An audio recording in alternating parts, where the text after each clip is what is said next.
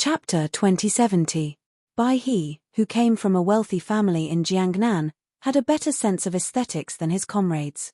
When Yi Qian took out a pair of jeans and a white t-shirt, he couldn't bear to look at her. He couldn't help but ask her, "Do you like jeans and a white t-shirt?"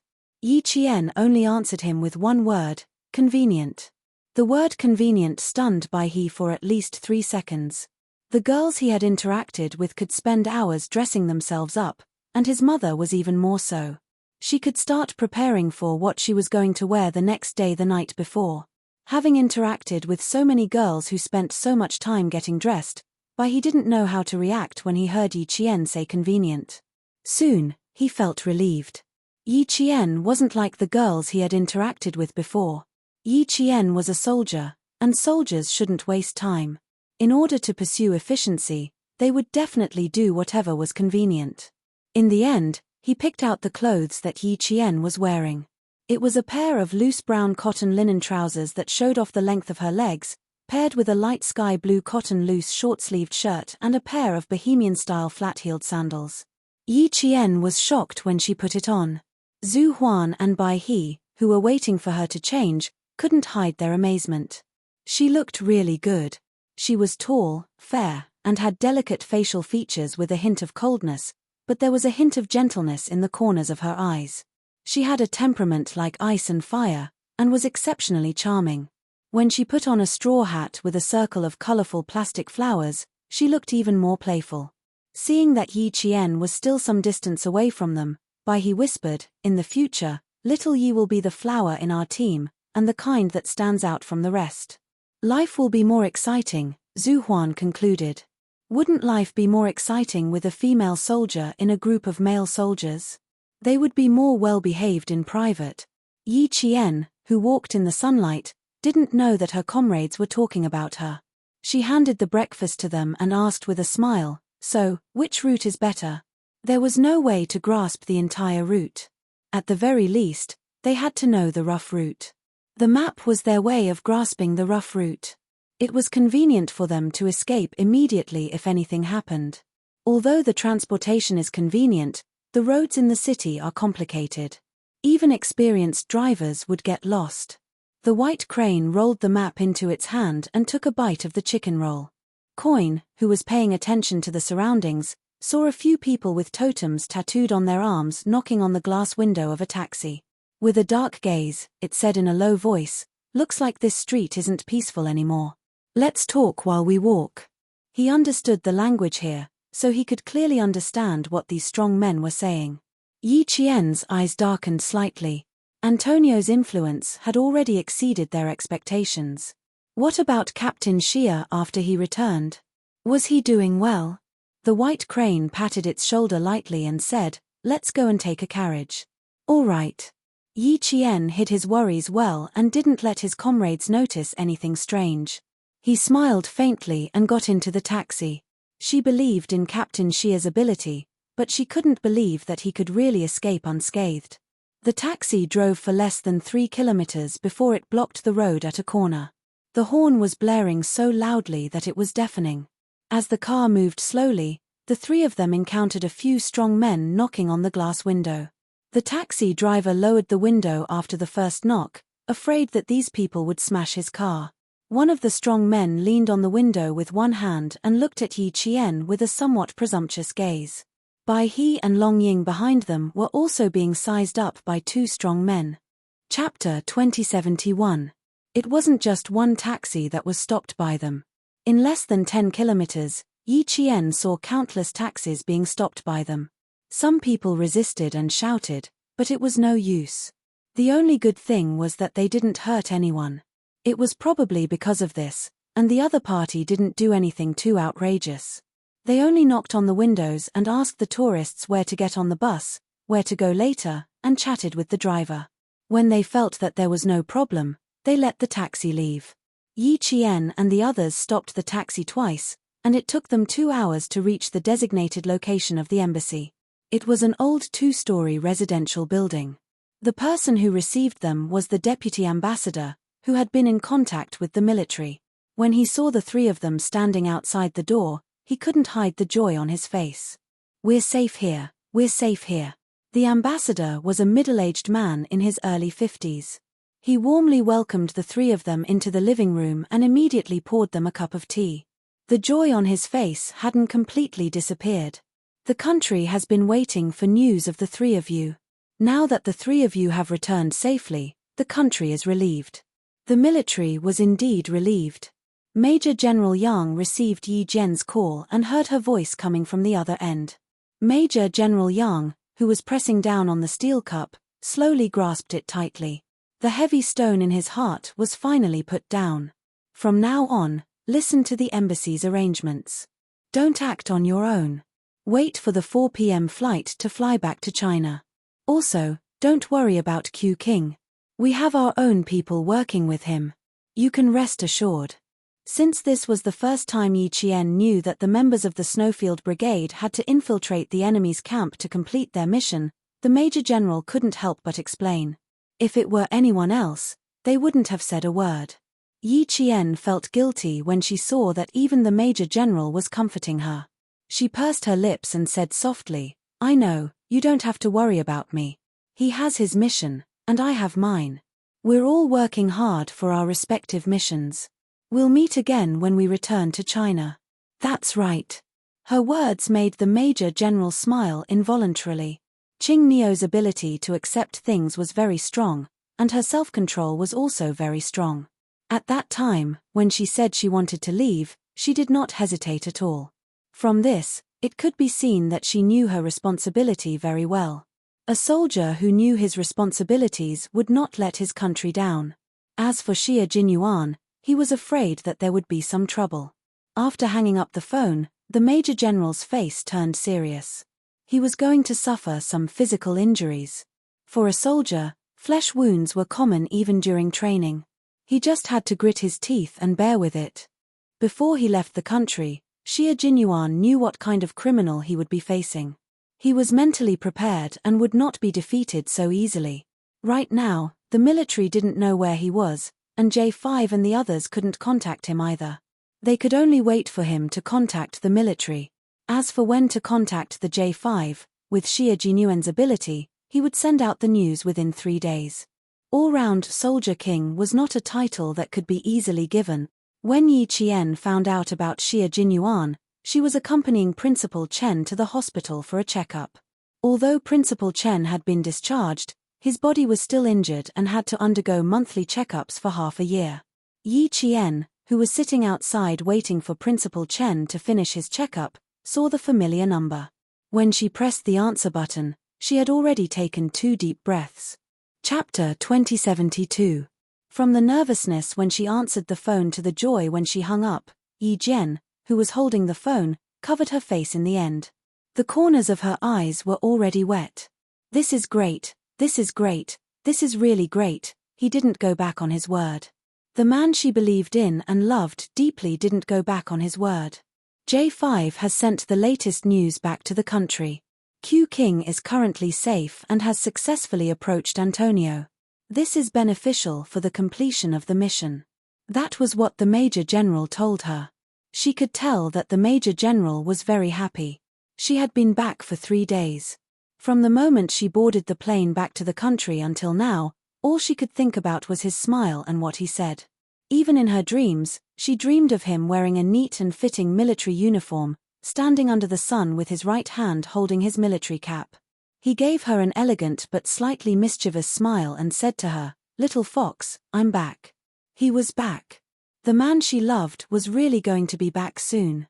Yi Qian sat bent over with her elbows on her knees and covered her face. She alternated between crying and laughing. Her expression was indescribably relaxed. It wasn't until this second that the pain in her heart disappeared. The Major General's words disappeared in an instant. This is great. Everyone is safe. This is really great. Wiping her tears, Yi Qian took a deep breath of the disinfectant smell that she hated. Her delicate face revealed a smile that was as bright as the sun outside the window. Her watery black eyes were full of vitality, sweeping away the darkness from before. Yi Jian stood up and was about to walk around when she suddenly felt an unfriendly gaze coming from the front. Yi Jian raised her eyes and glanced over. The corners of her mouth curled up slightly. She and Yi Ying were fated to meet each other. From her previous life to this life, they would always bump into each other inadvertently. Beside Yi Ying was Sun Dongqing. She was holding a stack of forms and complaining about the hospital's service. Seeing her daughter stop, Sun Dongqing couldn't help but stop as well. Looking up from the stack of forms, Sun Dongqing's eyes widened. Why did she bump into this wretched girl? Ying, let's go. We can't bump into this wretched girl. She's your nemesis. As long as you meet her, nothing good will happen to our family. Now, Sun Dongqing did not dare to confront Yi Jian head-on. After suffering so many losses, she was really a little scared. Yi Ying was not afraid. She smiled and said, "Mom, our family is not a place where a little military school student like her can do whatever she wants. With Dad around, she's nothing." The last sentence was said through gritted teeth. Who does an orphan think he is? How dare he ride on my head? In the past, she had been careless and had fallen for the wretched girl's tricks time and time again. In the end, she had missed the college entrance examination and had to go abroad to avoid the limelight. And now, ha ha ha, did she still need to avoid it? He didn't want her to enter the army, but she just had to enter. What's more, the Deputy Chief of Staff had personally made the call and completed all the procedures. All he had to do was to issue a certificate proving that she didn't have a heart attack and that it was really a misdiagnosis. Now that she had made a comeback, it was Yi Qian's turn to suffer. Sun Dongqing, who had wanted to leave, suddenly laughed. That's right, that's right. With old Yi around, what was there to be afraid of? Now that he was in contact with the Deputy Chief of Staff it meant that Ying would have a powerful backer once she entered the army. Yi Qian, that wretched girl, was nothing. Once Ying entered the army, with a few tricks, Yi Qian would be dead. Instantly, Sun Dongqing, who was full of confidence, grabbed Yi Ying's hand and walked towards Yi Qian with a smug look on her face. Chapter 2073. At this moment, Yi Qian really didn't want to see the mother and daughter walking towards her. However, the mother and daughter were obviously back to their previous arrogance. Their eyebrows were filled with pride, as if they couldn't wait for the whole world to know that their family had a happy occasion. Especially Sun Dongqing.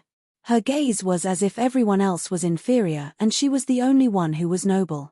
She even walked with her own wind. Yi Qian only glanced at the mother and daughter. She originally wanted to walk around, but she sat down again. If she walked away now, Sun Dongqing would definitely think that she was scared.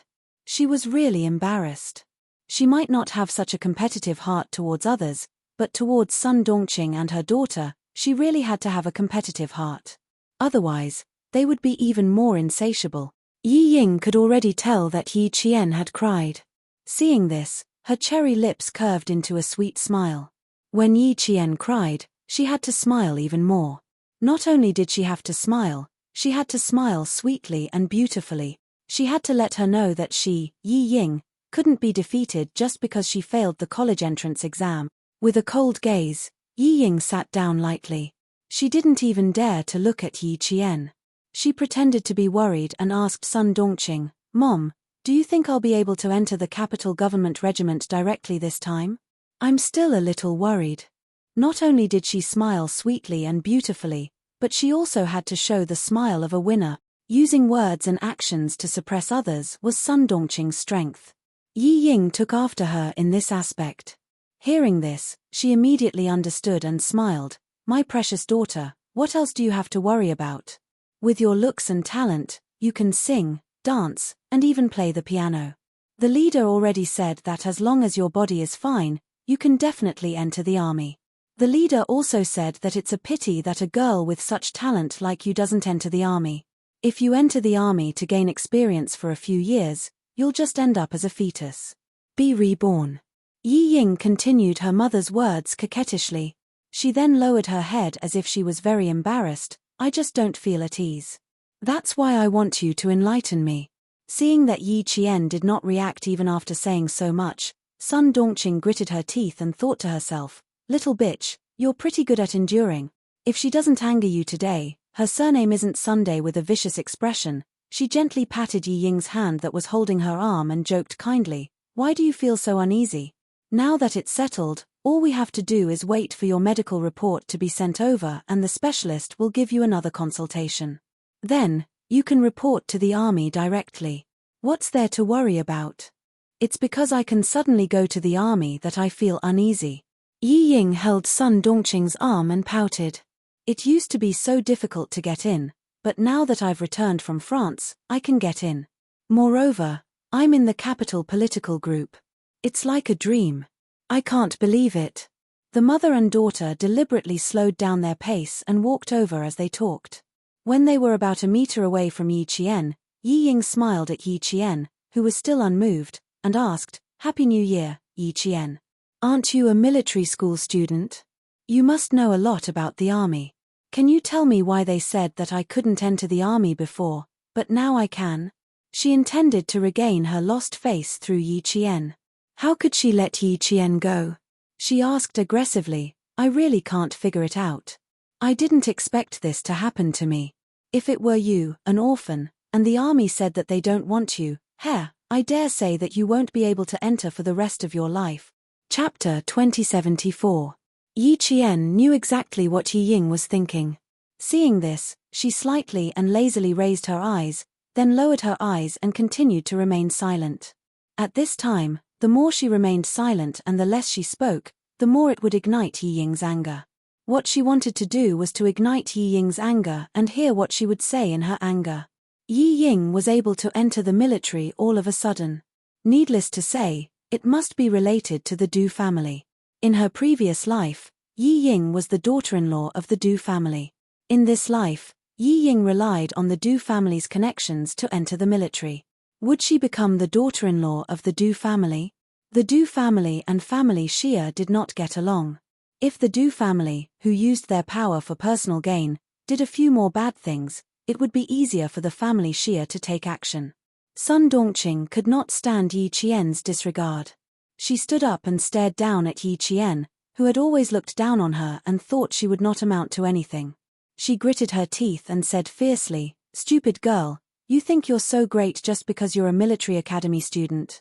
How is my Ying inferior to you? As long as she wants it, there's nothing she can't get. In the past, it was because of you that Ying suffered so much in school, that she suffered so much and suffered so many grievances. Now Ying is about to enter the military, and it's the Beijing political regiment. I'd like to see how you're going to make things difficult for Ying." Sun Dongqing had always thought that Yi Ying's current situation was all because of Yi Qian. Yi Ying was not at fault at all. Why did she say that Yi Qian was here to make things difficult for Yi Ying? Because every time it was a critical moment, the unlucky one was always Yi Ying. No matter how good their family's calculations were, in the end, Yi Qian would be fine. Now that she had the help of a benefactor, and it was the deputy chief of staff Du, no matter how powerful Chen Dongfeng was, could he be more powerful than the deputy chief of staff Du? Could he still stop deputy chief of staff Du from arranging for Ying to enter the military? She couldn't enter the provincial army because her Ying was destined to be assisted by a noble to enter the capital government regiment. Seeing that Yi Qian had remained silent and still looked down on her family, Sun Dongqing wished she could slap Yi Qian to show him how powerful she was. What Yi Ying was thinking was also what Sun Dongqing was thinking. Seeing Yi Qian's indifferent expression, as if it was no big deal for her to enter the capital's political group, Yi Ying, whose heart was filled with resentment, no longer had the smug smile on her face. With a gloomy expression, she shouted in a low voice, "What's so great about you? Do you think you can stop what I want? What's so great about being a soldier? Do you think I care? In my eyes, he is just a poor soldier. I have neither money nor power. If it weren't for you, do you think I would have joined the army? Didn't I tell you not to think you're so great just because you got into the military academy? Even if I didn't get into the military academy, I can still be a soldier." No matter how much she said, Yi Qian's expression remained indifferent. He raised his hand to look at the time. It had been 10 minutes since Uncle Chen went in for a checkup. The mother and daughter had been talking for so long, but Yi Zhifan still hadn't come out. The corners of Yi Qian's mouth couldn't help but curl up slightly. Without Yi Zhifan around, Sun Dongqing and Yi Ying were nothing to be afraid of. Finally, Yi Qian, who had been sitting quietly, moved. The moment she moved, the mother and daughter's faces lit up. They thought she had stimulated Yi Qian. Yi Ying, what does your joining the army have to do with me? Is it worth it for you to come all the way to the hospital to report to me? Yi Qian put her hands into the pockets of her cotton-padded jacket. Her slender fingers pressed a few keys as she said, "There's really no need for that. I don't even want to know if you're a soldier or not." Chapter 2075. It would have been better if she hadn't opened her mouth, but the moment she did, the mother and daughter were infuriated. What did she mean by specially coming to the hospital to report? Who did she think she was? Yi Ying's face had turned green from anger because of Yi Qian's few words. However, Yi Qian didn't stop there. Since she had spoken, she naturally had to record what she wanted to record. Since you hate soldiers so much and say that we soldiers are poor, why did you choose a poor soldier who you despise for me? You really don't have to make things difficult for yourself for me, and don't make things difficult for others, understand? Yi Qian kept saying that Yi Ying joined the military because of her. Yi Ying's face had turned from green to black. She gritted her teeth and said angrily, "Yi Qian, you really think highly of yourself. Who do you think you are that I have to trouble myself to specially tell you? Report to you? I despise poor soldiers, so naturally I despise poor soldiers like you. Why would I need to report to you?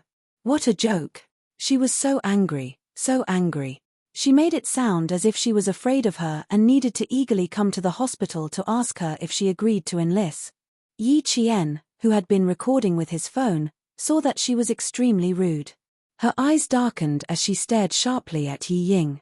"Who do you think you are that you dare to come to me to show off? A person who can't even take the college entrance exam, who wronged an instructor during military training, who spread rumors everywhere, who can't even stay in school, what right do you have to speak to me?" Yi Qian, who had a strong aura, not only suppressed the mother and daughter with her tone, but also her aura. After she finished speaking, the mother and daughter, who were arrogant just a moment ago, were now trembling with anger. "Wretched girl, what did you say? I dare you to say it again." Sun Dongqing, who was so angry that her temples were throbbing, glared at Yi Qian. She looked as if she would pounce on him and tear him apart at any moment. "My good daughter has been wronged by you. I dare you to say it again." Her anger did not affect Yi Qian at all. Yi Qian only raised his eyebrows slightly. "Wronged? If you don't qualify for the college entrance examination, the Education Bureau can investigate. During the military training, you wronged the instructor, and the whole school knows about it. Do you need me to wrongly accuse you?" Suddenly, Yi Qian changed the topic and said mockingly, "That's right. Yi Ying is about to enter the army. Of course, she can't bring up her dark history. Otherwise, all of your family's efforts will be in vain. That's strange. Since Yi Ying doesn't want to be a soldier, why does she have to be one? Just now, I said it was for me, but you guys said it wasn't. Yi Ying, oh Yi Ying, did your father force you to join the Beijing political group? Director Yi actually has such great ability to actually send you to the Beijing political group. It seems that I really have to be more careful in the future. With such ability, no wonder you and your mother are so proud." Hearing this, Sun Dongqing laughed. She was laughing because of Yi Qian's last words. "Wretched girl, you think you can stand out just because you got into the military academy? You're just an orphan with no parents. Even if you get into the military academy, you're destined to be a basic officer. Even if my Ying doesn't get into the military academy, she can still be an officer. She'll get higher and higher, and no matter how hard you work, it'll be useless. As long as my Ying and your deputy do in the army." Before Sun Dongqing could finish speaking, Yi Qian was very alert and interrupted her. She said coldly to Yi Qian, "Yi Qian, as long as you're still in the army, I won't let you off." Chapter 2076. Even though Yi Ying interrupted Sun Dongqing in time, Yi Qian had already recorded what she wanted to record. She really was the deputy chief of staff Du. In her previous life, Yi Ying did not join the army, but she successfully married into the Du family. In this life, she joined the army, so she could probably marry into the Du family.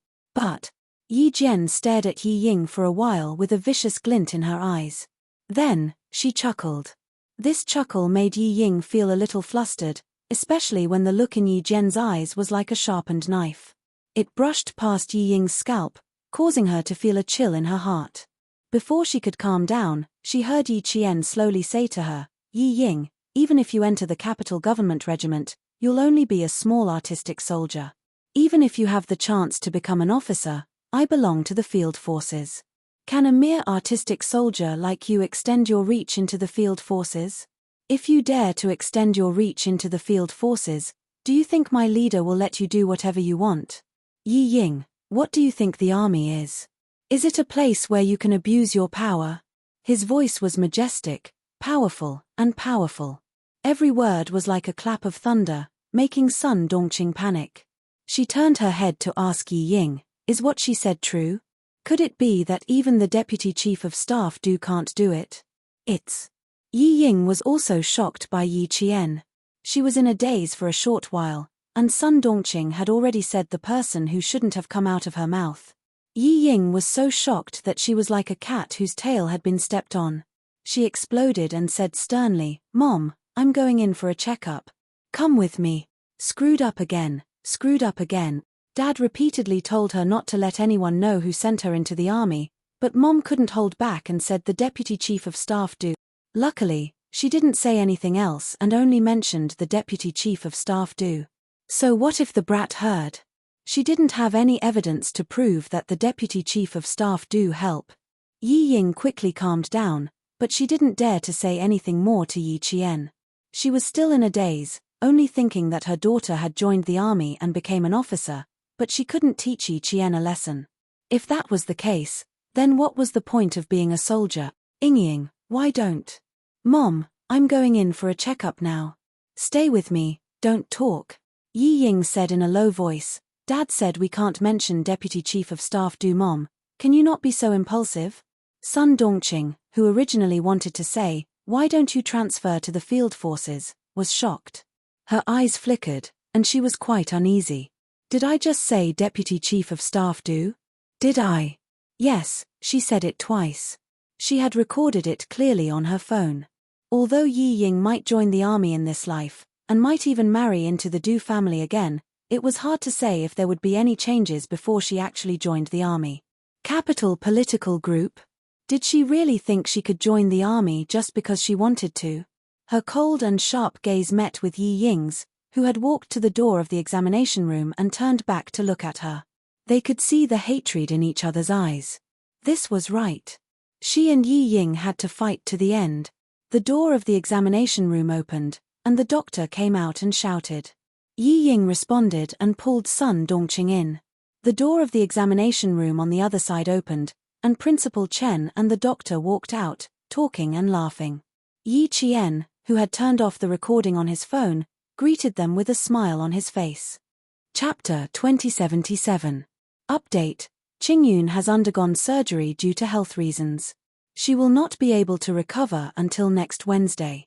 I sent out several notifications, but they were all useless. Yi Qian thought that Principal Chen did not hear the conversation between Sun Dongqing and her daughter. Only when he walked out of the hospital did he realize that he had underestimated a sniper's hearing. Yi Ying is about to enter the army. What are your thoughts? As soon as they walked out of the hospital gate, Headmaster Chen asked faintly. Yi Jian couldn't help but stop in her tracks. When she was thinking about how to answer, Headmaster Chen asked again, "Are you afraid?" Afraid? He did not feel afraid at all. On the contrary, he felt that it was a good thing that had come to him. He could send the recording to Commander-in-Chief Xia and let him know what the Deputy Chief of Staff had done. It would also be evidence of Yi Zhifan abusing his power for personal gain. Yi Qian smiled and said, "No, Yi Ying is not enough to scare me. The one I need to be careful of is Yi Zhifan. He is the root of the Yi family's foothold in the southern province. To catch a thief, you need to catch the ringleader. As long as the Yi family topples Yi Zhifan, Yi Ying will have nothing to do with it." Those who were in the wrong had a clear conscience and were even arrogant enough to show off in front of her. They were not afraid of being exposed, so what was she afraid of? What was there to be afraid of? She met Principal Chen's scrutinizing gaze. The slight smile on her face was like the spring breeze blowing through the treetops. It was like watching the wind and clouds change with a smile. Uncle Chen, I have never been afraid of the Yi family. Not in the past, and definitely not in the future. So what if Yi Ying enters the army? So what if she enters the Beijing government regiment? She can control the clouds and rain with a flip of her hand. She will never be able to reach this stage. Even Yi Zhifan is extremely careful when playing with power. He is afraid that if he is not careful, he will be consigned to eternal damnation. Yi Ying thinks that she is infallible. She thinks that she can do whatever she wants after entering the army. Let her be so naive. Her words, her calmness, her open-mindedness, and her calmness in the face of trouble made Principal Chen laugh heartily. Little girl, you've really grown up. You've really grown up. That's right. Yi Ying joining the army doesn't mean anything. She can't make any big waves or stir up any trouble. On the contrary, as long as she dares to make a move on someone who entered the army with a tainted record, the first person who won't let her off is none other than the person who sent her into the army. How should we conduct ourselves? You can gamble, you can fight, but you have to abide by the rules. Yi Ying was very smart, but it was because of her intelligence that she failed. People who think they are infallible will never go far, and they will never be successful. You're right. Let her be so naive. Yi Qian, who was listening quietly, pursed his lips and smiled. Uncle Chen's focus was still on Yi Zhifan. He didn't think that Yi Ying could do anything. In fact, if she couldn't make any big waves or stir up any trouble, then she wouldn't be Yi Ying. The recording in the phone should be able to make things difficult for Yi Ying, but it also depended on Commander-in-Chief Xia's arrangements. These things weren't things that a small military school student like her could interfere in. Yi Ying was right about one thing. She was indeed a small military school student who couldn't do anything. The only thing she could do was to hand the recording to Commander-in-Chief Xia. Commander-in-Chief Xia, who received the recording, played it to the Military Disciplinary Committee. The recording clearly stated who did what, who entered the army because of what. Banned from taking the college entrance exam, heart disease. How could someone like that enter the Beijing political group? And it was even recorded. Several generals in the Military Disciplinary Committee looked at each other. When did Deputy Chief of Staff Du become so unreliable? Commander-in-Chief Xia, who left a copy of the recording, didn't interfere in this matter. Old Du couldn't be touched, but Director Yi of the Southern Province could. Having taught such an arrogant and savage daughter, he should know that his career wouldn't go far.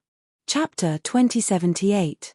Deputy Chief of Staff Du couldn't be moved for the time being, but Yi Zhifan's investigation had already begun. At this time, the Southern Province's officialdom was still in the midst of the new year. Yi Qian, who gave the recording to Commander-in-Chief Xia, left the provincial capital at night. She needed to go back to Shuiku village to retrieve her mother's belongings. Last year, Chief Cai came under the cover of night to hand over Sun Xueqing's belongings to Principal Chen. Yi Qian hadn't seen it until Principal Chen mentioned it. Only then did she know that her mother had left behind her belongings.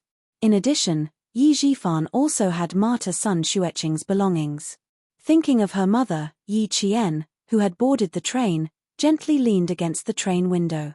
She slowly closed her eyes to hide the sadness in her eyes, while Xiuyan's beautiful brows revealed her unyielding determination. Girl, Chief Cai brought back martyr Sun Xueqing's belongings. I hid them in the closet. You go and retrieve them first. Yi Zhifan also has martyr Sun Xueqing's belongings. This is what your mother left for you. You have to retrieve it too. Right now, Yi Zhifan's family is riding high. You have to avoid their limelight and retrieve the belongings your mother left for you. Their family won't be able to be proud for much longer. In her previous life, she was useless. She didn't see any of her mother's belongings. She didn't even know that Yi Zhifan had her mother's belongings. In this life, she couldn't make the same mistake as in her previous life. She had to correct all the mistakes she made in her previous life. Principal Chen's advice flashed through her mind. Yi Qian, who was secretly adjusting her breathing, gradually calmed down. Soon, very soon. The current Yi Zhifan seemed to have a bright future, But he didn't know that sending Yi Ying to the army was equivalent to cutting off his own career.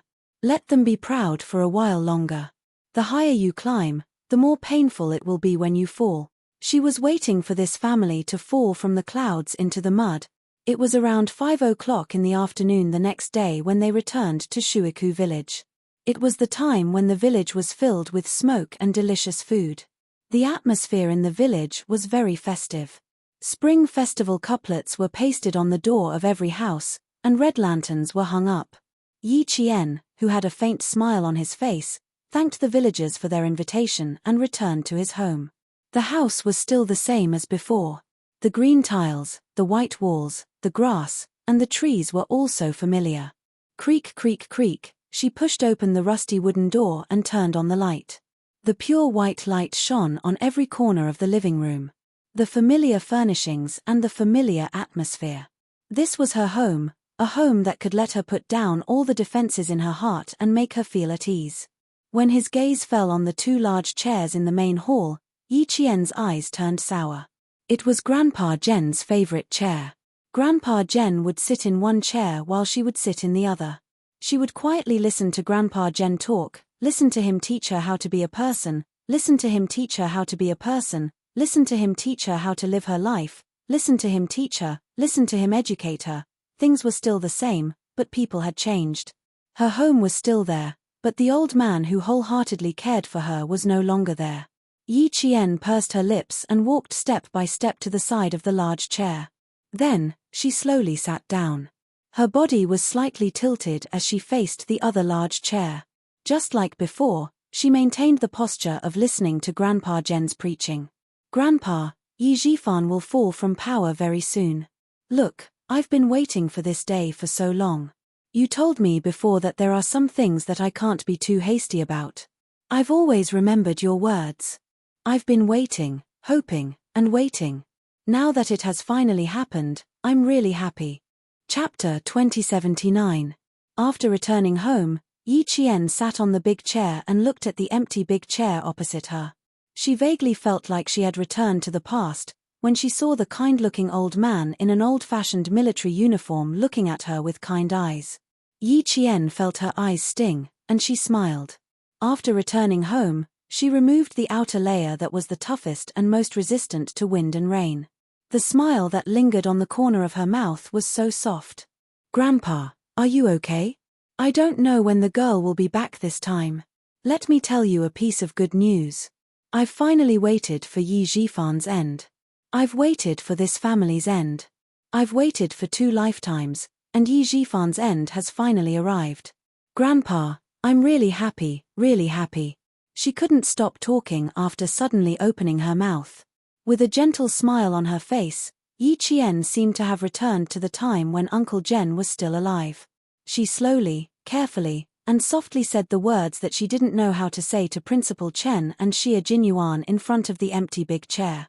I've never told you why I suddenly became sensible in the 2nd year of junior high school. I've always wanted to tell you, but I couldn't bring myself to say it. You said that I'm sensible now. You said that I finally understood. Grandpa, you don't know why I'm sensible now. It's all because I was taught a bloody lesson in my previous life. I was reborn with hatred. In my previous life, I didn't listen to you and refused your help. In the end, Yi Ying forced me to be like a stray dog. I didn't even die with any dignity. But I never thought that I would be reborn. In this life, I came with hatred. The only thing I wanted to do was to take revenge. Other than that, I didn't have any other thoughts. Grandpa, you were the one who pointed out a path for me. You told me that in this life, other than taking revenge, there was another way to make my enemies hate me. I listened to your arrangements, listened to your words, and endured Yi Zhifan, who caused me to be alone in my previous life, hovering in front of my eyes. I held back my hatred and silently put down the scissors and kitchen knives that I picked up time and time again. Your words and the path you pointed out helped me walk out of the darkness filled with hatred. I learned that only by being strong can I stand on my own feet. Only then can I complete what I didn't do in my previous life. When I couldn't take it anymore, I would think about your words. When I really couldn't take it anymore, I would go running, train, and vent. I endured it and endured it. In this life, I'm so lucky to have met you, Principal Chen, Captain Liu, and Political Commissar Yang. I even met the person I love the most in this life, Captain Xia, who is also my comrade in arms. Because of you guys in this life, no matter how bitter and tiring it is, I feel sweet. Grandpa, I don't think I'll come back home easily this time. Although I have a home in the village, in my previous life, I was looked down upon by too many people in the village. Facing my neighbors in this life, even if they are very kind to me now, I can't help but think of them in my previous life. I know it's wrong, but Grandpa, I can't be so open-minded anymore. Some people, some things, no matter how hard I try, I just can't let it go. I remember the people who helped me in both lives, but those who bullied me and humiliated me, no matter how unrestrained they are in this life, I can't let them go. The fickleness of human nature is too bitter. In my previous life, I was framed by Yi Ying.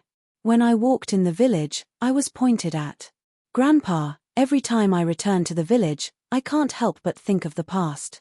Chapter 2080. Yi Qian spoke of her secret in a very calm tone. There was no sadness or pain, only a sense of ease. Grandfather, I'm sorry to disappoint you. I can't let go of everything. The only thing I can do is to forget those things and those people. But don't worry, I won't do anything extreme. I will get along with them peacefully. I will bury all the things they did to me in my previous life in my heart. Along with the fate of Yi Zhifan and his family, it will gradually fade away. I think I will be able to get over it, but it will take some time. In her previous life, the villagers of Shuiku village all stood on Yi Ying's side. They scolded her for seducing the teacher from the city.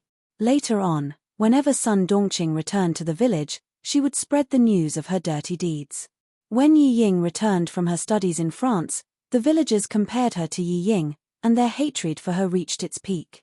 Even after being reborn, Yi Qian still couldn't get over those inexplicable feelings.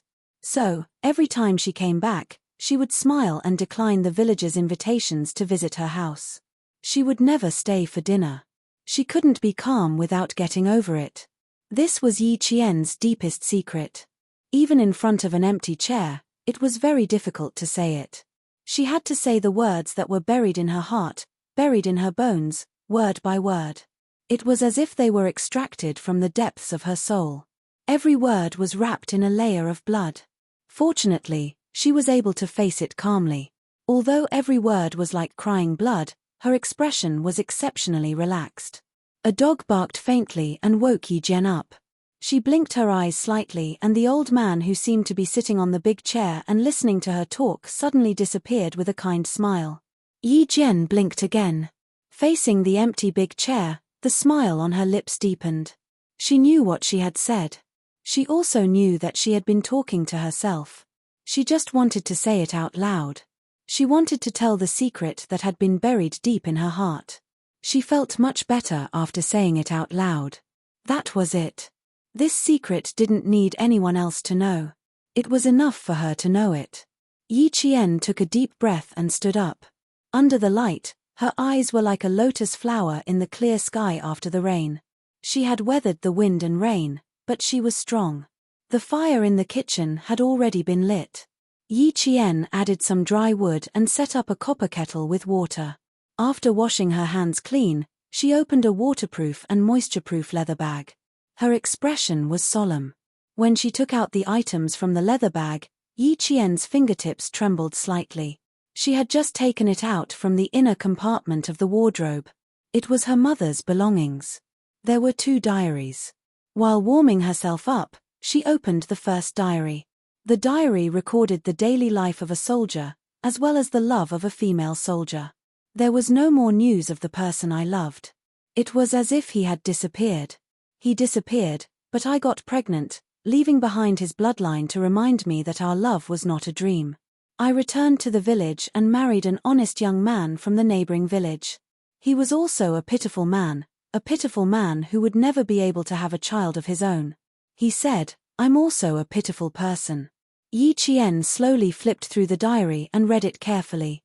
Line after line of words brought her into her mother's life. She knew how strong her mother was. However, She also felt sorry for her mother. Having a child before marriage was undoubtedly shocking in that era. Fortunately, her mother met her father, had a family, and had her own child. Chapter 2081. Yi Jian did not have the urge to know who the irresponsible man who left without any news was. She only knew that her parents were happy after they got married. Just as her mother wrote in her diary, the two pitiful people lived like good friends. They worked together during the day, and although they slept in different beds at night, they could talk all night long. She also knew that her father actually liked another girl in the village, but because of his health, he could only watch her get married and become a mother. When I received news that Xin Fan had died in a foreign land, I wanted to fight with my mother-in-law. It was her pressure that caused Xin Fan to die in a foreign land. It was her favoritism that caused Xin Fan to leave while sick. I wanted my mother-in-law to pay with her life, but before I could start, I had to return to the army. I had to face a mission that I knew would cause me to sacrifice myself. I had no other choice, because I was a soldier. I had to obey orders and accept arrangements. I had no other choice. I was not afraid of sacrifice, but I was afraid that my daughter would be young and uncared for. I made a very bold choice. During the meeting, I stood up and loudly told the Prime Minister that if I sacrificed myself, I was willing to ask the army to take care of my daughter. As long as the Prime Minister agreed, even if my daughter lost me, she would be well taken care of. I also told my comrades that I was willing to ask them to take care of her. I did not ask for my daughter to live a life of luxury. I only wanted her to live a peaceful life. Even if she did not know that she had an irresponsible mother like me, it did not matter. I only wanted her to grow up peacefully and never know about those dirty and ugly things. I wanted her to grow up happily and happily. Seeing this, Yi Qian smiled with tears in her eyes. This was her mother, a fearless soldier who was not afraid of sacrifice. A great mother who left all her gentleness to herself. A peaceful life. Her mother wanted to make a final gamble in exchange for a peaceful life, but in her previous life, she failed to live up to her expectations and let her down deeply. In this life, she would not let her down again. Yi Qian, who had never seen martyr Sun Xueqing's belongings, read the two diaries again and again. The fire in the stove was extinguished and reignited. The water in the copper kettle was cold and boiled. In the end, Yi Qian was so familiar with the diaries that she could memorize them without missing a word. Putting the diaries back into the leather bag, Yi Qian picked up a booklet with yellowed pages. The edges of the pages were rusty from reading too many pages. This was a booklet of military rules and regulations. Yi Qian flipped open the booklet and looked at some of the rules and regulations that still remained. It was as if she saw her mother seriously reading the booklet. The handbook was a little thinner than today's rules and regulations.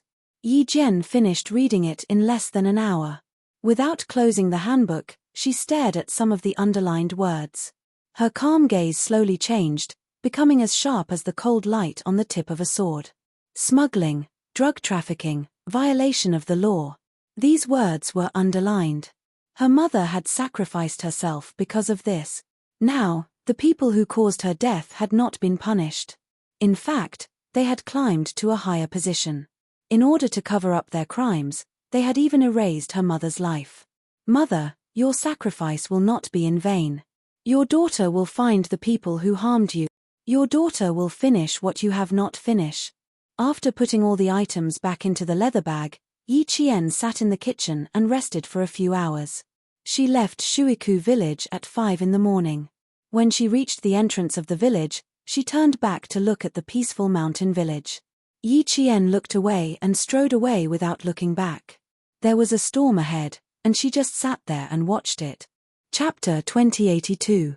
From Commander-in-Chief Xia's tone, Yi Qian already knew that the southern province's officialdom was going to be chaotic. However, Yi Zhifan, who had not received the news yet, was still immersed in the joy of his daughter, Yi Ying, joining the army. After the physical examination, Yi Ying, who received the authoritative results and handed in all the information, quickly received the letter of enlistment. There was still a month before the spring conscription. With the Du family's help, Yi Ying received the letter of enlistment earlier than anyone else.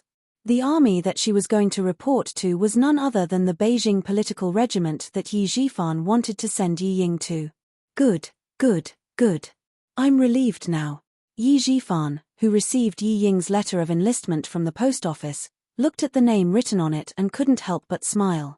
Letter of enlistment was written on the red hard surface in golden font. This was the letter that he had failed to obtain despite all his efforts. Unexpectedly, he got it by accident. When the Deputy Chief of Staff nodded, he wasn't very surprised. He only felt that things had taken a turn for the better and that his daughter might be able to join the army. After the application, the physical examination, the sending of the information, he didn't feel very happy. After all, everything was unpredictable. As long as it wasn't confirmed, he would choose to visit. Now that he received the letter of enlistment and everything was settled, Yi Zhifan, who had always been calm, finally believed the Deputy Chief of Staff only then did the heavy stone in his heart fall off. Yi Zhifan was naturally suspicious. In addition, this was all planned by the person behind the jade pendant. Previously, he had guessed that the person behind the jade pendant had asked Sun Yaozu to spy on him. At the same time, he didn't believe the person behind the jade pendant anymore. He also didn't believe that the Deputy Chief of Staff could really send Yi Ying to the army. Now, he believed it. Keep the letter of enlistment. When the uniforms are distributed, I'll go to the capital with you. Yi Zhifan handed the letter of enlistment to Yi Ying. He felt comfortable all over and said with a smile, "We still have to go to the capital a few days earlier. Let's go to the Du family to visit Madame Li and thank her for valuing you." If Madame Li didn't like Yi Ying's obedience, the Deputy Chief of Staff wouldn't have opened the back door for Yi Ying so easily. This showed that Madame Li was indeed the head of the Du family. She could even influence the decisions of the Deputy Chief of Staff. The Deputy Chief of Staff didn't agree to join the army. She took the letter and nodded. She said excitedly, "If it wasn't for the Deputy Chief of Staff wouldn't agree so easily. Dad, not only do I want to thank Mrs. Li, but I also want to respect her. Because Li Yi had to go to the capital to join the army to join the army. When the time came, Yi Ying's eyes drooped as she touched the words letter of enlistment. A dark and ruthless look flashed across her almond-shaped eyes. When the time came, she would mention Yi Qian to Madame Li. When the time came, she could use Madame Li to teach Yi Qian a lesson. Although Yi Zhifan was happy, he didn't miss the change in Yi Ying's face. Seeing the dark look on her face, he could guess what was going on. The smile on his face faded. "It wasn't easy for you to get to where you are today. Cherish this opportunity that didn't come easy. Stabilize your position first and put everything else aside. Don't lose the big picture for the small things. Do you understand?" Chapter 2083. Yi Qian was a thorn in their hearts, a thorn that could not be removed or touched. His desire to get rid of him was no less than his daughter Yi Ying's, but now was not the time to make a move. He still had to wait. Yi Qian is only a military academy student now, and you are in the arts regiment. The two of you will not have any interactions for now. Even if you want to use Madame Li to get rid of him, you still need to find an opportunity for Madame Li to take the initiative to help you. Before you find that opportunity, Yi Ying, you can only wait. Remember, Yi Qian's thoughts are not easily calculated by you. His ability is far beyond yours. This is an indisputable fact. You have already seen it, so there is no need for me to remind you. Also, I will keep an eye on Yi Qian. You don't have to be distracted.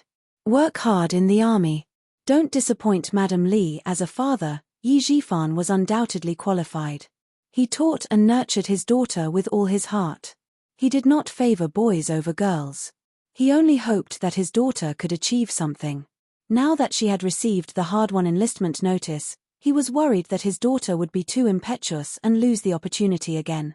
The smile on his face had already disappeared. As he spoke, his expression became especially serious. His tone was as cold as ice. Don't go looking for trouble with Yi Qian. Don't think that you can hold your head high in front of Yi Qian just because you received the enlistment notice. You should know that.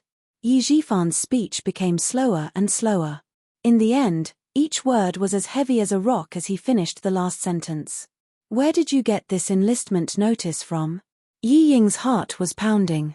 Not only did she hold her head high in front of Yi Qian, her mother also mentioned the deputy chief of staff Du Yizhifan saw that his daughter was a little flustered. The past made him a little afraid. His heart sank. He suddenly raised his voice and asked, "Did you and your mother do something stupid behind my back again?" No. The question made Yi Ying shiver violently and deny it. She tried to suppress the panic in her heart and put the notice in the drawer. When she raised her head again, she forced a smile and said calmly, No, I didn't. I know that it's not easy for me to get the chance to join the army. How could I spread it around? Even my good friends don't know about it. You see, I haven't gone out to play during this period of time. After submitting the medical report, I've been staying at home. You see, Mom wanted to go out to play, but I stopped her. It's because I know that I can't tell anyone that I've joined the army. Mom went out with some of her good friends today. I even specifically told her not to mention that I'm going to join the army. I'm already so careful, so how can I go around talking nonsense? She said a bunch of things in a panic, but Yi Zhifan wasn't completely at ease. However, when he thought about how the mother and daughter really hadn't gone out much during the new year, he felt slightly relieved. It's good that you know. The military uniform will be arriving in a few days. Once it's received, we'll immediately head to the capital. Dad will only be at ease if I personally send you into the army. Yi Zhifan wasn't afraid of anything else. He was only afraid that the mother and daughter would run out to look for Yi Qian. Today, he was very afraid of Yi Qian. He was afraid that Yi Qian would find out that something had happened and cause trouble. Who knew that something had already happened and that something had already happened? A videotape of Yi Ying's extravagant lifestyle in a French nightclub was handed to Yi Qian by Hu Zi. Chapter 2084. Hu Zi had a very comfortable new year. After playing chess with Master Xia for 5 days without saying a word, he received the old man's approval and became the most legitimate son-in-law in the family Xia. Now, she was flushed with success. Even her smile had some unfamiliar warmth. Yi Jian, who came to pay a New Year's visit, was stunned for a moment when he saw Hu Zi, who had no hostility between her eyebrows, only gentleness. Even if you didn't come, I was going to look for you. After sitting down, Hu Zi went straight to the point and took out a videotape from the drawer of the coffee table. I heard that Director Yi's daughter is going to report to the military. Send this videotape to the military she's going to. I guarantee that she won't be able to enter the military. Videotape? Guarantee that Yi Ying won't be able to enter the military? Before the confused Yi Qian could ask, Xia Yiwei, who came out of the kitchen with fruits, heard what he said and glared at him. Then she said to Yi Qian, who had been in the house for less than 3 minutes, Xiao Yi, ignore him. Come, eat some fruits. It's the new year, let's not talk about such boring things. With that, she pretended to be unhappy and glared at Hu Zi. Her gaze was as charming as water, and her glare made Hu Zi raise his handsome eyebrows. The smile on his handsome face suddenly had a hint of a deep smile. Yi Qian glanced at the videotape on the coffee table, then looked at Xia Yiwei, who was blushing from Hu Zi's smile. He thought to himself, did I come at the wrong time and disturb the two of them? Honey, what I told Xiao Yi was very interesting. Aren't you tired? Go back to the room and rest. I'll come back to the room to accompany you after I'm done talking to Xiao Yi. In the past, the mafia boss who could shake the entire southern province with a stomp of his feet had become an understanding flower. He got up from the sofa and helped Xia Yiwei up in front of Yi Qian. In a low voice, he said, Little darling, you're wearing your clothes inside out. I'll accompany you upstairs so you can have a good sleep. His voice was very low, but the person sitting on the sofa was a special forces soldier. No matter how low his voice was, she could still hear it clearly. With Captain Xia's adult education, Yi Qian instantly understood that he had come at the wrong time. He quickly picked up the hot tea he had brewed to hide his awkwardness and pretended not to see or hear anything. Xia Yiwei lowered her head to take a look, and her already delicate face turned even redder. She gritted her teeth and glared fiercely at the culprit who had caused her to wear her clothes inside out. It was all because of this guy. He insisted on dressing her. Seeing her usually dignified lover looking embarrassed, Huzi suppressed her laughter in her heart. He liked to see her lively appearance. Her happiness, anger, and laughter were all so real. She was so real that he only needed to reach out a little and he would be able to hold her in his arms and love her dearly. Hugging her slender waist, Huzi teased her gently. "Didn't I tell you before? You can go upstairs and rest. You don't have to come down. Now that you're wearing your clothes inside out, you're blaming me. Madam, you're really hard to please. I'll deal with you later," Xia Yiwei said sternly. She didn't want to go upstairs, but now she had no choice but to do so. Huzi wasn't afraid of being punished. In fact, he couldn't wait for her to punish him. He coaxed her. "Okay, I'll wait for you. I'll accompany you upstairs first." Then he turned to Yi Qian and smiled. "Take a seat first. I'll send Yiwei upstairs to rest, then I'll talk to you about the videotape." Xia Yiwei maintained her usual dignified demeanor. She smiled calmly at Yi Qian and said, "Xiao Yi, I'll go back to my room to rest. Let's have dinner together tonight." Huzi, who was hugging her, looked at Yi Qian with burning eyes. He thought to himself, "We should have dinner together." Chapter 2085. Yi Qian, who wanted to leave right away, understood the meaning behind Huzi's burning gaze. He quickly found an excuse that he could not stay for dinner. In exchange, Huzi smiled satisfactorily and Xia Yiwei looked disappointed. Yi Qian was sitting on pins and needles. Even the videotape of Yi Ying did not attract her attention. Compared to Huzi and Xia Yiwei's calmness, Yi Qian was still slightly inexperienced. Huzi quickly calmed down. The awkwardness just now did not affect him at all. He explained generously, "Your sister Yiwei and I are not young anymore. Old Master and Old Madam have clearly asked us to have 2 children every 3 years. In order not to disappoint them, we have to hurry up during the holidays." It would have been better if she did not explain. Once she did, Yi Qian became even more embarrassed. Interrupting the two of them to have 2 children every 3 years. Should she apologize? Apologizing would only make things more awkward. "Forget it, I'll just pretend that I don't know anything." Her awkwardness was met with Huzi's hearty laughter. Old Six's wife was an interesting person. She did not even frown when she was being ruthless. However, when she talked about adult topics, she was so innocent that he wanted to tease her. Forget it, he was going to make fun of her today. With Sixth Brother's protective nature, he would definitely return the favor. His laughter finally resolved the awkwardness in Yi Qian's heart and the awkwardness on his face. Okay, let's not talk about it anymore. If we continue, I'm afraid your face will be so red that you can make pancakes. Come, have a cup of tea first." He picked up the cup of tea beside him and elegantly took a sip. The awkwardness in Yi Qian's heart dissipated. He looked at the mafia boss in front of him, who had lost his usual flirtatious demeanor and was only left with a mature and elegant demeanor. He felt that he did not seem as ruthless as he did when they first met. The 40-year-old Huzi had the indifference of someone who had experienced 1,000 sales and sat leisurely in the bamboo forest. Of course, this was just a facade that could easily mislead people. As soon as the real Huzi opened his mouth, his voice was piercing, and his indifferent expression hid a murderous aura. He shook the videotape that had just been sent back from France and said with a smile, "This videotape is full of Director Yi's precious daughter's romantic nightlife when she was studying abroad in France. You can take a look." A video of Yi Ying's nightlife in France. Taking the small rectangular video box, Yi Jian opened the box and took a look at it under Huzi's instructions. When his dark eyes saw the videotape, a faint light flashed in the bottom of his eyes. Closing the box, Yi Qian pursed his lips and asked Huzi softly, "Brother Z, did Captain Xia ask you to do this?" It was a question, but also a confirmation. She could only think of Captain Xia and no one else. Because as long as it was about her and the Yi family, this man who loved her deeply would always help her in the dark.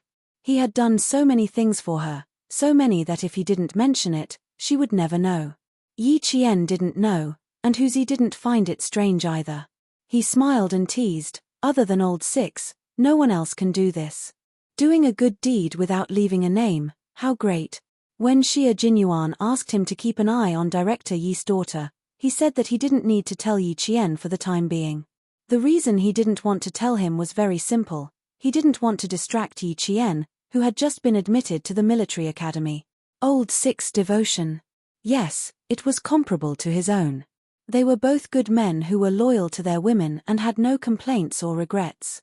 While praising Xia Jinyuan in his heart, Huzi didn't forget to praise himself as well. Xia Jinyuan wasn't the only thick-skinned person. Huzi was also one of the best. Chapter 2086. Thinking about how he and Xia Yiwei had almost missed each other because they had been in different places for a long time, Huzi spoke up for Xia Jinyuan again. It's not easy for you either. No wonder Laoliu wants to protect you. He asked Yiwei to keep an eye on Yi Zhifan, and he asked me to keep an eye on his daughter. Xiao Yi, Laoliu said that it's his fortune to meet you, but I have to say that it's your fortune to meet him. They were a family. Yiwei and Laoliu were closer than siblings. For Yiwei's sake, he had to put in a good word for Yiwei. He had no choice. The girl in front of him was extraordinarily outstanding.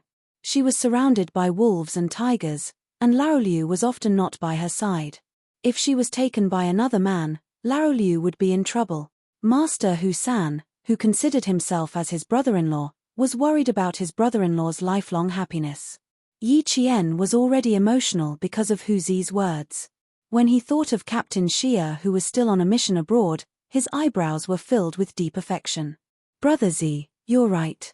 It's my fortune to meet Captain Xia. Sometimes I can't believe that I'm so lucky to meet Captain Xia. It's like a dream. Both of you are very affectionate. That's good. Huzi could see the same affection in her eyes as in Laoliu's. He couldn't help but feel a little emotional. Back then, he and Yiwei were too stubborn. They blindly hid their feelings for each other. They were afraid that the other party would find out how much they loved each other. They felt that they were at a disadvantage and almost lost each other. Now that he thought about it, what he did back then was really ridiculous. Laoliu and Yi Qian were the complete opposite of him when he was young. They were not afraid of letting the other party know how much they loved each other. Instead, they were afraid that they would miss the other party. This was good. They were much better than when he was young. Fortunately, he didn't lose Yiwei. He could still use the rest of his life to make up for the mistakes he made when he was young. Master Husan, who was ruthless outside and feared by the people in the underworld, was now an ordinary man who was willing to stay at home. As long as he thought of the lover in his heart, no matter how heavy his anger was, it would dissipate instantly. I still have to accompany Yiwei. Let's make this short. Huzi, whose heart had already flown upstairs, regained her usual calmness. She said to Yi Qian, the videotape was just sent back from France yesterday. I took a look at it. There is a lot of content in it. You have to hold it tight. It's not an ordinary videotape. It's a knife. A big knife that can make you happy. I've given you the knife, so you have to use it well. Director Yi's career has been too smooth. He suddenly forgot himself and forgot how much weight he has. You can just stand there and watch. When the time comes, the saber will rise and fall and we'll both be happy. Brother Z, let me give you a word of advice. Once you take the knife, use your strength. When the knife rises and the knife falls, cut it without leaving its roots. This is what it means to be a person who can achieve great things. This is a principle that Brother Z has worked hard to come up with for decades. Now, I'll pass it on to you for free. Listen well and remember it well. Don't let Sixth Brother's efforts go to waste, understand? I suggest that you prepare a few copies. Send one to the Military Commission for Discipline Inspection and one to Yi Zhifan. Keep the original videotape for yourself. Even if Huzi didn't say it, Yi Qian also planned to do the same. Not only did she send it to the Military Commission for Discipline Inspection and Yi Zhifan, she also wanted to send it to Mrs. Li. As Huzi said, this wasn't an ordinary videotape. It was a knife that cut off all of Yi Ying's escape routes. It was a knife that would make the Yi family unable to turn the situation around. Chapter 2087. With this videotape, she could make Mrs. Li hate Yi Ying forever and never let her enter the family again. With this videotape, she could make Yi Ying fall into the abyss of pain and experience all the pain she had suffered in her previous life. The investigation by the Commission for Discipline Inspection would only bring trouble to Yi Jifan, and it would be difficult to implicate Yi Ying. This videotape was Yi Ying's lifeline, the lifeline of their family. Yi Ying would never be able to make a name for herself again.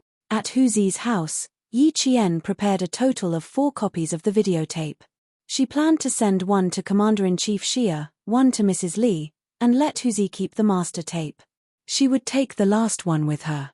She would not let Captain Xia's efforts go to waste. This videotape was the knife to cut off Yi Ying's path. She would not be merciful or soft-hearted. After sending Yi Qian off, Hu Zi took the master tape and went upstairs. Xia Yiwei, who had woken up from her nap, was getting up and getting dressed. When she heard the noise, she turned her head and asked, "Where's Xiao Yi? Did she leave?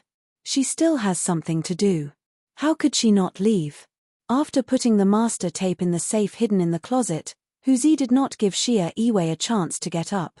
He hugged her waist and rolled onto the bed. He did not do anything but hug her and let her rest in his arms. Xia Yiwei, who had taken a nap, was also awake. She rested her head on his shoulder and asked with a frown, "Why did you bring the videotape back? Didn't Xiao Yi want it for herself?" This was a videotape that could make Yi Jifan furious. Xiao Yi had no reason to not want it. This is the master tape. She prepared 4 copies before leaving. Don't underestimate 6th brother's wife. You're not as ruthless as her. Hu Zi turned sideways. His eyes, which were no longer young, were still mesmerizing as he stared at his lover in his arms. He sighed and said, "She and 6th brother are a match made in heaven. Even the way they do things is very similar. Their temperaments are also similar. They both value relationships and loyalty. They're much better than when we were young. Both Lao Liu and Yi Jian are sensible people. They know how to get along with each other for a long time. Unlike us when we were young, we became hedgehogs after getting along with each other for a long time. We only stopped when we stabbed each other until they bled." Like Xia Jinyuan, he did not want his woman to worry too much. He naturally changed the topic of the conversation between them. At the mention of her youth, Xia Yiwei's attention shifted away, and a helpless smile appeared on her face. "Qian, Qian Qian, and Yi Qian Qian, Qian. Qian, Qian, and Qian Qian and Qian Qian, Qian, and Qian Qian, Qian. Qian, Qian, and Xiao are of it. Qian and Qian and Qian. In Qi and Qi. SS." Hu Zi thought about it.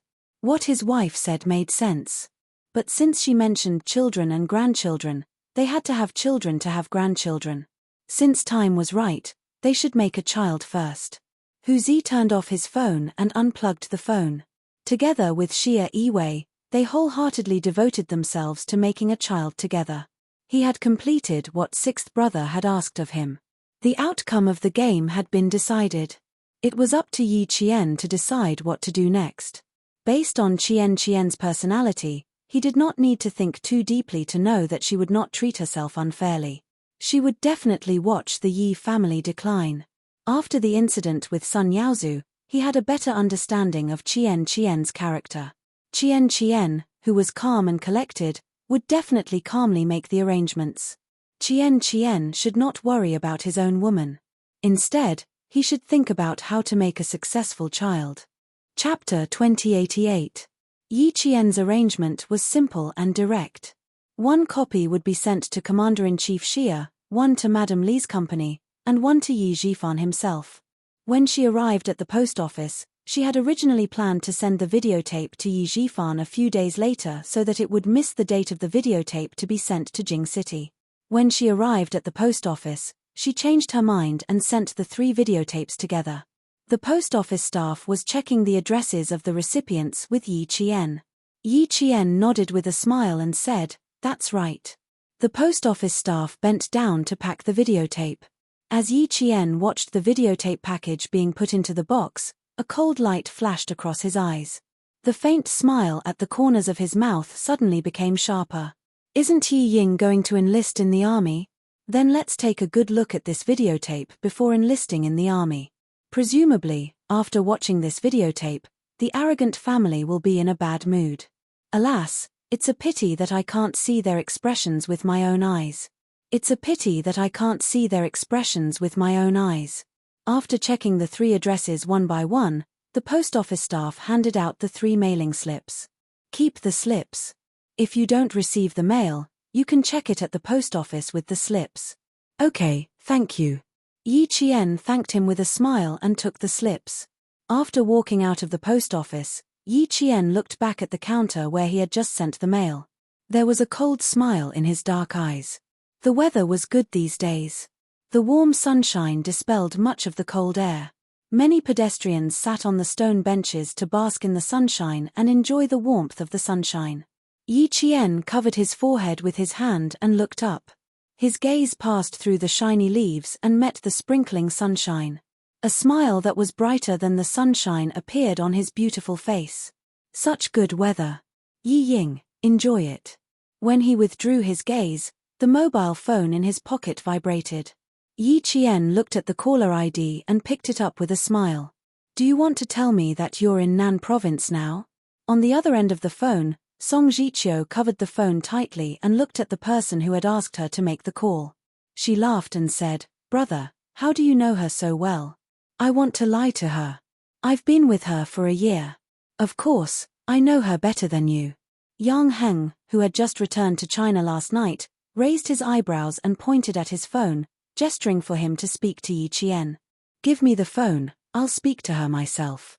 Song Jiqiu refused. "At least let me say something first." On the other side, Yang Heng still wanted to snatch it from Yi Qian, but Song Jiqiu nimbly dodged to the side. She smiled in a low voice and said to Yi Qian, "Classmate, it's really not good that you are so smart. Now I don't know where to start the following words. Do I need wisdom to guess that you'll be spending the new year in the southern province? Before the holidays, you said that you would return to southern province for the new year." Yi Qian nimbly jumped onto a bus headed for the suburbs. Now that she had settled the matter, she had to return to the sniper training base. "I'm going back to school on the 16th. What time are you leaving?" He paused for a moment before continuing. "Which kid are you playing with? It sounds quite lively." Song Jiqiu, who was running and hiding in the living room, laughed out loud. "A very, very big kid wants to take my phone away. Come on. Guess who it is?" As soon as she finished speaking, her wrist was caught by Yang Heng, and the phone fell into his hand. Hearing the lively scene, Yi Qian was about to speak when a familiar yet somewhat strange voice rang out. "Yi Qian, long time no see." Indeed, it had been a year and a half since they had last seen each other. Seeing Yang Heng again after a year and a half, Yi Qian smiled and looked him up and down. He said to the point, "You've had a good time studying abroad. I haven't seen you for a year and a half, but you've grown 10 centimeters higher." Chapter 2089. Not only had he grown taller, but he had also matured a lot. Even the look in his eyes had become very calm. He was handsome, and tall.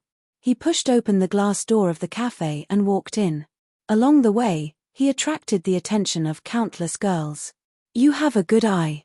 You can tell that I've grown 10 centimeters taller." Having not seen each other for a year and a half, Yang Heng had thought that they would feel unfamiliar with each other. However, when she smiled at him, he knew that he was wrong. There was no unfamiliar feeling, only the joy of reuniting with a good friend. Song Jiqiu, who came with him, was about to pull out a chair and sit opposite Yi Qian when Yang Heng pushed her shoulder directly. She was pushed into the seat inside without warning. "Brother, you're burning the bridge after crossing the river. Without me, how could you contact Yi Qian?" Song Jiqiu, who staggered into the seat inside, complained directly to Yi Qian. "Yi Qian, my brother is not kind. You should stay away from him. He just came back last night. If my grandma hadn't stopped him, he would have come to my house to disturb me in the middle of the night. Today, when he came to my house to pay a New Year's visit, the first thing he said to me was to contact you as soon as possible. Now that he saw you, he pushed me away. How unkind he is." Although she said that she was complaining, she actually wanted to tell Yi Qian how anxious her brother was to see her. Yang Heng and Yi Qian both understood the meaning of her words. After looking at each other and smiling, Yang Heng patted his cousin's shoulder and sighed. My relationship with Yi Qian is not what you think. I have a girlfriend. Don't say anything that will make her misunderstand. Song Jiqiu, you don't have the potential to be a matchmaker. Yi Qian laughed. He had misunderstood her relationship with Yang Heng since the beginning of the semester, and he still misunderstood her until now. You don't even know that your brother has a girlfriend. You're a failure as a younger brother. It was not until Song Jiqiu saw the photo in Yang Heng's wallet that he truly believed that his cousin had no feelings for Yi Qian. Yang Heng, who was drinking coffee, looked at his friend whom he had not seen for a year and a half. There was a big smile on his handsome face. He really had no feelings for Yi Qian from the beginning because he knew himself well. Yi Qian had said that he had matured, and so had she. The high school girl who had almost thrown him over her shoulder was even more outstanding than before. She faintly exuded the majesty of a soldier. When she sat, she didn't slouch like the others. Her back maintained a straight posture as if it was going to soar into the sky. His aura was even more astonishing. Even though he was wearing casual clothes, no one dared to size him up. He had a natural military aura. Although her picturesque features were clear and cold, her brows were relaxed. It could be seen that she had lived a good life for more than a year. That's right, she got into the school she wanted to go to. With her ability, she would definitely be like a fish in water. This kind of school life would naturally make her feel good. This was the Yi Qian he knew, the Yi Qian who shone brightly no matter where he was. This kind of Yi Qian, this kind of girl. He still said the same thing. Ordinary people should just be tactful and be friends with her. Don't even think about chasing her. Otherwise, he would become very unconfident. Why do you keep looking at me? Don't you recognize me? Yi Qian returned the photo of his girlfriend and joked, don't say that I'm not as beautiful as your mixed-race girlfriend. Otherwise, I'll be very embarrassed. Yang Heng's girlfriend was a mixed-race beauty with deep facial features. She was half Chinese. Not only was she beautiful, but she was also very elegant. After looking at the photo, Song Jiqiu exclaimed, Cousin, your girlfriend is so beautiful. Chapter 2090. The three of them started to talk about Yang Heng's girlfriend is so beautiful. They talked until the sky turned dark. Yi Qian, who had planned to go back to the sniper base, called Principal Chen in a hurry. He decided to stay in the city for another night and made an appointment with Song Jiqiu to fly back to school on the 17th of the first lunar month. On the 17th of the first lunar month, Yi Ying finally received her military uniform. She would go to the capital with Yi Zhifan in the afternoon. She put on her military uniform and kept taking photos at home. Sun Dongqing held the camera and used up all the film in a short while. Looking at her daughter in the military uniform, she was so happy that she could not even close her mouth. Beautiful, so beautiful. My baby girl is the most suitable to wear a military uniform. She kept praising Yi Ying and put all the best words on her daughter. Not only did she praise herself, but she also blamed Yi Zhifan for not praising her daughter. Old Yi, why didn't you say anything? Look at how beautiful Ying is. This military uniform seems to be tailored for her. How handsome. Yi Zhifan, who was also happy in his heart, heard her words and said calmly, didn't you say everything you wanted? What else do I have to say? He, who had been an official for dozens of years, maintained a calm demeanor even when he was home. No matter how happy he was, he would not show it on his face. He was kind today.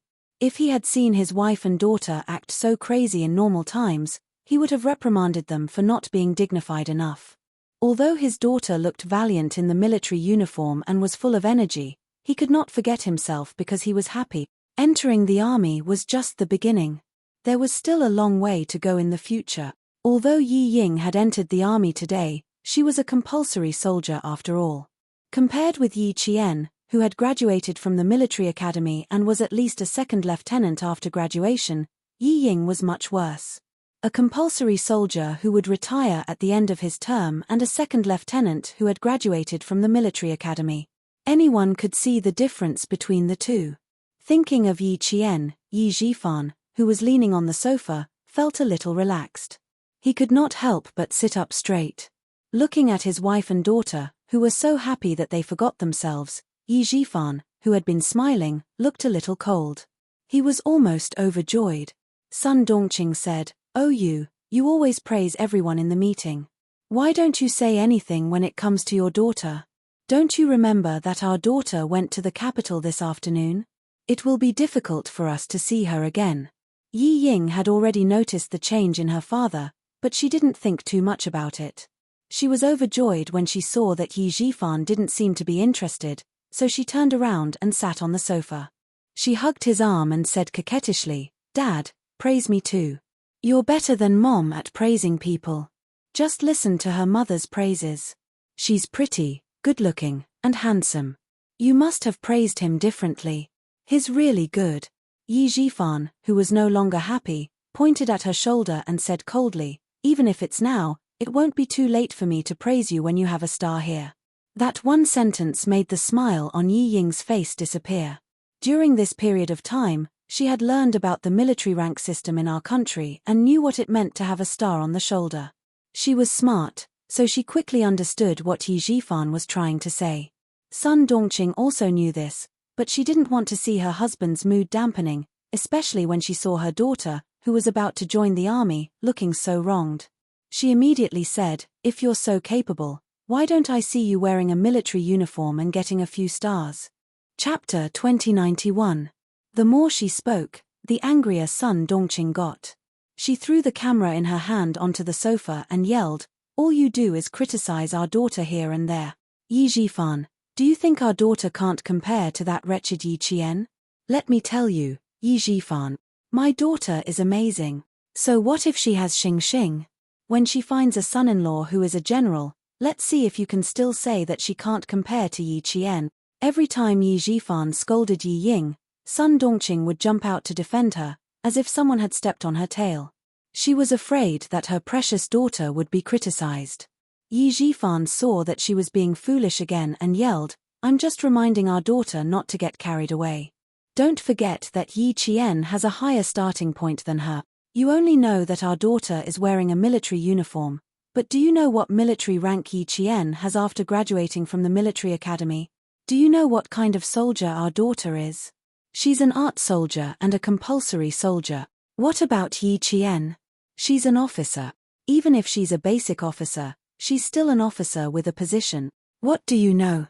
You only know how to yell all day long. You're still daydreaming about finding a general as a son-in-law. Sun Dongqing, keep your mouth shut. It won't be too late for you to be smug when our daughter really climbs above Yi Qian." Yi Jifan would only be wary when he thought of Yi Qian and constantly remind himself not to underestimate Yi Qian. Sun Dongqing, on the other hand, was the complete opposite. Whenever Yi Qian was mentioned, she would only get angrier and lose her mind. She still didn't know that her family was about to face a storm. When she heard her husband mention Yi Qian again, she went all out. She glared at him and yelled, "Yi Jifan, I finally understand. You just don't like us, mother and daughter. Fine, since you think that Yi Qian is better than Ying, then acknowledge her as your daughter. Stop being such a wet blanket and scolding Ying all day long. Ying will have Madame Li's help in the future. It doesn't matter whether you're there or not. She'll find a general to be her son-in-law in the future. Don't bask in Ying's glory and live your own life." To Sun Dongqing, her daughter, Yi Ying, was her pillar of support. Now, she believed that Yi Ying had found someone to rely on. Compared to Yi Qian, who had no one to rely on, Yi Ying was many times stronger. Her words implied that the mother and daughter would no longer rely on their husband. Yi Jifan was enraged when he heard this.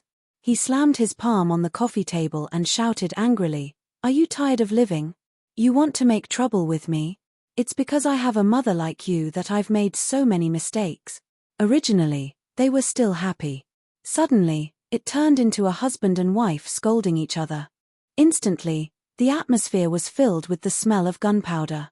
Hearing that, Yi Ying's face turned pale. She stood on her father's side and said to Sun Dongqing angrily, "Mom, what are you saying? The reason why Madame Li helped me was because of my father.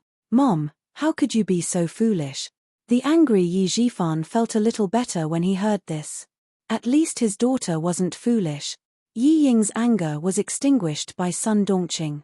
She said angrily, "It's because your father thinks that you're not as good as that wretched girl, Yi Qian. That's why I'm angry. How is my daughter not as good as that wretched girl? She's pretty, can sing, dance, and play the piano. She even studied abroad. Compared to that wretched girl who only went to military school, she's so much better." Even the deputy chief of staff Du said that it's a waste of talent if Ying doesn't enter the army. What's so good about that wretched girl? The ringing of the doorbell interrupted Sun Dongqing's words. She glared at Yi Jifan and quickly went to open the door. After a while, she came in with a small package. She threw the package at Yi Jifan and said unhappily, "It's yours." Chapter 2092. Yi Jifan would also receive documents sent home by his subordinates when he was at home. They were not important, so he would take a look at them if he was interested. If he was not, he would just put them aside and take them out when he was free. He had just finished arguing with Sun Dongqing, so he was not in the mood to look at the documents. He threw them on the sofa and stood up. "Take out your luggage. We're going to the airport." Yi Jifan had originally planned to leave after lunch, but the argument made him not want to stay at home for even a moment longer. Yi Ying did not dare to go against Yi Jifan, who was the real head of the family. She quickly glanced at Sun Dongqing and bit her lip. "Mom, don't be angry at Dad. I know that everything you do is for my own good. Dad is the same. Don't misunderstand him. Yi Qian may be a military academy student, but Dad was right. She will have a military rank after graduation. As for me, if I don't work hard, the day she graduates and joins the army will be the day I retire. I'll go to the airport with Dad first. Take care. I'll come back to see you during the holidays."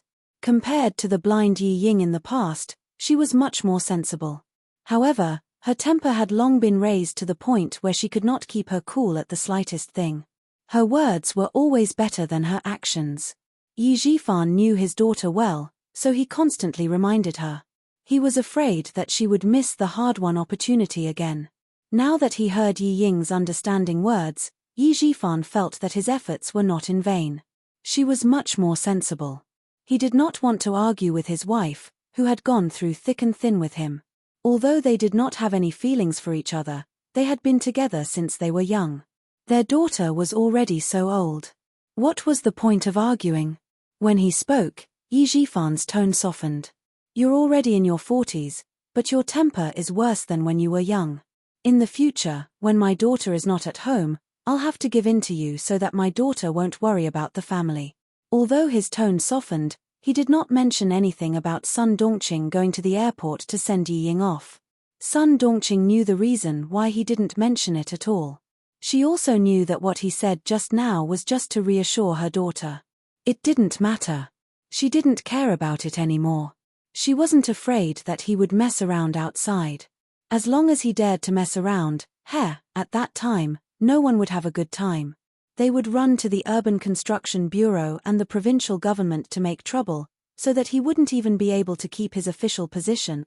The reason why Yi Jifan didn't ask for a divorce was because he was afraid that Sun Dongqing would come to his workplace and make a scene. That was why he tolerated it. It couldn't be helped. Sun Dongqing was a shrew who could do anything and wasn't afraid of being embarrassed. After saying, "I'm going back to my room to get my luggage," Yi Jifan turned around and went back to his room without even looking at his wife. His patience with Sun Dongqing had long run out. He was only giving in to her for the sake of his daughter, Yi Ying. Yi Ying, who already knew that her parents had problems in their relationship, heaved a sigh of relief when she saw that they were no longer at each other's throats. She didn't know who to help, and she couldn't help either of them. She could only coax them. When Yi Jifan entered the room, she shook Sun Dongqing's arm and said softly, "It's okay, Mom. Don't be angry. Dad, a bureau chief, has already given in to you. What are you unhappy about? I've already gone to the army. I'm afraid that I won't be able to come back even once a year. You only care about being angry and don't care about me anymore. I can't call home often when I go to the army. Don't make Dad angry. He's a bureau chief after all." You should at least give him some face at home. I've told you before that Dad is doing well now. If you keep quarreling with him, you're pushing Dad out. When the time comes, a vixen will appear and won't let Dad come home. Mom, by then, you and I will have a hard time. Chapter 2093. Her family's achievements today were all thanks to her father, who was the director. She didn't want others to take advantage of her. Yi Ying, who had studied abroad in France for half a year, was no longer as naive as she was in China. Sun Dongqing disagreed. You don't have to worry about us adults. With me at home, your father wouldn't dare. Sun Dongqing didn't listen to anyone but her daughter. The anger in her heart was gradually extinguished by Yi Ying's coquettishness. However, her daughter didn't help her just now, so she felt a little embarrassed. She complained, I didn't care about you. I was happy, but your father insisted on making things unpleasant.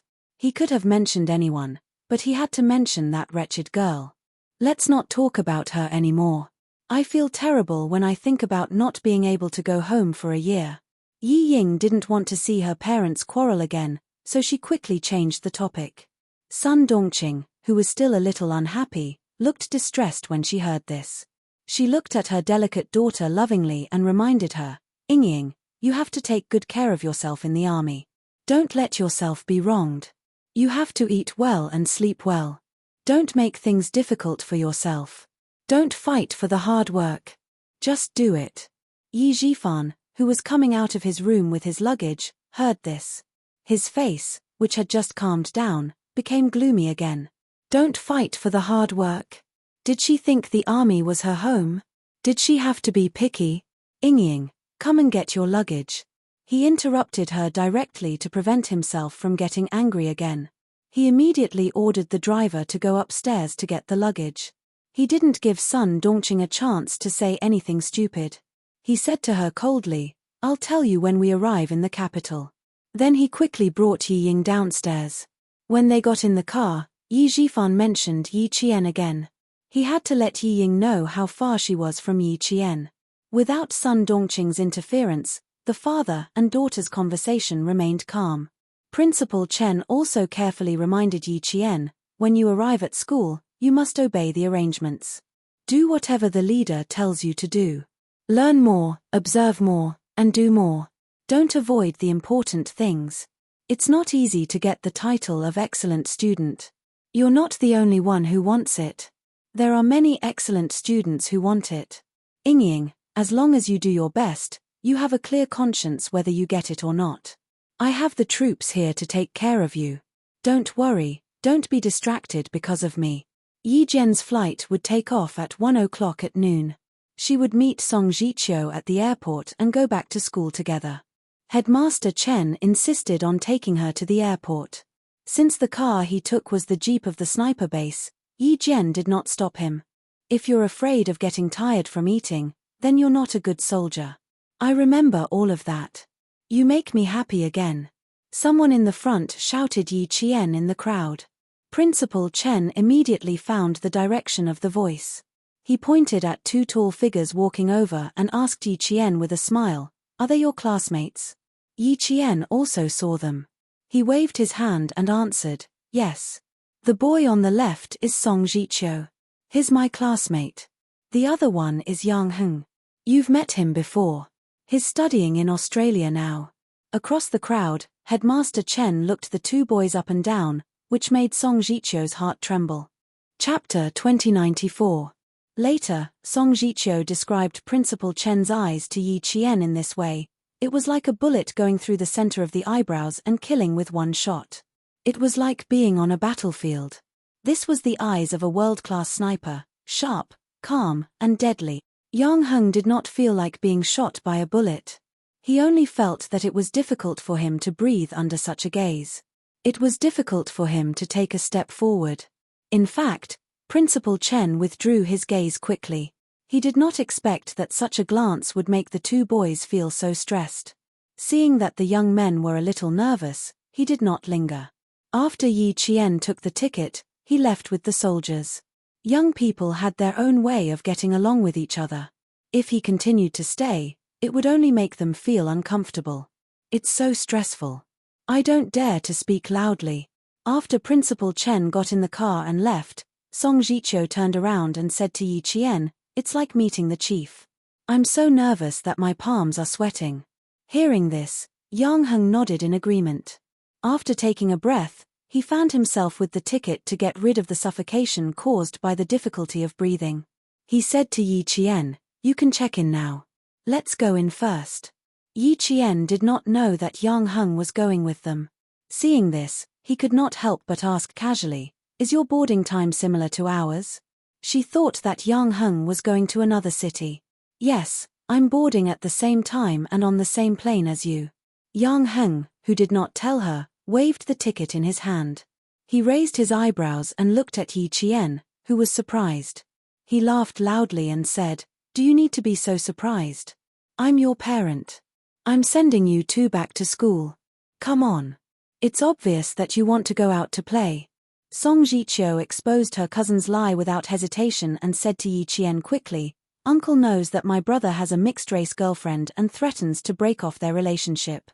My aunt is afraid that the father and son will fight, so she uses her connections to get a ticket. He's not sending us back, but escaping to take refuge." Director Yang was also a somewhat inflexible father.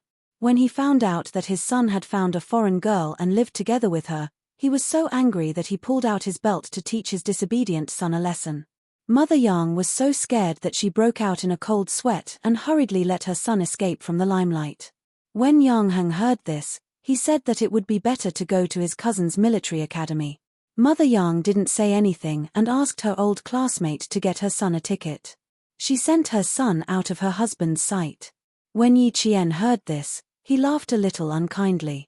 "There are so many beautiful women in our country, yet you don't like them and insist on finding a foreign girlfriend. You even moved in with her in advance. Yang Heng, do you think that our country is as open-minded as overseas? If you live together before marriage, what if one day you separate from your foreign girlfriend? Wouldn't you be irresponsible?" No wonder Uncle Yang is angry.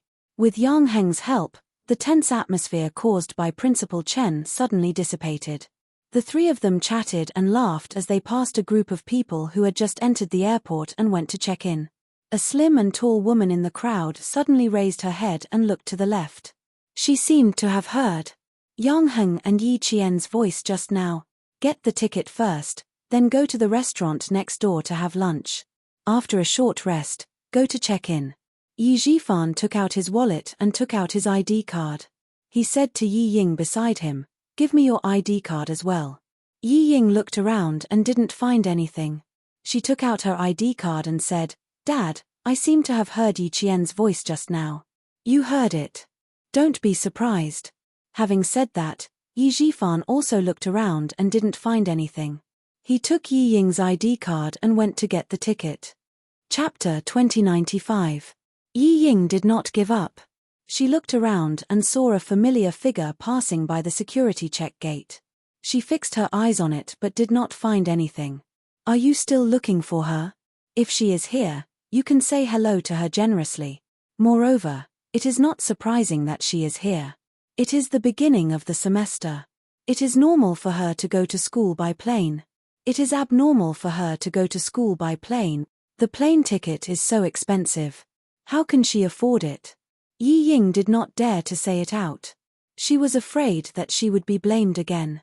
She looked at the security check again and left. At 12:40 p.m., Yi Qian and the other two boarded the plane. At 3 p.m., Yi Ying called Sun Dongqing, who was cleaning the living room.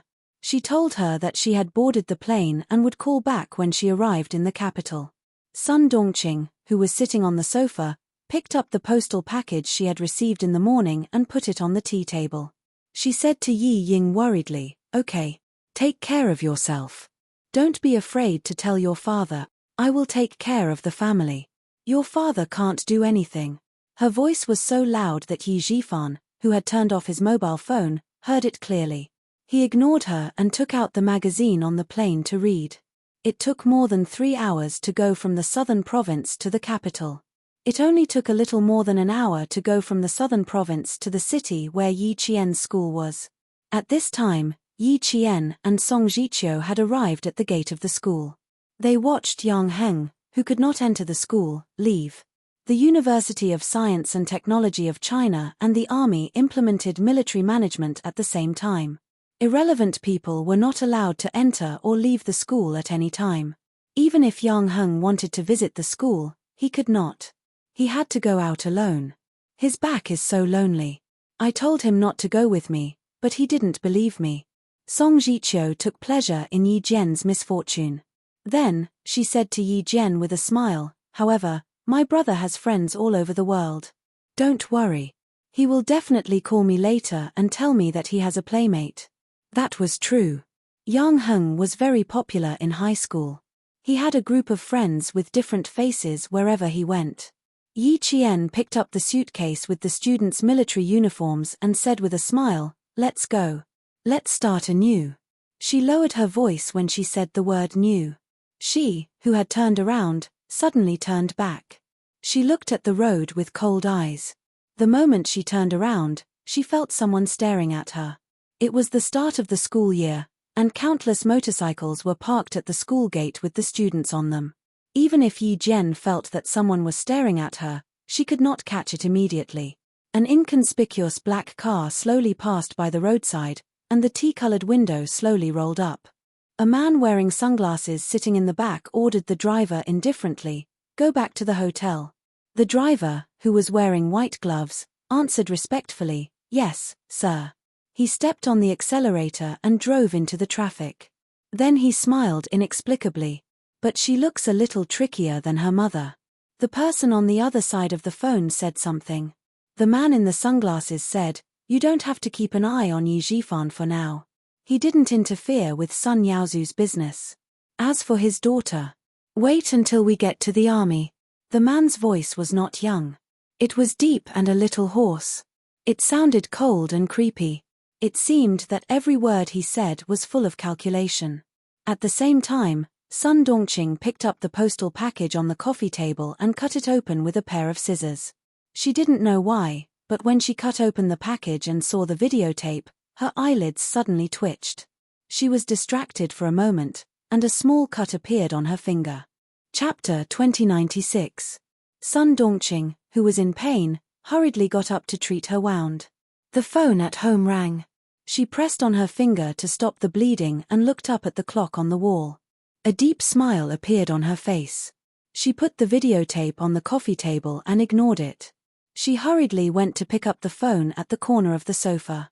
Yi Jifan did not call Sun Dongqing immediately. The driver who picked him up had gotten the wrong address. He had to let the driver find them first. Seeing his daughter make the call, he said calmly, you stand here and wait. I'll go ahead and take a look. Yi Ying, who happened to pick up the call, nodded hurriedly and said, Dad, put down the luggage. I'll stay here. Okay, don't wander around. Otherwise, I'll come back to find you. The driver who came to pick them up called again. With a smile on his face, Yi Jifan answered the call and said, we're already outside. I'm waiting for you in the corridor. You should be able to see me after you turn the corner. Okay. Thank you. Yi Jifan naturally had to be polite to the driver sent by the Du family. If he put on airs because of the other party's identity, he would be looking down on the Du family. Sending someone to pick you up was the Du family giving you face. If you looked down on the driver, wouldn't it be the same as looking down on the Du family? Yi Jifan, who wanted to build a good relationship with the Du family, would not do such a stupid thing. It was 6:30 in the evening in Beijing. The lights had already been lit. Yi Ying, who was standing in the corridor of the parking lot, reported that they were safe. She could not wait to tell Sun Dongqing the good news. Mom, Madam Li sent a driver to pick us up. Dad and I will take the car directly to the hotel to meet Madam Li. Madam Li also said that her daughter is also in the arts regiment. It's a pity that her daughter is not in the Beijing political group. It would be better if she was. It would be even better if Madam Li's daughter was in the Beijing political group. She would definitely make her happy every day, just like how she made Yarojing and the other girls in the past. Hearing such good news, Sun Dongqing couldn't help but feel a headache coming on. She said happily, like I said, my Yingying is such a lovable person. You have to listen to Madam Li, coax her a little more, and say a few more sweet words. It doesn't matter. Mom, don't worry. I know what to do. Seeing Yi Jifan waving at her, she hurriedly covered her phone and said in a sweet voice, Mom, I'll stop talking. Dad found the driver sent by Mrs. Li. I'll get in the car first. I'll call you tomorrow. Yi Ying was afraid that Yi Jifan would overhear her, so she quickly broke the phone before Sun Dongqing could finish speaking. By the time the car arrived in front of her, she had already adjusted her facial expression. The chauffeur sent by the Du family opened the door and ran to Yi Ying's side. He greeted her respectfully, Miss Yi. He first opened the door for her to get in, and then put the luggage in the trunk. Yi Ying, who had gotten into the car, was so surprised that she felt a little unnatural. It was really like the chauffeurs on TV who invited rich ladies into the car. He was so polite that she thought she was really a noble lady at that moment. Director Yi, Miss Yi, my family's madam is holding a banquet at the Wangfu Hotel. I'll send the two of you there now. The hotel you're staying at is also Wang Fu Hotel. I hope you'll be satisfied. The driver's politeness made Yi Jifan feel more assured. Their food and accommodation were arranged by Mrs. Li herself, which showed that the Du family valued them. Chapter 2097. Yi Ying, who was sitting in the back, couldn't help but gasp when she heard Wangfu Hotel. She knew Wangfu Hotel.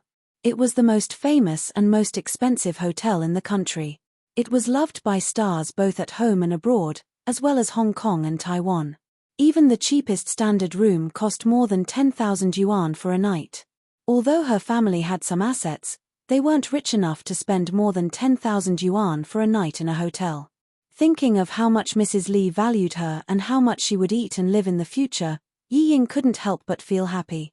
She was even more determined to make Mrs. Li happy. Before she arrived at the hotel, Yi Ying's heart had already flown there. She just wanted to see Mrs. Li as soon as possible. The imported luxury car left the airport parking lot with the excited Yi Ying. When the car completely drove out of the parking lot, the door of a silver-grey car parked at the place where Yi Ying was standing before opened. Someone with long legs stepped out and got out of the car lazily. It was very cold outside. The man who got out of the car was wearing clothes that were completely opposite of the season. He stood tall and straight in the cold wind with only a thin black shirt. He was completely unaffected by the cold, and his temperament was still noble and elegant. Xie Jinyuan, who came back from a hot country, was in a hurry. He didn't have time to prepare a thick winter coat. When he got off the plane an hour ago, he shivered even though he had been trained to resist the cold. Why did you get out of the car? Is something wrong? A man in military uniform with the rank of major strode over from the other side of the car. When he saw Xie Jinyuan, who was supposed to be resting in the car, standing by the car door, his face darkened and he quickly walked over. Xie Jinyuan, who was wearing a black shirt, looked away from the parking lot exit and smiled at his comrade V8. Nothing happened. Get out of the car to get some fresh air. Let's go back to the military headquarters and report. Mrs. Li, the Arts and Crafts Group. It seemed that Yi Jifan had made a big move while he was away. He even had such a good relationship with the wife of the Deputy Chief of Staff. Yi Jifan wanted to send his daughter to the army so that she could compete with Lan Waihu. With Mrs. Li's relationship, the possibility of sending his daughter to the army was higher. The Deputy Chief of Staff Du was famous for being obedient. Once Madame Li gave the order, he would definitely obey. To be more ironic, Madame Li's words were more effective than military orders. Why are you in such a hurry to return to the military? The Major General has spoken.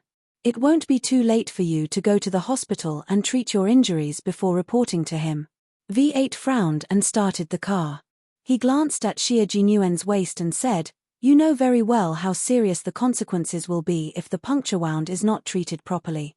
In the end, he was the only one left in charge of the cleanup mission. The rest of the team returned home immediately after taking control of the illegal dealer from China who dared to come to China to sell guns. Q King, who was left alone, returned home 4 days later than the rest of them. 4 days, 96 hours. He faced it all alone. His comrades who had returned to the country were all on tenterhooks, afraid that something bad would happen to him. Xie Jinyuan adjusted his seat so that his long legs had more room to move. After buckling his seatbelt, he said calmly, "No need. I'll take care of it myself. I'll go to the military headquarters first." He had to report all the important matters at hand first. After that, he had to figure out the situation between Yi Jifan and the Du family. He also had to go to Nan province to meet Lan Waihu. There was not enough time, so he had to hurry. Chapter 2098. Reporting to the military wasn't something that could be done in 1 or 2 hours. Arriving at the military at 8 o'clock would take at least until the wee hours of the morning. Everyone knew that Q King was injured. If he didn't treat his wound first, everyone would be worried. V8, who came to pick him up, was ordered by the Major General to send Xie Jinyuan to the hospital for a thorough examination. It wouldn't be too late for him to go to the military after his wound was properly treated. Xie Jinyuan was thinking about Yi Jifan and the Du family, so he didn't want to waste too much time on himself. V8 saw that he was determined to go to the military, so he stopped the car on the side of the road and said to Xie Jinyuan, "Before I came out, the Major General ordered me to send you to the hospital and treat your wound before returning to the military. Since you don't want to cooperate, you can explain it to the Major General yourself." He couldn't persuade him, so he could only ask the Major General for help. Xie Jinyuan was a little helpless when his comrade stopped him, but he couldn't say that he didn't want to go to the hospital and went straight to the military academy for Yi Qian. Seeing that he was really going to call the Major General, he reached out his long arm and quickly snatched the phone from V8. "Don't get distracted, just focus on driving. I know my own wound. Do I need you to remind me if there's really a problem?" The wound did have some signs of inflammation, but it wasn't serious. He could take a few antibiotics to suppress it first and deal with the urgent matters at hand before treating the wound. Xie Jinyuan, who listened to Yi Qian's entire conversation, didn't think about going to Wangfu restaurant himself. Although he put Yi Qian's personal affairs first, they could never be compared to the mission. No matter how important the personal affairs were, they had to be put aside when it came to the mission. Right now, he really wanted to go to Wangfu restaurant directly and ask about the situation. He also wanted to immediately call Xie Yiwei and Hu Zi to ask about the situation, but he knew his mission and responsibility. He knew which was more important when it came to business or personal affairs. V8 couldn't change his captain's decision since his phone was stolen. In the end, he chose to compromise and drove the car back to the military. Major General Yang looked at his trusted subordinate who was dragged over. He angrily slammed his hand on the desk and yelled, "Nonsense! Do you still want to live?"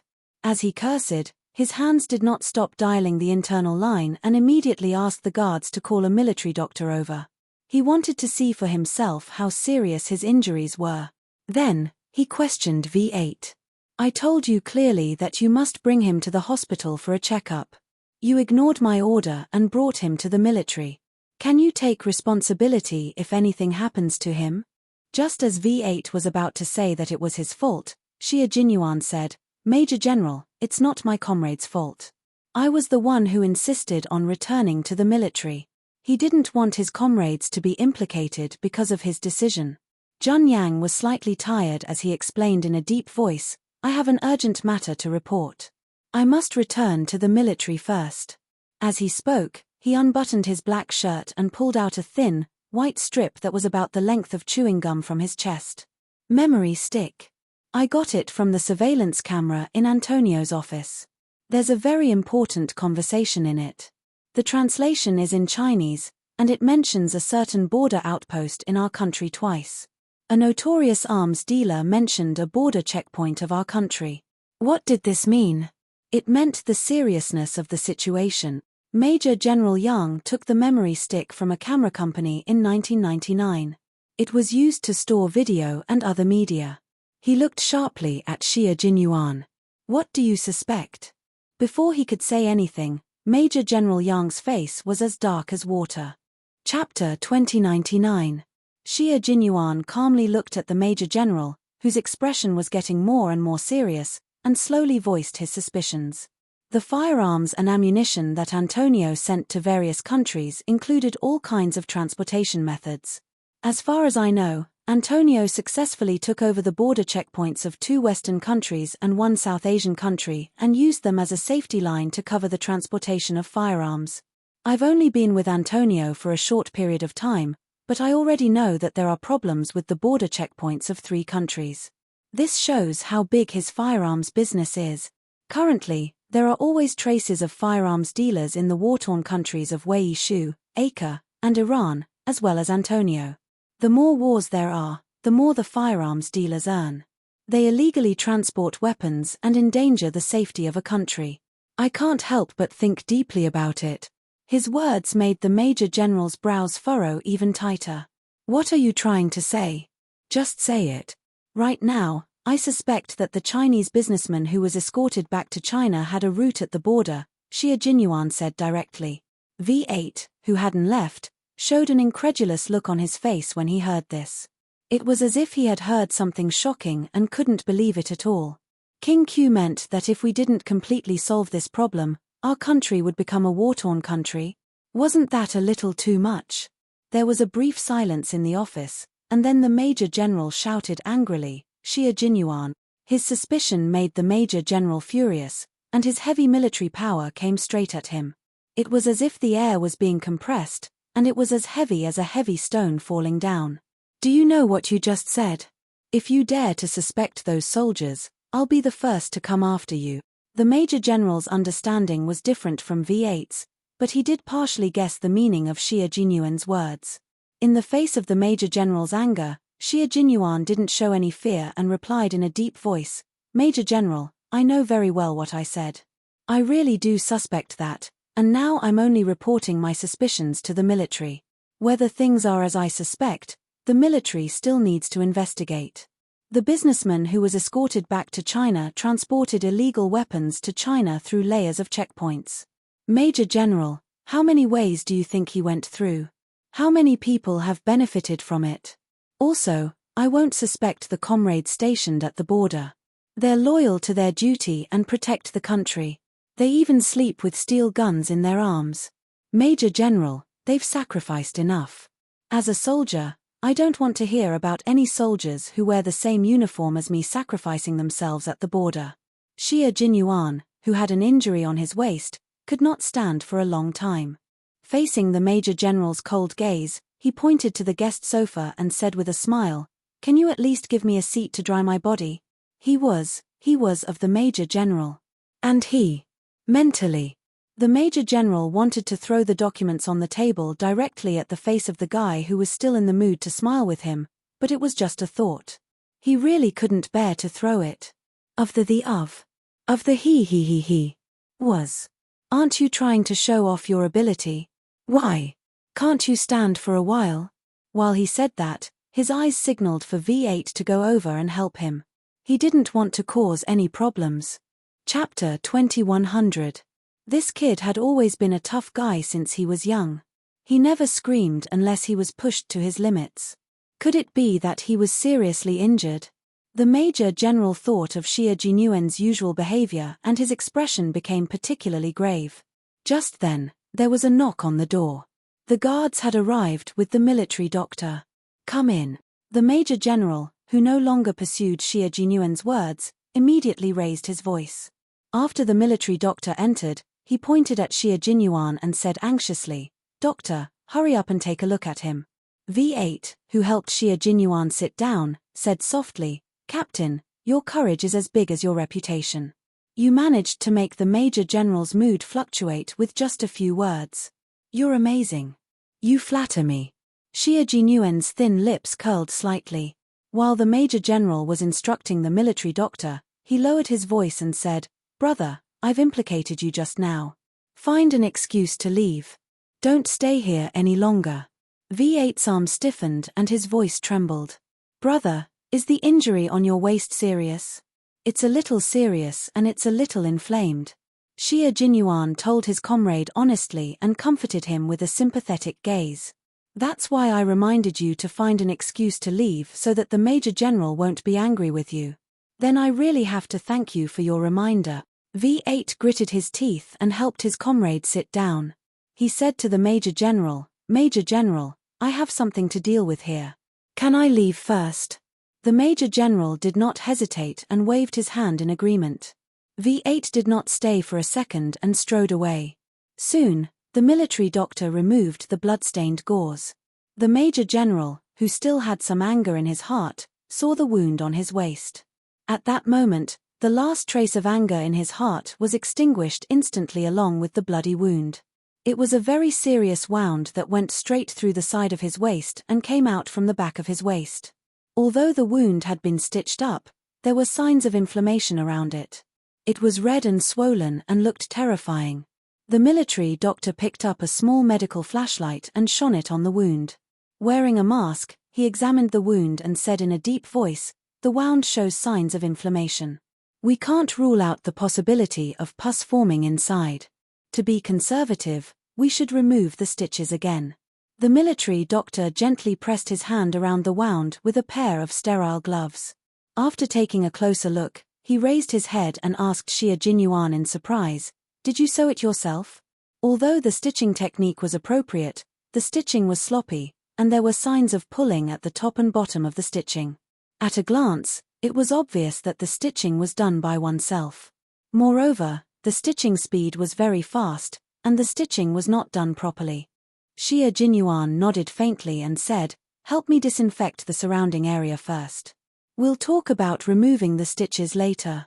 Do you want to be taken to the hospital by the guards?" The Major General glanced at him coldly and asked the military doctor how serious the infection was. Compared to the military doctor's shock, the Major General was much calmer. During battle, if the special forces of the Snowfield Brigade were injured, they would treat their own wounds if they had no comrades by their side. What he was concerned about was whether the infection was serious. "From the outside, I can't tell how serious it is for the time being. However, gunshot wounds are different from other injuries, especially penetrating wounds. Sometimes, the situation looks good on the outside, but the inside may have formed pus." The military doctor was somewhat impressed by the soldier in front of him who dared to sew his own wound. He took off his gloves and answered the Major General's question with a serious expression. "I suggest that you go to the hospital to see if there is any inflammation inside."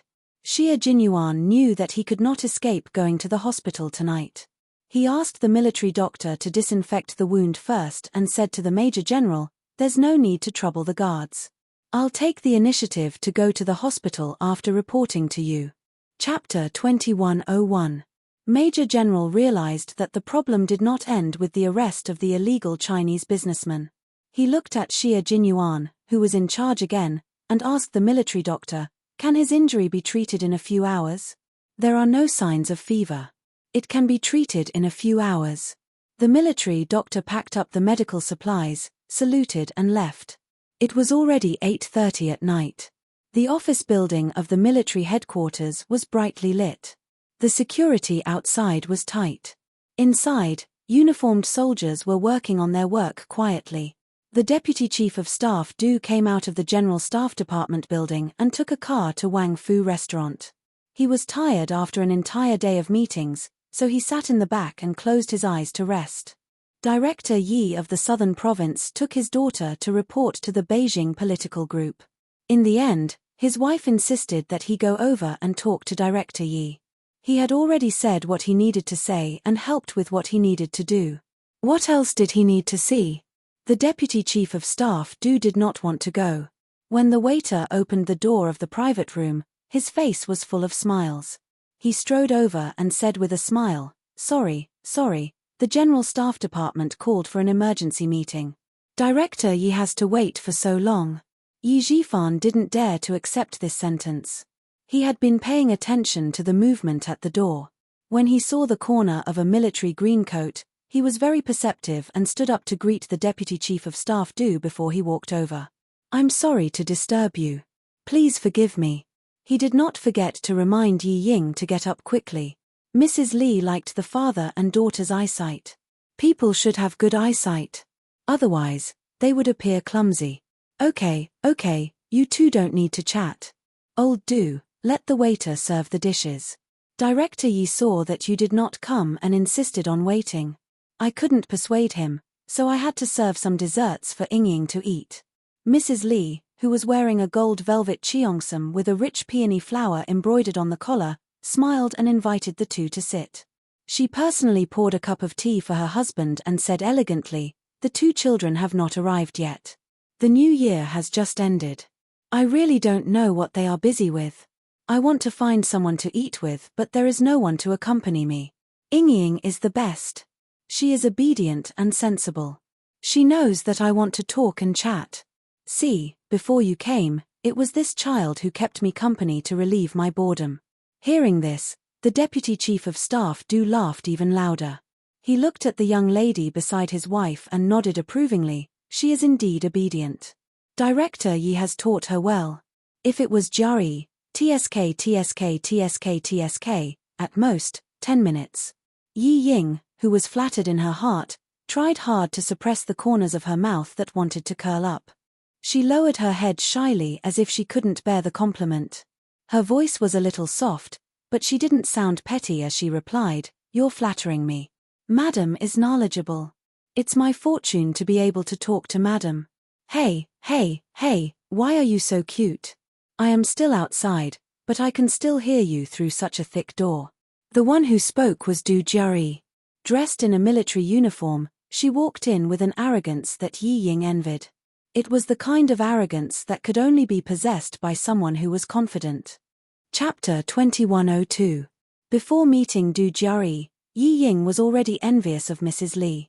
Now that she saw Du Jari in person, there was not only envy in her heart, but also jealousy that she couldn't suppress. If she grew up in the Du family, she definitely wouldn't be worse than Du Jari. Definitely not worse. She remembered that there was a sentence written in a book, "Birth determines everything." In the past, she didn't really believe it, but after seeing Du Jari, she really believed it. Birth does determine everything. In terms of appearance, she definitely wasn't worse than Du Jari. However, she didn't have Du Jari's arrogance between her eyebrows. In terms of temperament, she and Du Jari each had their own merits. One was arrogant, while the other was gentle. However, she didn't have the confidence of Du Jari. She also didn't have the elegance of Du Jari even when she was just carrying water. This kind of Du Jari made Ying deeply jealous as soon as she appeared, but she didn't dare to show it at all, for fear that Mrs. Li beside her would notice it. Since Du Jari came in, Mrs. Li couldn't care less about Ying, who was trying to make her happy just now. She revealed a deep and loving smile and directly joked, "I can't finish talking bad about you even if I talk bad about you for 3 days and 3 nights. I dare to say it in front of you, but I dare to say it behind your back even more. Your mother is right. You are the most disobedient. If your mother and I don't talk bad about you, who else would we talk bad about?"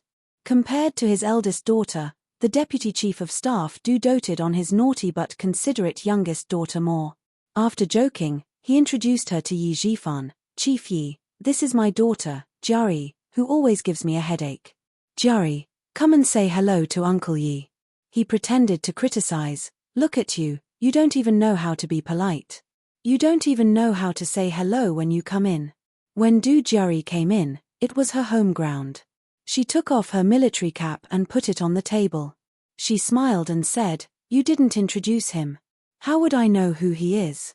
She stretched out her hand and took the initiative to shake Yi Jifan's hand. "Hello, Uncle Yi. I'm Du Jari. The bad things my parents said just now were all lies. Please don't believe them." She was generous, decent, and experienced in dealing with people. Yi Jifan could tell at a glance that Ying was not as good as her. He had been an official in the southern province for a long time, but he had never met a superior who had a daughter of the same age as his daughter. Even if there was one, it would be the daughter of a subordinate who was inferior to him.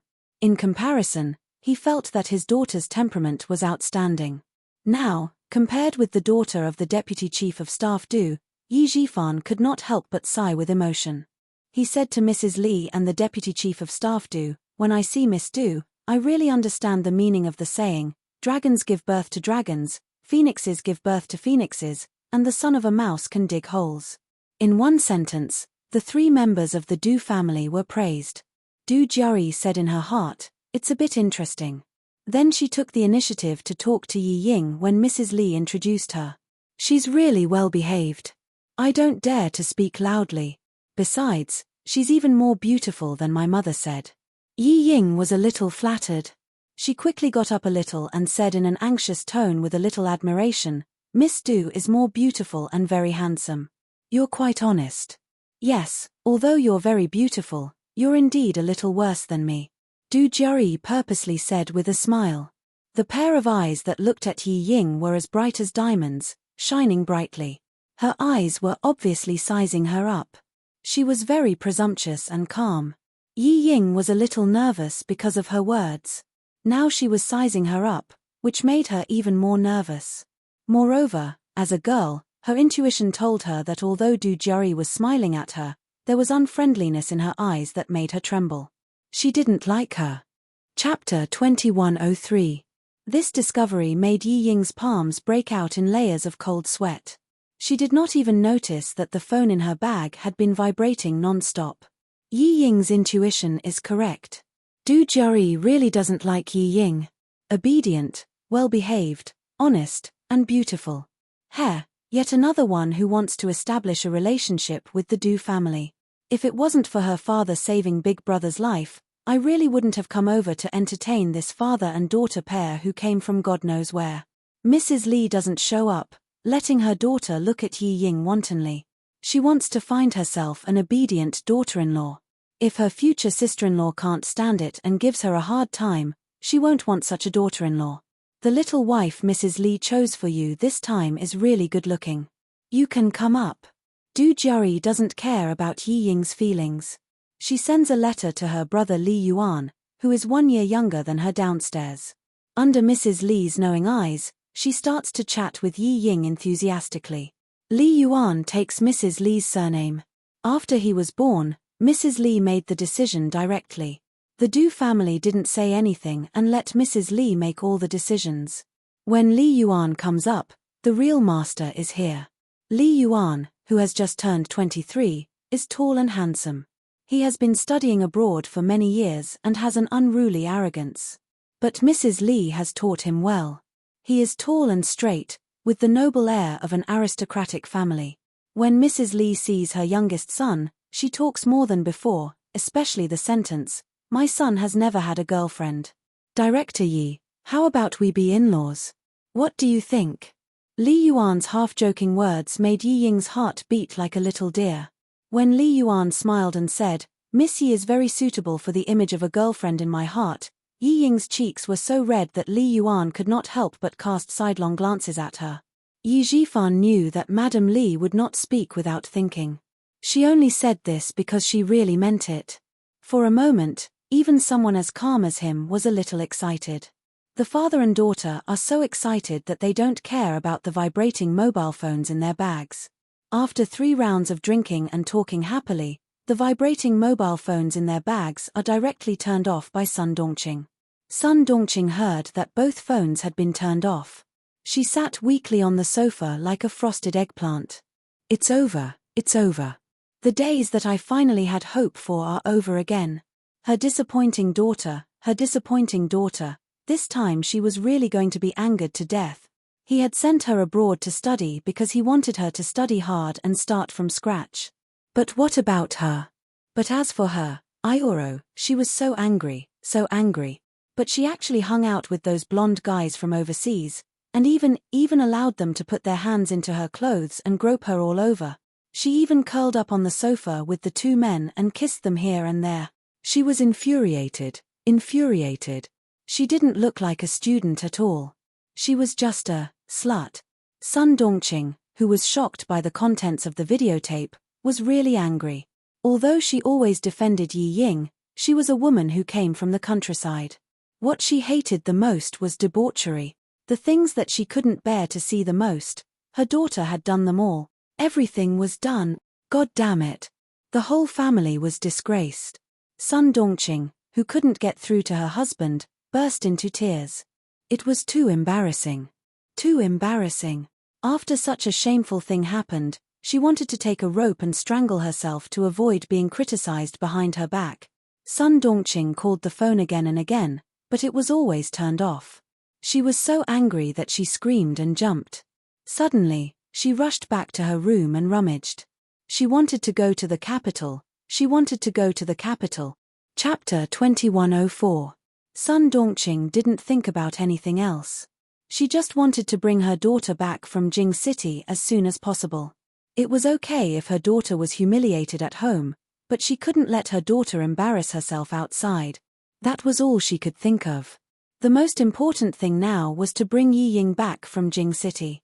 She didn't think that Yi Ying was about to enlist in the military, nor did she think that the videotape might have been sent to more people. Sun Dongqing found her ID card. She only brought her wallet and mobile phone. She didn't bring any other luggage. She locked the door and went to the airport. She didn't dare to ask the driver to send her home. She was afraid that the driver would notice something wrong from her face. She even covered her face with a thick checkered scarf to take a taxi. On the way to the airport, she was so anxious that she kept calling her father and daughter, hoping that one of them would turn on his phone. Yi Zhifan, who was chatting happily with Deputy Director Du, didn't even look at his phone until they returned to the hotel room. Yi Ying was even more so. Facing the handsome and rich Li Yuan, who had a good family background, her heart was pounding like a deer the whole night. She didn't care about anything else. She was not attracted to Li Yuan, but to the Du family's family background and wealth. She didn't expect that her mother's words would come true. She would really find a husband who could be a general in the future. No, Li Yuan said that he didn't want to join the army. She didn't want to find a general as her husband, but a general as her father-in-law, and a mother-in-law from a famous family. It didn't matter whether Li Yuan was handsome or ugly. Of course, she would feel more comfortable if he was handsome. Although Yi Ying was excited the whole night, she didn't become impetuous because she was always calm in front of others. It was as if Mrs. Li was just joking. After a short moment of shyness, she returned to normal. Mrs. Li was more and more satisfied. Before leaving, she held Yi Ying's hand and said with a smile, "Tomorrow is Juri's birthday. There will be a birthday party at home. Remember to come with your father."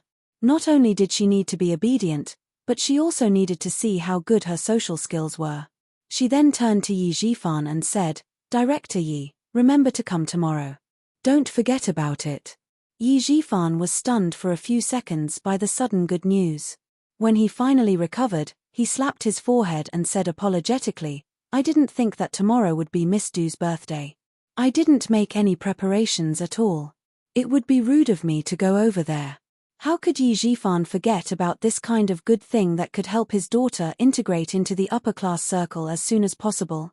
He still had to put in 120% of his effort, but he still had to say some polite words. How could Yi Ying compare to Du Jiari when it comes to speaking? Du Jiari, who secretly curled her lips in disdain, smiled like a flower in the blink of an eye. "Do I still lack a gift from you? It's fine as long as you're here. I'll introduce a few friends of your age so that you can play with them during your holidays." How could Yi Ying not notice the hidden meaning in Du Jiari's words? She was disdaining her for not having enough status to give her a present. She hadn't done anything to anger her, but she had been saying such harsh words the entire night. Yet, on the surface, it sounded like she was being magnanimous and polite. Isn't she just afraid that I'll steal Madame Li's attention? Chapter 2105. A lady from a prestigious family? Bah. She's so narrow-minded. If it weren't for her surname, I wouldn't have bothered with her. Yi Ying, whose heart was in turmoil, continued to pretend that she didn't understand Du Jiari's sarcasm. Maintaining a sweet smile, she said calmly, no need. I'm already very satisfied to be able to attend Jiari's birthday party. There's really no need to trouble Jiari to introduce more friends. I'll take my time." Mrs. Li had been paying attention to their conversation the whole time. Seeing that Yi Ying was polite and a little domineering in her daughter's reply, she nodded with satisfaction in her heart. Not bad, she didn't swallow her anger. When pushed too hard, she knew how to fight back gently. It could be seen that she had a soft but firm character. She wouldn't be too weak and let others bully her. She had observed enough for tonight and was satisfied with the result. "Jiari, you take advantage of Yingying's gentle temperament to be aggressive. Mom saw it all tonight. You're the most dishonest." Mrs. Li, who had let Yi Ying pass another hurdle, finally spoke and stopped her daughter from continuing to suppress Yi Ying. As soon as she spoke, Du Jiari seemed to have changed into a different person. She held Yi Ying's arm affectionately and said with relief, "Oh, I'm so tired tonight. Mom, don't call me for this kind of thing in the future. I didn't know how tiring it is to be a bad person until today. Oh, I'm so tired. I don't want to be a bad person for the rest of my life." Yi Ying was stunned. She didn't understand what was going on in front of her. "I'm sorry, Ying. It was my mom's idea tonight. It really had nothing to do with me." Du Jiari playfully blinked her eyes and explained, "When my mom told me about it, I was really in a difficult position. When I saw you again, I almost wanted to throw away my responsibilities and leave. But I couldn't help it. It's my mom. As long as my mom says something at home, it's like an imperial edict. Even my dad doesn't dare to disobey. As her daughter, I don't dare to do anything." The more she spoke, the softer her voice became. In the end, she whispered into Yi Ying's ear, giggling as she continued, "Let me tell you a secret. My mother is quite satisfied with you. As for you, you only need to coax my mother in the future. As long as my mother is happy, the whole family is happy." Yi Ying, who understood what was going on, actually wanted to avoid it. Her body had even stiffened from the contact with Du Jiari. She did not feel any warmth from the hand that was holding her arm. Instead, she felt her heart tighten. "Well, I'll see you tomorrow.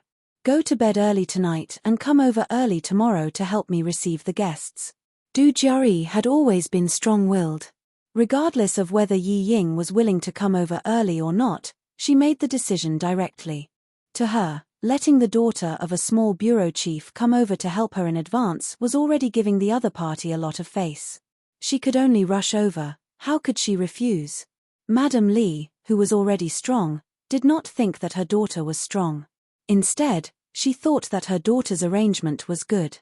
She smiled and said to Yi Ying, "Okay, I'll send a driver to pick you up early tomorrow. You don't have to prepare a gift. Your sister Jiari doesn't lack anything. You don't have to worry about your outfit. Just use the same makeup artist as Jiari. You'll definitely look more beautiful and elegant. She'll send a driver to pick me up tomorrow." Yi Ying, who was initially displeased by Du Jiari's words, was delighted. That's right, Madame Li was the one in charge of the Du family. As long as she could make Madame Li happy and marry into the Li family, would she still need to be afraid of Du Jiari? Chapter 2106. She was just a married daughter. How could she compare to Li Yuan? Li Yuan even followed Madame Li's surname. It was clear how high his position was in Madame Li's heart. Yi Ying quickly glanced at the handsome figure who was on the phone in front of her. The smile on her face became even more gentle. Du Jiari's eyes flashed with a hint of contempt as she quietly observed her mother's expression and actions.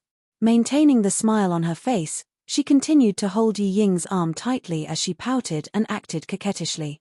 "Mom, you're so biased. None of my friends have ever received a single word of praise from you. Me too, it's been a long time since you've praised me." Did she really think that she could marry into the Du family just by coaxing her mother? She sure knew how to daydream. For some reason, Du Jiari disliked Yi Ying. She had been prejudiced against her since the beginning. Madame Li glared at her daughter who was beginning to misbehave again. Although she said she was glaring, her eyes were filled with affection. "If you were half as good as Ying, I would dote on you every day." Even the deputy chief of staff Du joined in. He laughed and said, "Your mom is right. If you were half as obedient as Ying, I would dote on you too." Polite words were enough to be taken seriously. Yi Jifan quickly flattered back. The atmosphere was so pleasant that everyone's faces were filled with smiles. Du Jiari looked at Yi Ying, who was getting more and more uncomfortable, and sighed. "Ying, your arrival has caused my status to plummet. I don't care anymore. I'll leave the important task of making my mom happy to you in the future." The intimate and witty words made the three adults laugh even louder and louder. Yi Ying had no idea what Du Jiari was thinking. Her whole body was bearing the weight of Du Jiari's body. She tried her best to smile naturally and said gently, "Jiari, you're making me happy. It's my fortune to be able to make Madame Li happy. Du Jiari was sometimes cold and sometimes hot. The things she said, the things she did, and the expressions she showed were all different. Her words were obviously sarcastic, but it just made the adults laugh loudly. Yi Ying couldn't help but feel afraid of such a Du Jiari. She couldn't help but feel more envious and jealous. In the face of power, Yi Ying was not as arrogant as she was when facing Yi Qian. Even if Du Jiari was rude to her, she was willing to endure it. After the Du family of 4 got into the car and left, Yi Ying gritted her teeth as she stared at the back of the car. Her fingers were tightly gripping the corner of her shirt as she silently vented her anger. Yi Zhifan, who had appeared out of nowhere, looked at his daughter's fingers, which were fiddling with her clothes. His eyes were dark as he said, "This is Du Jiari's confidence. She dares to do this because she has the ability to look down on you. The reason why you don't dare to talk back is because she has enough reason to look down on your identity. Yi Ying, what does it mean to be above others? A person above others dares to say what they want to say and do what they want to do. Even if others feel uncomfortable, they can only accept it." Yi Ying, whose eyes were red, bit her lower lip tightly. She looked up at her father and reluctantly put down her pride. She gritted her teeth and said, "I know. That's why I can only endure it for now. I can only endure it until I can marry into the Li family." Madame Li was just joking. "Did you take it seriously?" Yi Zhifan's cold voice interrupted Yi Ying's beautiful dream. "What kind of family is the Du family? Are they afraid that they won't be able to find a daughter from a prestigious family to be their daughter-in-law? Yi Ying, stop dreaming. You should think more about how to make use of Madame Li's love to fight for a place in the military. See if it's possible to transfer to a military academy and become an officer with a military rank." Chapter 2107. Yi Ying's beautiful dream had just begun, and before she could get to the right place, Yi Zhifan poured a bucket of cold water on her. Yi Ying almost shed tears. Although she thought it was possible, she did not dare to say it out loud. She could only think about it in her heart. "Go back to your room and have a rest. Get up early tomorrow and wait for the driver sent by Mrs. Li. It's good to go to the Li family early. I think Mrs. Li will introduce you to the wife of the governor who is close to her. As long as you can rely on the Du family, Yi Ying, your marriage will not be too bad." Yi Zhifan did not dare to think about his daughter marrying into the Du family. He only wanted to get Mrs. Li's help. Thinking that Mrs. Li will send a driver to take her to the Du family tomorrow, Yi Ying felt a little better. Yi Ying went back to her room and took a bubble bath. It was not until she went to bed that she found that her phone was out of battery. She plugged it in but did not turn it on. She went to bed directly. Yi Zhifan was afraid that something would happen in the bureau, so he charged his phone and turned it on. As soon as he turned it on, countless text messages beeped. It was either the home phone or Sun Dongqing's phone. There were nearly 30 text messages in total. Yi Zhifan, who seldom received continuous calls, calmly called home. No one answered the home phone, and the phone was turned off. He did not have much patience with his wife, so he ignored it and went to sleep. At this time, Sun Dongqing was sitting in the luxury cabin flying directly to the capital. Other passengers had fallen asleep, but she was not sleepy. She was looking forward to getting off the plane as soon as possible with her eyes wide open. In the car, Mrs. Li was asking Li Yuan about his impression of Yi Ying. Li Yuan did not think much about it, nor was he interested. He just said to please Mrs. Li, "She is not bad. At least she is pleasing to the eye. She is not like the women I have seen before who think they are so great. She seems to have a good personality. She doesn't look like someone who will make trouble." "Mom, it is useless to ask Li Yuan. As long as a woman is beautiful, he will like her." Du Jiari smiled coldly and did not hide her disdain for Yi Ying. "She is not bad looking, but I don't see anything good about her personality. A dog that bites will not bark. People like her are like this. She's not causing trouble because she doesn't dare to cause trouble at my house. She doesn't have the guts." Madame Li had long seen that her daughter was against Yi Ying. Although she didn't say anything, it didn't mean that she didn't know. Hearing her daughter's words, she smiled and looked at her daughter, who had always had sharp eyes. She praised, Your eyes are indeed more accurate than Li Yuan's. Yi Ying doesn't make trouble, but it doesn't mean that she is really weak. Her character is quite gentle. I admire her forbearance. She's also a sweet talker, just like her father. She doesn't give people the impression that she's trying to flatter them. I just feel that she's a little smart. Considering her age, she's quite tactful in dealing with things. She's much better than the girls your brother has dated before. The Deputy Chief of Staff Du, who was sitting at the front, turned his head and said to his son and daughter, "Your mother is very satisfied with her. You two can just go along with what she says. Your opinions don't count. Dad, you've always been on Mom's side. Turn around and look straight ahead. Don't speak, don't interrupt." Du Jiari leaned over and raised her hand to cover half of the Deputy Chief of Staff Du's face. She pushed him back and said, "We'll talk about our own things. Just listen to us." Okay. I won't say anything. I won't say anything. You two continue to talk." The Deputy Chief of Staff Du, whose face was pushed back by his daughter, laughed. He never cared about the things at home. It was enough for him to have his wife. If she said it was good, it was good. If she said it was bad, it was bad. Chapter 2108. Mrs. Li patted her daughter's arm with a smile. "You're so rude. Sit up straight. Don't affect the guards driving." "I haven't finished yet." Du Jiari sat back with a smile and continued to say what she disliked about Yi Ying. "I don't like her very much. It feels like she's pretending. She blushes all night and she's so shy. It's as if I'm so thick-skinned. I don't like her.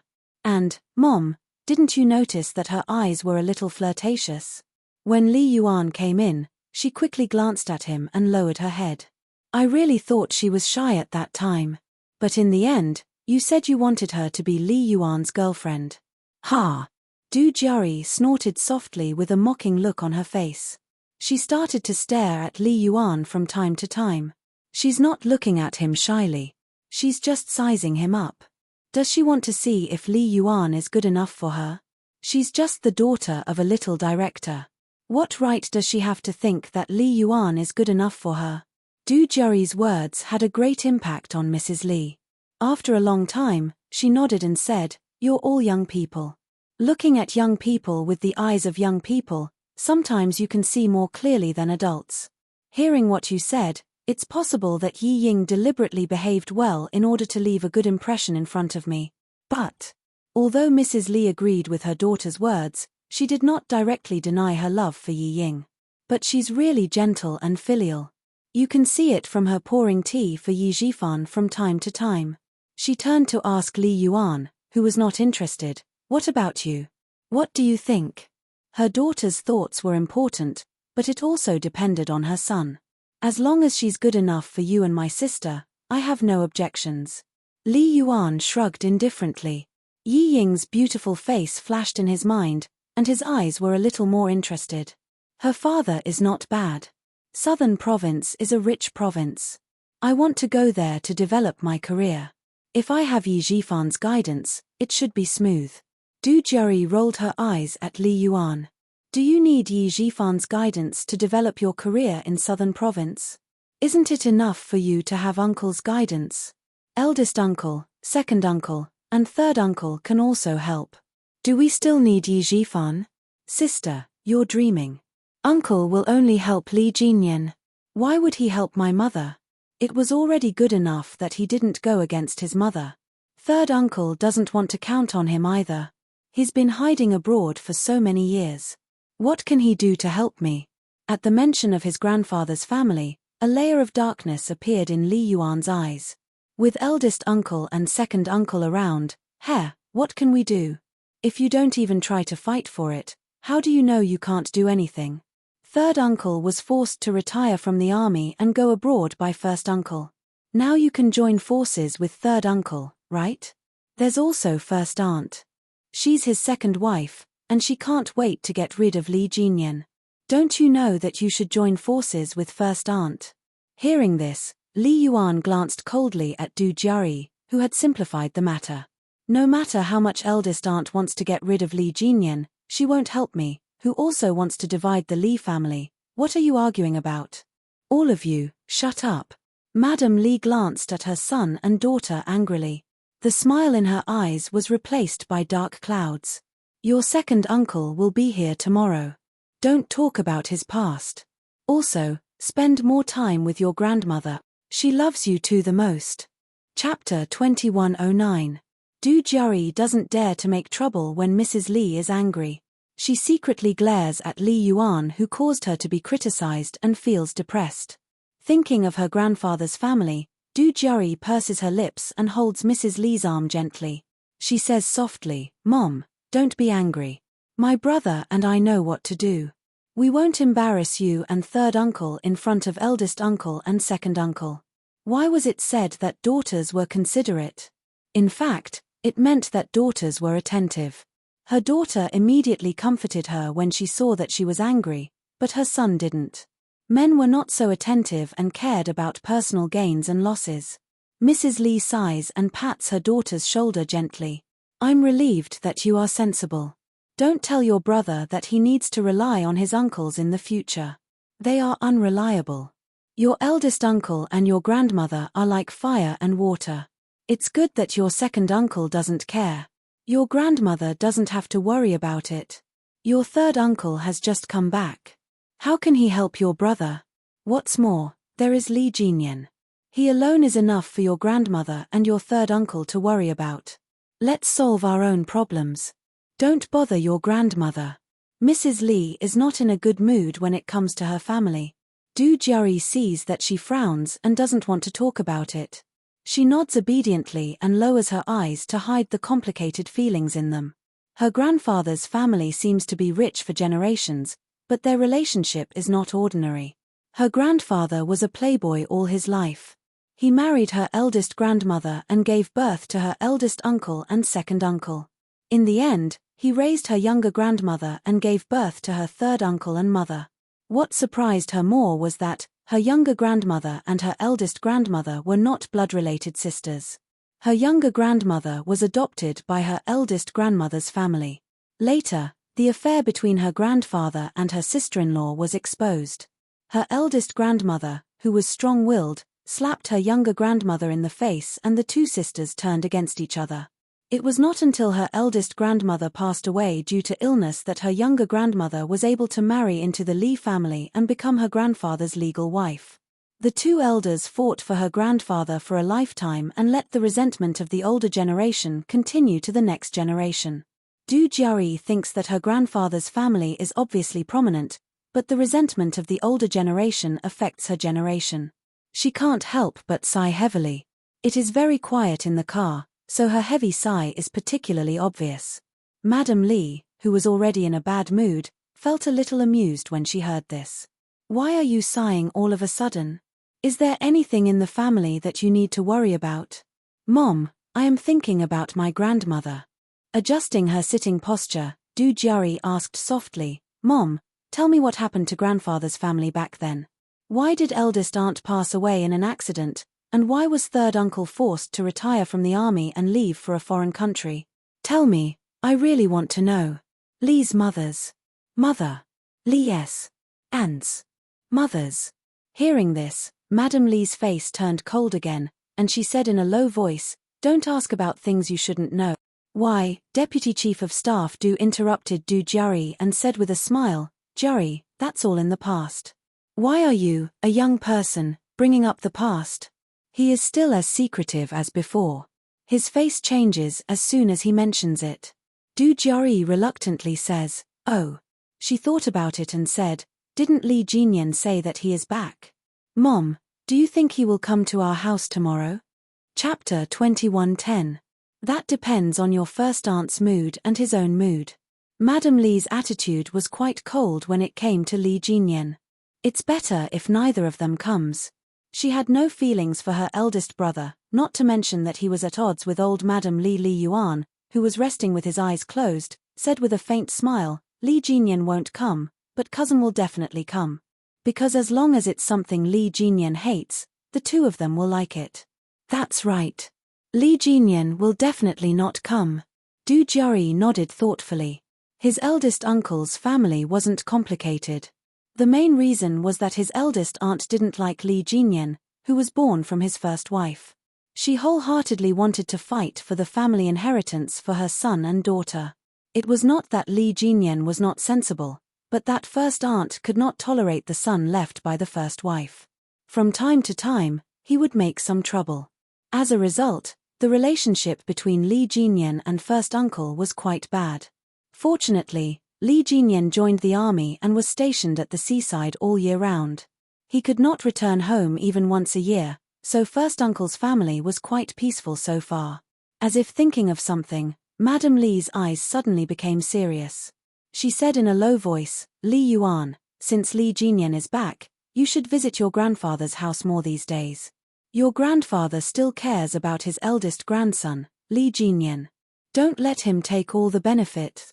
Li Yuan twitched the corner of his mouth and refused. "No, it's boring. Let my sister go. She likes the treasures in grandfather's hands.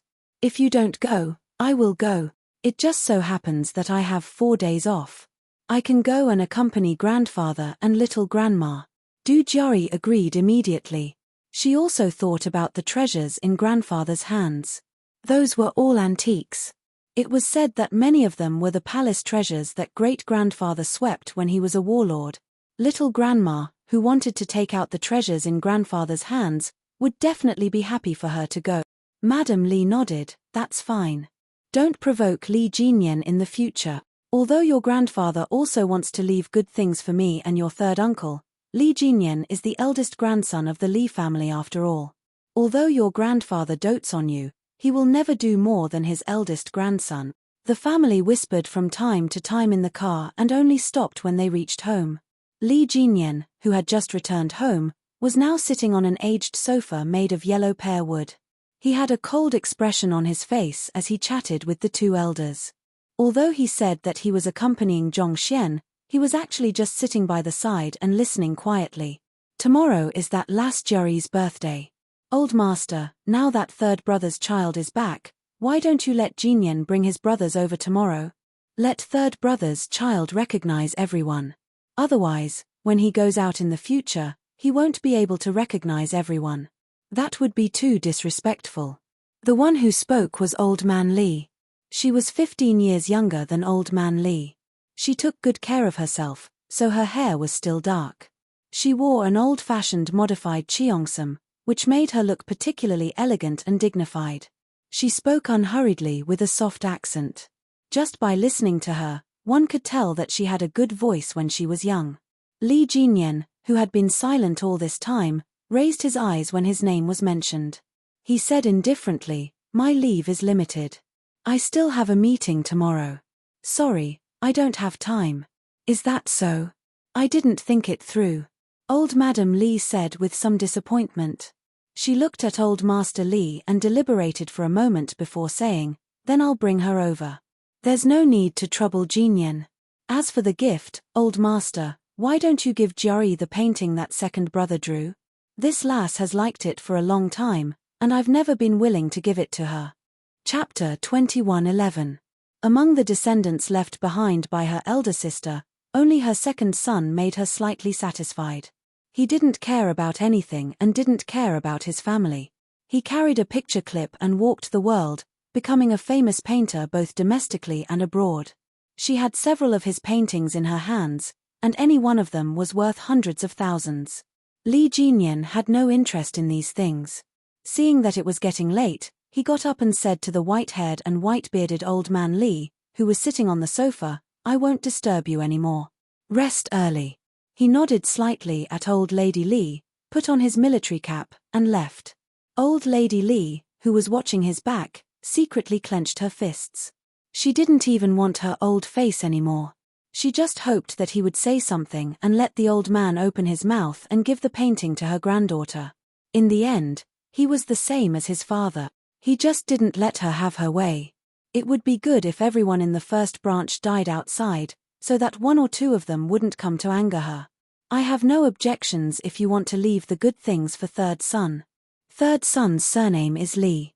No matter who he leaves it for, it will be a descendant of the Li family." Old Man Li's old but strong voice suddenly sounded. Old Lady Li was so shocked that she quickly loosened her fists and quickly adjusted her expression, making every wrinkle on her face appear benevolent. Forget about Jiari. Her surname is Du, and she's not a descendant of the Li family. I will keep the things I give her, but they won't be good things. I won't leave them for her, but I won't treat her unfairly either. Inside the house, the gloomy old Master Li raised his voice as if he wanted someone to hear him. Jinyan is the eldest grandson of the Li family, and is also the most promising one. Naturally, I have to leave the things in my hands to him. And the things I give you, you naturally have to leave them for third son's family. It's just a small birthday. What are you trying to do?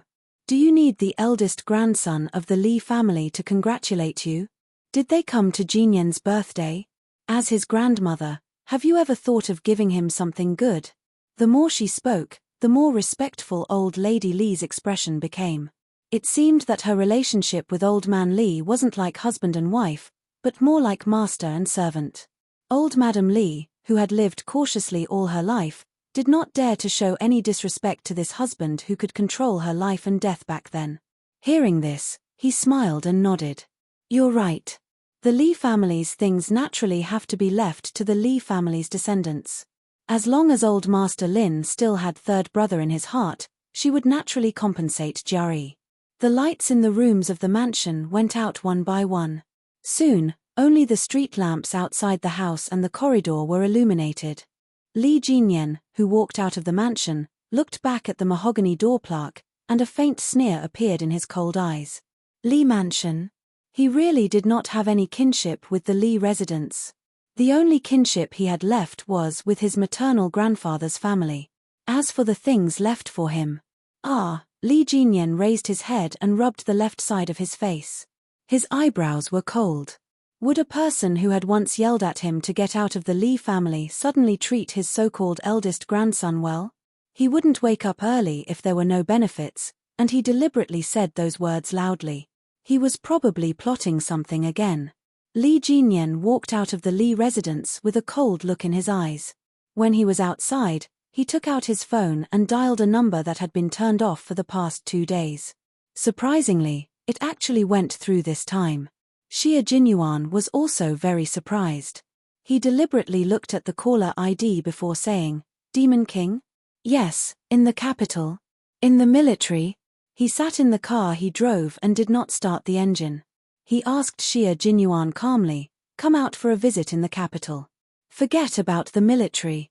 Xia Jinyuan, who was still in the military, smiled and said, I'm in the capital, but I can't come out for a visit yet. I'm still detained in the military and will only be released in about 2 hours. But if you don't mind waiting, you can wait for me at the military hospital. I still have to go there after I'm done with my work. Chapter 21:12. Li Jinyan was not in the mood to chat with his friends, so he said, I'll wait for you outside the military headquarters. Then he hung up the phone and drove straight to the military headquarters.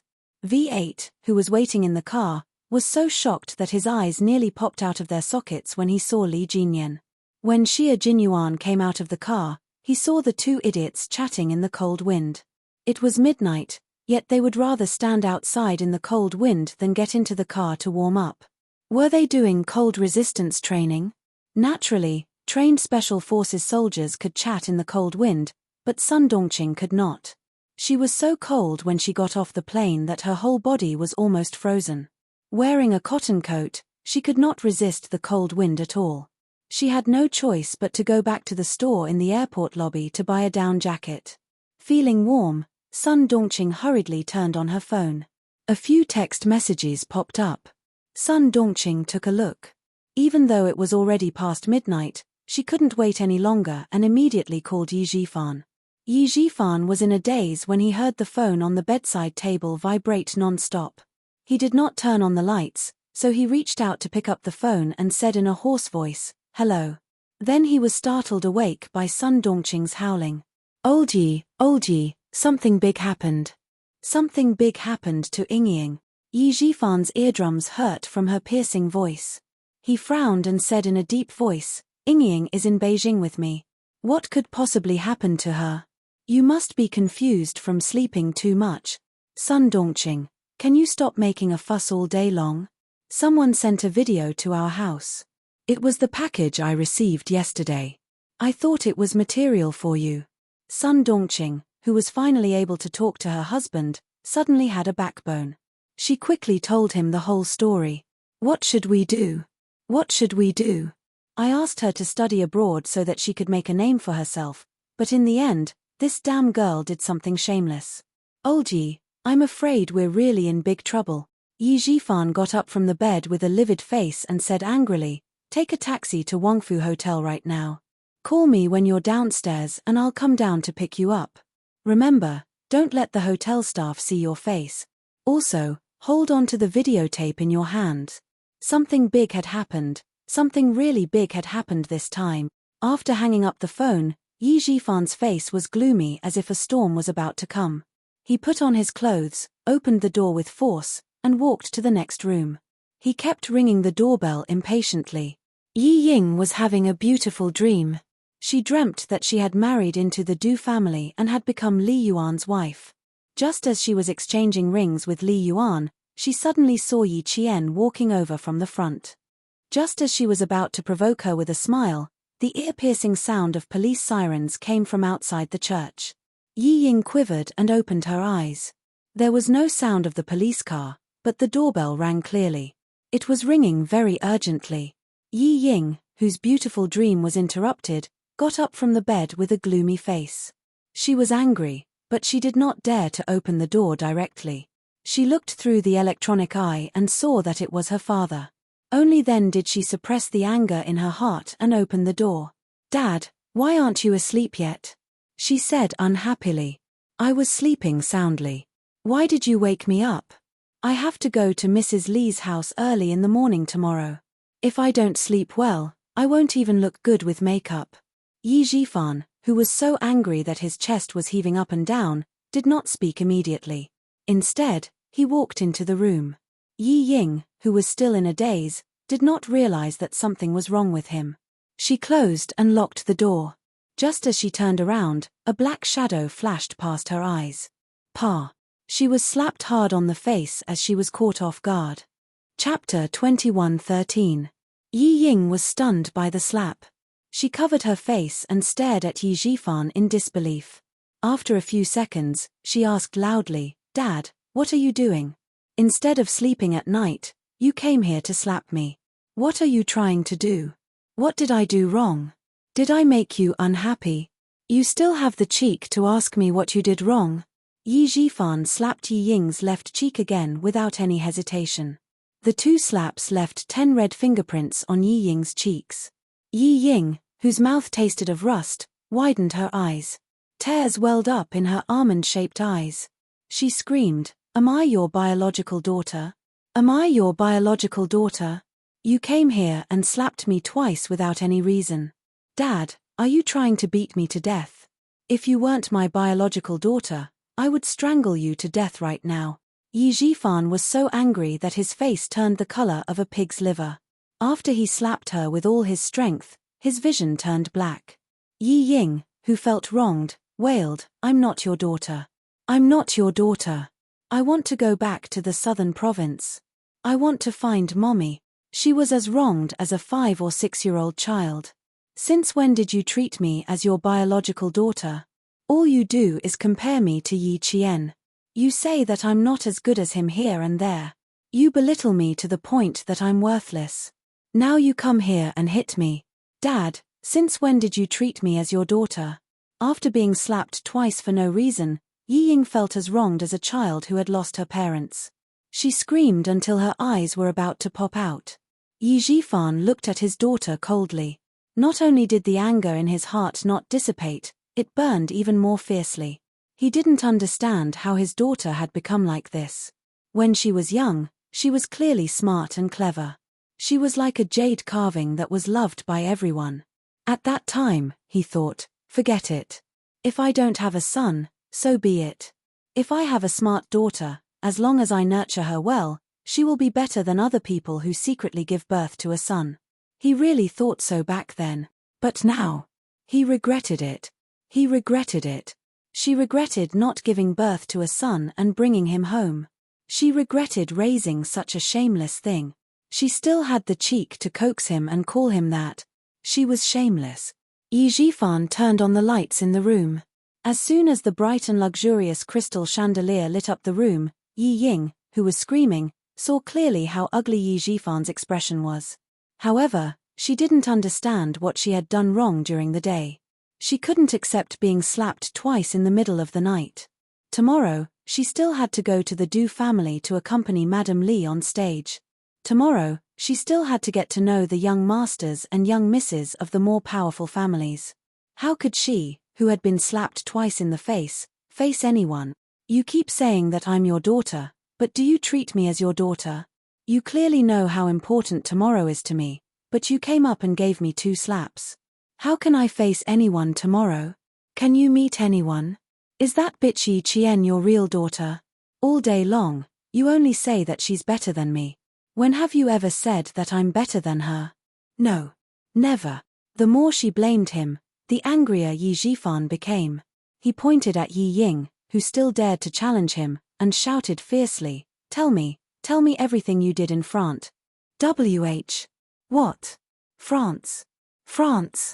Chapter 21:14. Before she could say anything, Yi Ying was shocked when she heard the word France. Her screams stopped abruptly, and her almond-shaped eyes, which had been full of grievances, were suddenly filled with panic. You've been wronged, haven't you? Well, tell me all the nonsense you've been doing in France.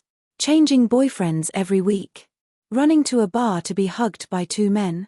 Not going back to the dorm in the middle of the night and going to a hotel with a man. Yi Ying, do you still feel wronged? Don't you think you're shameless? Yi Ying was completely shocked. How could it be? How could it be? It was so long ago. How could Dad know about it?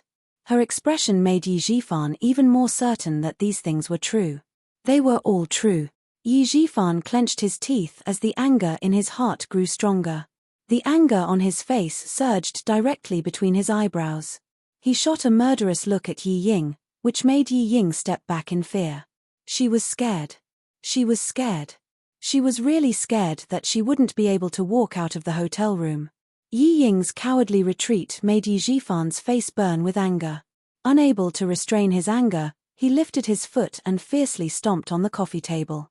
Still not satisfied, he picked up the cups and plates on the coffee table and threw them all at Yi Ying. The first coffee cup hit Yi Ying's shoulder, and the frightened Yi Ying came back to her senses. Then, she saw several cups and plates being thrown at her. Yi Ying was so scared that she immediately covered her head and screamed, "Ah, ah, who told Dad? Who hurt her behind her back?" No, she definitely couldn't admit what she did. That's right, she couldn't admit it. What happened in France was in the past. She even called her ex-boyfriends and told them to be gentlemanly and not to talk about it. They all agreed. As long as they didn't say anything, no one would know. Even if Dad went to investigate, he wouldn't be able to find any evidence. She still didn't know that the biggest evidence was in Sun Dongqing's hands. Now, she was on her way to the hotel. Facing the thunderous anger of Yi Jifan, Yi Ying, who was trembling in fear, shrank into the corner of the cabinet. Her long hair was scattered, her cheeks were red and swollen, and her tears were flowing. She looked really pitiful. This was the first time she had seen Yi Jifan so angry. She was very scared. She clutched her shoulder that was hurt to the bone. Her heart and mind were racing. She had to think of a way. Dad, I didn't. Who did you hear it from? I'm going there to study.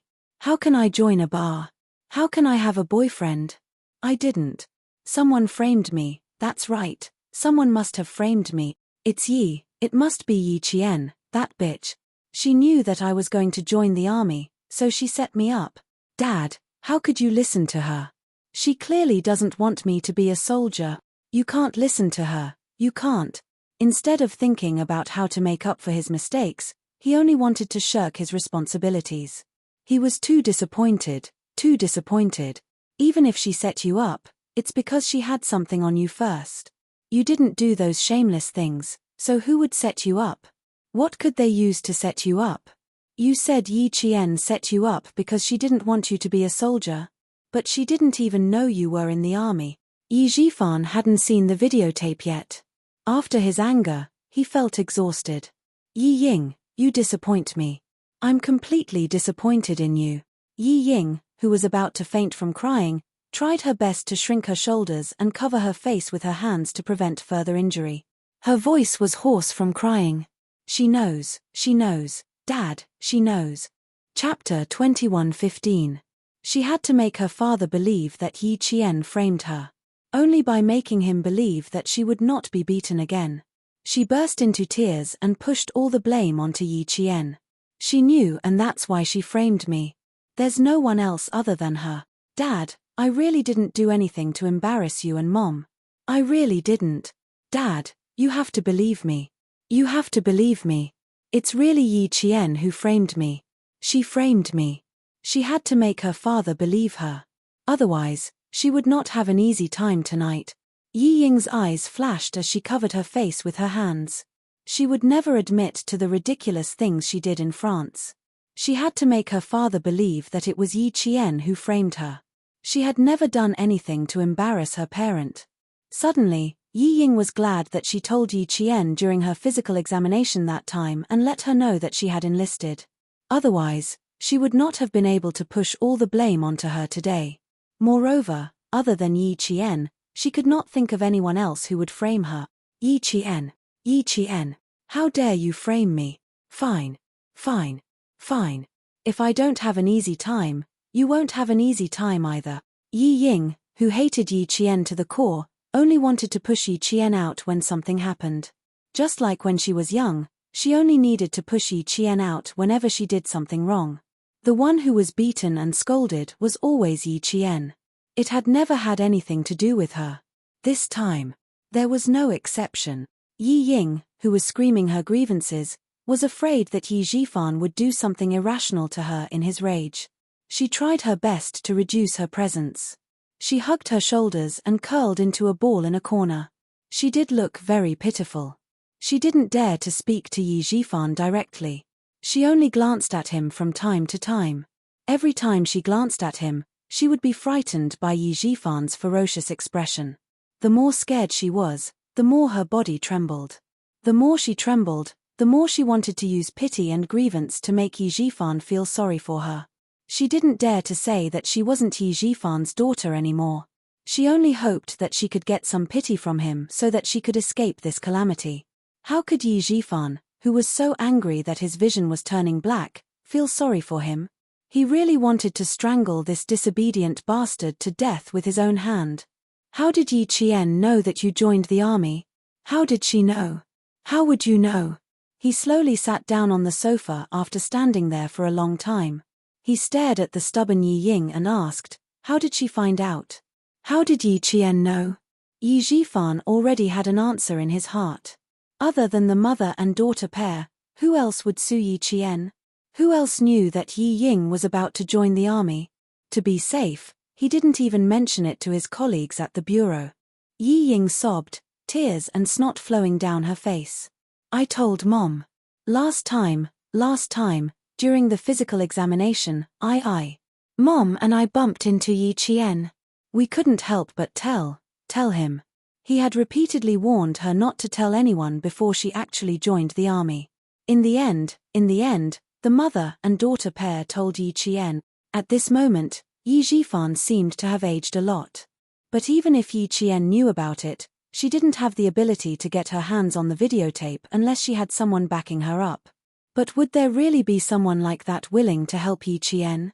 She sent the videotape directly to his home. Did she send it to other places? Did she send it to other people? Or did she send it to his colleagues? What about the provincial government? Chapter 21:16. No, he couldn't just suspect Yi Qian. The most suspicious people should be his political opponents who were trying to sabotage him. Only they had the ability to get their hands on the videotape. However, they weren't trying to sabotage him. They were openly telling him that they had the videotape of his daughter's scandalous deed. If Yi Ying was innocent and upright, why would they try to sabotage her? A fly wouldn't stare at a flawless egg. He had left evidence that could be used against him. Who could he blame? So, you suspect Yi Qian of sabotaging you? Are you trying to tell me that you didn't do anything that would embarrass the adults in France? Yi Jifan's gaze was cold as he asked in a low voice, do you dare say that you didn't do anything that would make you a laughingstock and embarrass you? Raise your head. Look at me and answer. Do you dare say that you were sabotaged? Do you dare to say it? Yi Ying's fingers were trembling violently. She didn't dare to raise her head or say it. However, she had to raise her head and say it. She removed her hands from her face and dug her fingers into her palms.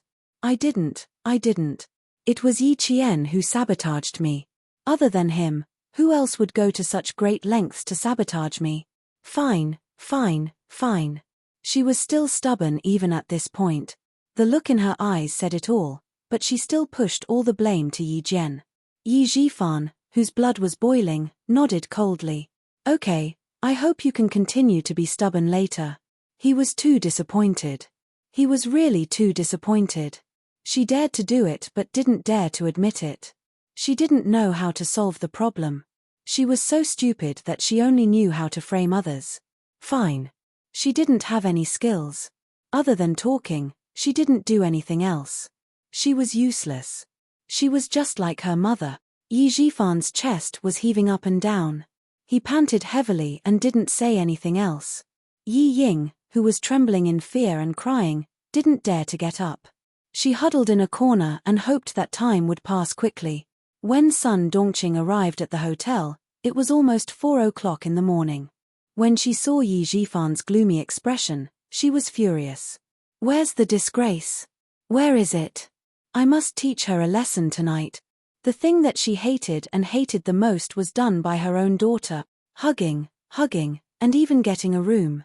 How could she have such a cheap daughter? That videotape was a slap to her face. Her face was burning hot. It really hurt. What a good daughter you've raised. Yi Jifan glared at him and said through gritted teeth, my Ying is the best. Yes, your Ying is the best. This was her goodness. This is the good that you've taught. I've really learned something new. Sun Dongqing was not as protective as before. She rolled up her sleeves and took a step forward. What a disgrace. I'm going to beat her to death today. Yi Ying was overjoyed by Sun Dongqing's appearance. Her eyes, which were red from crying, shone brightly. She cried out miserably, Mom, save me. She got up with disheveled hair and threw herself at Sun Dongqing. Her savior was here. As long as her mother was here, her father wouldn't be able to touch her. What welcomed her was not Sun Dongqing's protection, but 2 slaps that were louder than before. Not just one, but countless slaps, punches, kicks. Sun Dongqing, who was so angry that she had lost her rationality, punched and kicked her. I'm going to beat you to death, you disgrace. Chapter 21:17. Yi Ying, who had never been hit by Sun Dongqing before, was horrified. Compared to Yi Jifan's 2 slaps, Sun Dongqing's was much more violent. Mom. I didn't. It hurts. Mom, stop hitting me. I really didn't. Yi Ying, who was beaten to the ground, bent her body and desperately protected her face and head. She was overwhelmed with horror. How could this be? Why didn't her mother help her? Why? Yi Ying screamed and begged for mercy, but Sun Dongqing beat her even more fiercely. I didn't send you to study abroad so that you could learn to sleep with foreign devils. I didn't want you to be a prostitute. I didn't want you to change your boyfriend every week. I'll beat you to death, you shameless thing. You can live a good life, but you have to humiliate yourself. If you want to find a boyfriend, fine, I won't stop you, but you should find me a boyfriend like Mrs. Li's son. Find a foreign devil to sleep with? Shameless thing, who did you learn this from? Just as Sun Dongqing was about to kick Yi Ying's head, Yi Jifan, who was expressionless, frowned and grabbed his wife who had lost her mind. That's enough. If she continued, she might really beat Yi Ying to death. Sun Dongqing was a barbarian and a shrew. When she lost her mind, she was even more ruthless than Yi Jifan. In this way, Yi Jifan's attitude was much gentler. There was a video recorder in the hotel. Yi Jifan put in the tape. After a while, Yi Ying, who was wearing heavy makeup, appeared in the video. She was intimately dancing with a blonde man on the dance floor of the KTV. After seeing this scene, Yi Jifan, who was so angry that the veins on his temples bulged, closed his eyes. It wasn't a trap, it wasn't a trap. This was to tell him that his daughter, Yi Jifan, was a slut abroad. Yi Ying, who was bruised all over, was completely dumbfounded. How could it be? How could it be? How could these things be recorded into a tape? Who was it? Who was it that messed with her? The image flashed, and it showed her hugging and kissing the golden-haired man dancing on the sofa. The man's hand lifted her shirt and reached for her chest. The image was very clear, as if someone was filming it right in front of her. No, it's not like that. Don't look, don't look. All of a sudden, Yi Ying rushed up like a madwoman. She was so flustered that she was out of her wits. She tried to take out the tape from the VCR and destroy it. The more anxious she was, the more confused she became. The more confused she was, the more she couldn't take out the tape. She screamed in panic, picked up the VCR, and threw it against the wall. No, no, she didn't do those things, she didn't. The noise was so loud that it woke up the guest in the other room. Soon, the hotel staff and the lobby manager arrived. Because of this guest, Yi Ying did not continue to be beaten up by Sun Dongqing. After explaining and sending the lobby manager away, Yi Jifan sat on the sofa and said coldly, "You don't have to go to Miss Du's birthday party tomorrow. You don't have to join the army. I'm going to book the tickets now. You go back to Shuiku village tonight." "No, I don't want to. I don't agree." Yi Ying screamed, "Mrs. Li likes me so much that she wants me to be her daughter-in-law. I must go tomorrow." She crawled to Sun Dongqing on her knees and hugged her feet. She cried until she was out of breath and begged, "Mom, please persuade Dad. I must go to Mrs. Li's house tomorrow." Chapter 21:18. Scared, Yi Ying was scared. Even Sun Dongqing, who loved her the most, had hit her. Yi Ying was scared. She didn't know why she was so sure that she had done something shameful in France. It was as if she had seen her ridiculous life when she was studying abroad. She couldn't accept her fate. She wouldn't accept her fate so easily. She had to convince her mother to stand by her side. She had to convince her. Yi Ying was also a character. She could always find all kinds of excuses to make herself feel at ease and comfort herself when she was in a desperate situation. She could also shamelessly think that she had done nothing wrong and that it was all the people who wanted to hurt her who were wrong. The videotape, it didn't matter. Who hadn't been young and frivolous? Who hadn't lost themselves? Li Yuan, just like Li Yuan. He was also studying abroad. She didn't believe that he hadn't had a few girlfriends. Hugging Sun Dongqing's legs, Yi Ying felt like she was hugging a piece of driftwood that wouldn't let her drown. With a red and swollen face, she kept saying, "Didn't you say that if I wanted to find a boyfriend, I should find a boyfriend like Mrs. Li's son? I have a chance. I really have a chance. Mom, Mrs. Li really said during dinner that she wanted me to be her son's girlfriend. It's true. I didn't lie to you. I didn't lie to you. I want to go. I must go. If I don't go, I won't have a chance. Mom, I'm begging you. Please help me. I'm your daughter. You love me the most. Please help me. Please help me." She begged bitterly. She couldn't go back. It was really over if she went back. Dad would definitely not care about her anymore. He would definitely have another child and raise another child well. She could only stay in the mountains for the rest of her life and become a joke. I admit that I didn't behave well in France, but it was all the same. I had no choice. I really wanted to study when I went there, but everyone was playing together. If I didn't join in, they isolated me and said that I was pretending to be noble. They even blocked me. Mom, I was scared. You and Dad threw me abroad and thought that I would have a good life. Wrong, it was all wrong. I was scared. I was really, really scared. But what could I do? When I didn't stay with them, they ganged up on me. Mom, you don't know how scared I was for the past week. They locked me in the toilet, locked me out of the dormitory, changed my shampoo to detergent, and threw my clothes into the toilet. What can I do? I don't want to be bullied. I can only be like them. I was forced. I was forced. She put the bullying incident on herself and made herself the target of bullying. The more Yi Ying spoke, the more she believed that she was forced to do so. Sun Dongqing had never heard of this before. When she heard Yi Ying's words, she was furious. She turned around and focused on the them that Yi Ying mentioned. Why didn't you tell us? My daughter, they are forcing you to your death. Looking at her daughter whom she had doted on for 20 years, Sun Dongqing, who had beaten and scolded her, felt her heart soften.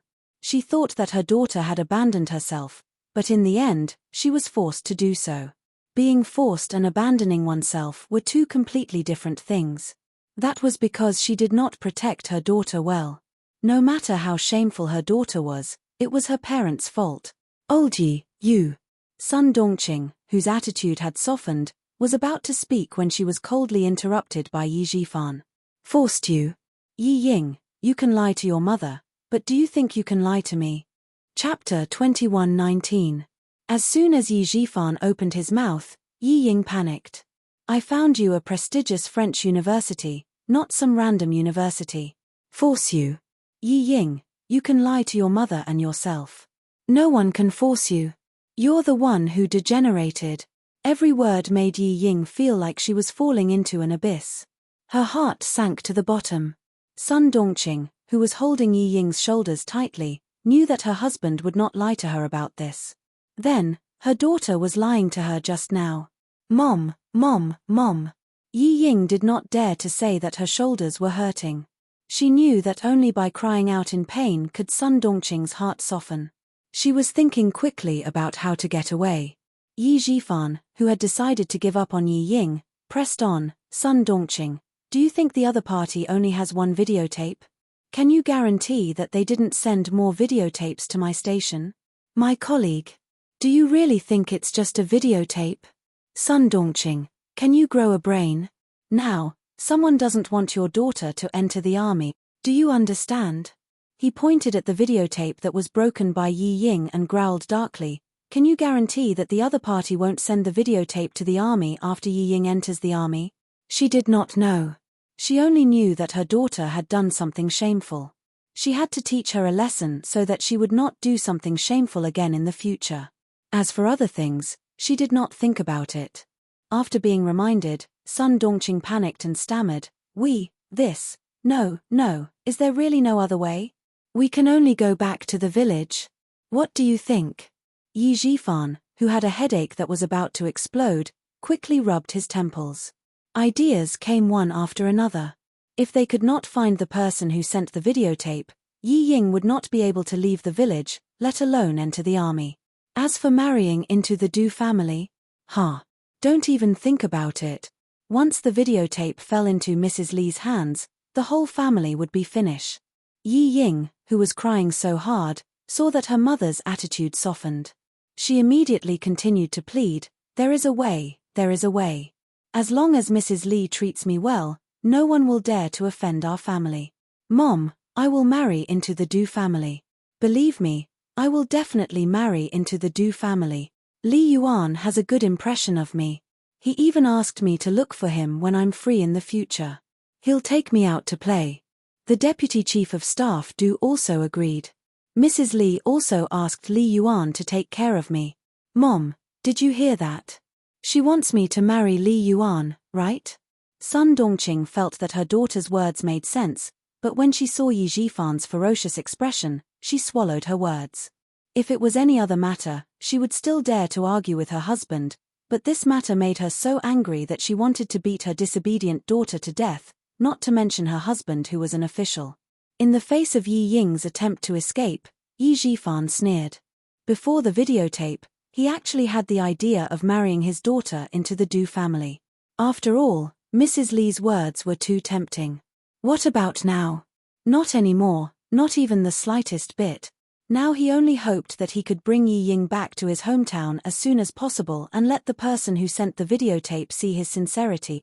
Sun Yaozu's sudden death was investigated by the Southern Province Police as a case of bodyguard kidnapping his employer and murder after failing to extort money. Now it was his family's turn to be unlucky. It was possible that someone was targeting him and did not want him to continue his career. They wanted to kill him completely. Chapter 21:20. If his daughter was useless, he could find another surrogate, but he could not lose his position.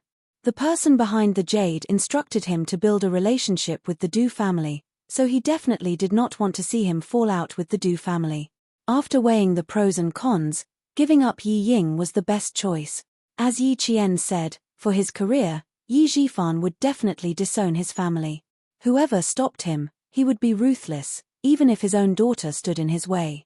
Yi Zhifan, who had made up his mind, said coldly, "Mrs. Li has a good impression of you." Yi Ying, you think too highly of yourself. If you sent the videotape to Mrs. Li's house, what do you think will happen to you? Yes, Mrs. Li did reveal that she wanted her son to marry you, but did you live up to her expectations? No. You left such a big weakness for others to use against you. This is a bomb that will blow up our whole family and make us lose everything. If we did not have a relationship with the Du family, this videotape would at most make our whole family lose face. But now, once Mrs. Li watches the videotape, she will not let you go, and she will not let me go. Sun Dongqing, if I am finished, my whole family will be finished. The power of the last sentence was no less than a bomb thrown into Sun Dongqing's heart, blowing away her stupidity and miraculously understanding the predicament in front of her. Now that she had completely understood what Yi Ying meant, she howled and punched Yi Ying's shoulder hard. What sin have I committed to give birth to such a disgraceful thing like you? It is not easy to find a general's wife who likes you. You actually. Sun Dongqing, who was sad from the heart, punched Yi Ying and then punched her own chest hard. Her heart was so painful. Such a good opportunity, gone again. Seeing that her father would not help her, Yi Ying, who was desperate, cried and got up. Mom, don't be angry, I was wrong. She hugged Sun Dongqing and suddenly said in a low voice, Mom, if you don't help me, Dad will not want you, and he will not want me. Sun Dongqing, whose body suddenly stiffened, heard her daughter say, Dad is only in his early 40s, the golden age for men. As long as he wants to have children, with his official position, there are many young and beautiful women who want to give birth to his children. Mom, you must help me go to the Du family. I can't be fooled by Dad. He didn't want me to go because he was afraid that he would offend the Deputy Chief of Staff Du. Madam Li likes me. Mom, I'm confident that I can win her heart. I'm also confident that Li Yuan won't be able to run away. Tomorrow is my last chance. If I miss it, Mom, both you and I will be abandoned by Dad. Don't say that Dad doesn't dare, he dares. I can't compete with you over Dad. Mom, you can't compete with him over what he wants to do, and neither can I. So, I'm going to take a gamble. If we win the bet, we win. His words touched Sun Dongqing's heart.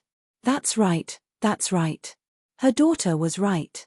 Once the mother and daughter returned to Shuiku village, everything would be over. They would become the laughingstock of the entire village. But what should he do? She didn't have any other ideas and could only let her daughter figure it out herself. The mother and daughter hugged each other. Yi Zhifan, who had a splitting headache, didn't say anything else.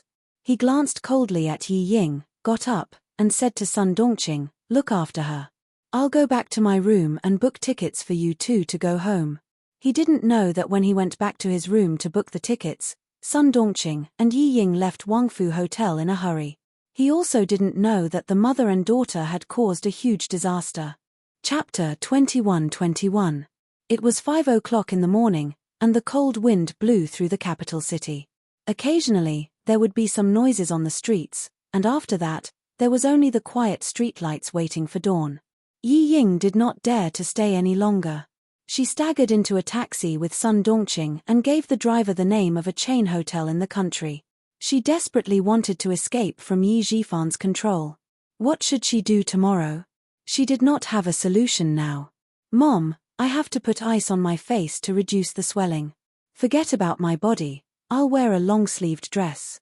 Yi Ying quickly spoke to Sun Dongqing in dialect after getting into the taxi. What should she do next? She did not have a solution now. She had to go to the Du family and attend Du Jiao's birthday party first. Then, she took out her phone and quickly sent a text to Li Yuan. The text basically said that her mother was worried and came over. She did not know why she quarreled with her father. She failed to stop them and was accidentally injured. In short, she tried her best to explain the injuries on her body and face. Sun Dongqing glanced at the text and saw that she was a little embarrassed. Her expression made Yi Ying narrow her eyes. Deep resentment flashed through her swollen eyes. Not only did she hate Yi Jifan, but she also hated Sun Dongqing. Sun Dongqing, who was wrapping ice in a towel, did not notice and said, "How could I not know that Mrs. Li really wanted you to be her daughter-in-law? When I saw the videotape, I was so angry that I almost fainted. Ying, whether you were forced or not, you did such a thing." Speaking of the videotape, Sun Dongqing was angry again. She pressed the ice in her hand on Yi Ying's face. With this videotape, even if you really marry into the Du family in the future, you will still be on tenterhook. Mom, why do you keep looking at the past? Do you think everyone is clean? They are all the same. Li Yuan is still studying in the United States, which is a very open country. The number of girlfriends he had could fill several buses. Can you stop talking about it? Seeing her bruised face in the mirror, Yi Ying was irritated. If you keep thinking about the past, why don't you quickly reduce the swelling on my face? When I marry into the Du family, you can just enjoy life with me. It had to be said that Yi Ying was very good at coaxing Sun Dongqing. Sun Dongqing, who originally wanted to strangle Yi Ying to death, was busy getting ice cubes for Yi Ying and spraying anti-inflammatory and pain-relieving spray for Yi Ying. She was so busy that her heels didn't even touch the ground. Li Jinyan was also running around. He didn't expect that he would become Xia Jinyuan's errand boy when he arrived at the hospital. There were examinations, forms, stitches, and medication.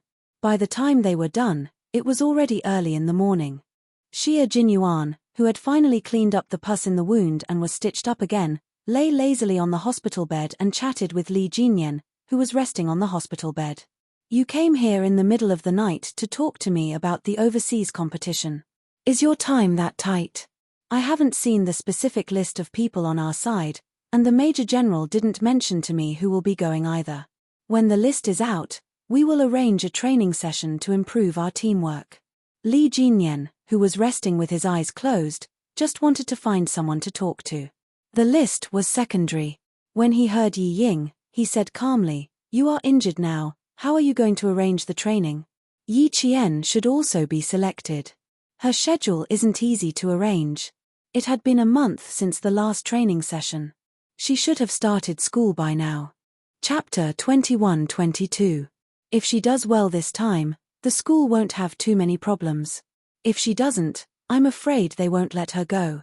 After all, the school doesn't know what she's training for. After Xia Jinyuan finished speaking, he thought for a while and said, "Actually, you can say that she's training for the competition. The National University of Science and Technology often sends students to participate in the competition. She can do it too. I'll call you later to ask about the situation. You should know about Yi Qian's results." When they talked about the military, Li Jinyan's slightly depressed mood suddenly became a lot more cheerful. After resting for a while, he got up, straightened his military uniform, and said calmly, "Rest well. I'll go to the military headquarters for a meeting."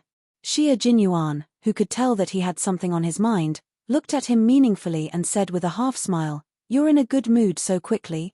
Are you sure you don't need to talk to me anymore so that I can talk to you? Talking to Yi Qian can indeed improve my mood quickly." Faced with his comrade's teasing, the handsome and cold Li Jinyan calmly replied. That one sentence made Major Xia choke in his throat. After he calmed down, Major Xia smiled and said, "Major Li, Yi Qian is my girlfriend." "You're late. So what if she's your girlfriend?" "She's also my comrade." "Ha, she's also my comrade. She's both my girlfriend and my comrade." Major Xia, who was now the boyfriend, calmly responded to the sudden provocation, "You're not interested in stealing your comrade's girlfriend. He was indeed not interested in being immoral, but Li Jinyan looked at his former opponent, who was now his comrade, and sneered, "Didn't I tell you before? Yi Qian gives me a familiar feeling. Major Xia, wait for me to check it out. When the time comes, it'll be hard to say what your identity and mine will be. Check it out." Xia Jinyuan's smile did not fade, but his eyes darkened. He said in a deep voice, "Devil, Yi Qian's situation is a little special. What do you want to check?" "The situation is a little special." Li Jinyan, who was about to leave, sat back on the bed and asked coldly, "What happened? What I'm investigating here, could it possibly affect her?" His eyes suddenly turned cold and sharp as he said, "Or do you know what I'm investigating? Someone is investigating it too." This time, it was Xia Jinyuan's turn. His eyes suddenly turned cold and sharp. He stared at Li Jinyan, and even his voice was frosty. "Devil, what did you find out about Yi Jian? He was a major and a marine. What right did he have to investigate Yi Qian? Check the relationship between Yi Qian and my family." Since it was related to Yi Qian, Li Jinyan did not hide anything. "I want to know why I feel a sense of familiarity with her. The relationship between the little fox and the Li family?"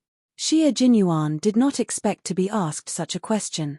He could not help but chuckle. How could she be related to the Li family? The Li family used to be a warlord. Yi Qian's family has been farmers for 3 generations. How could they have anything to do with you? Knowing that no one was investigating the same thing as him, the sharpness in Li Jinyan's eyes gradually disappeared. "That's why I want to check it out."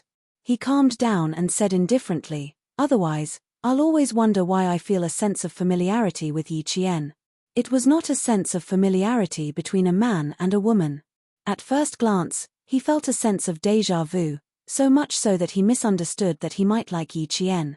When he found out about the relationship between Xia Jinyuan and Yi Qian, he did not feel sad, nor did he feel jealous.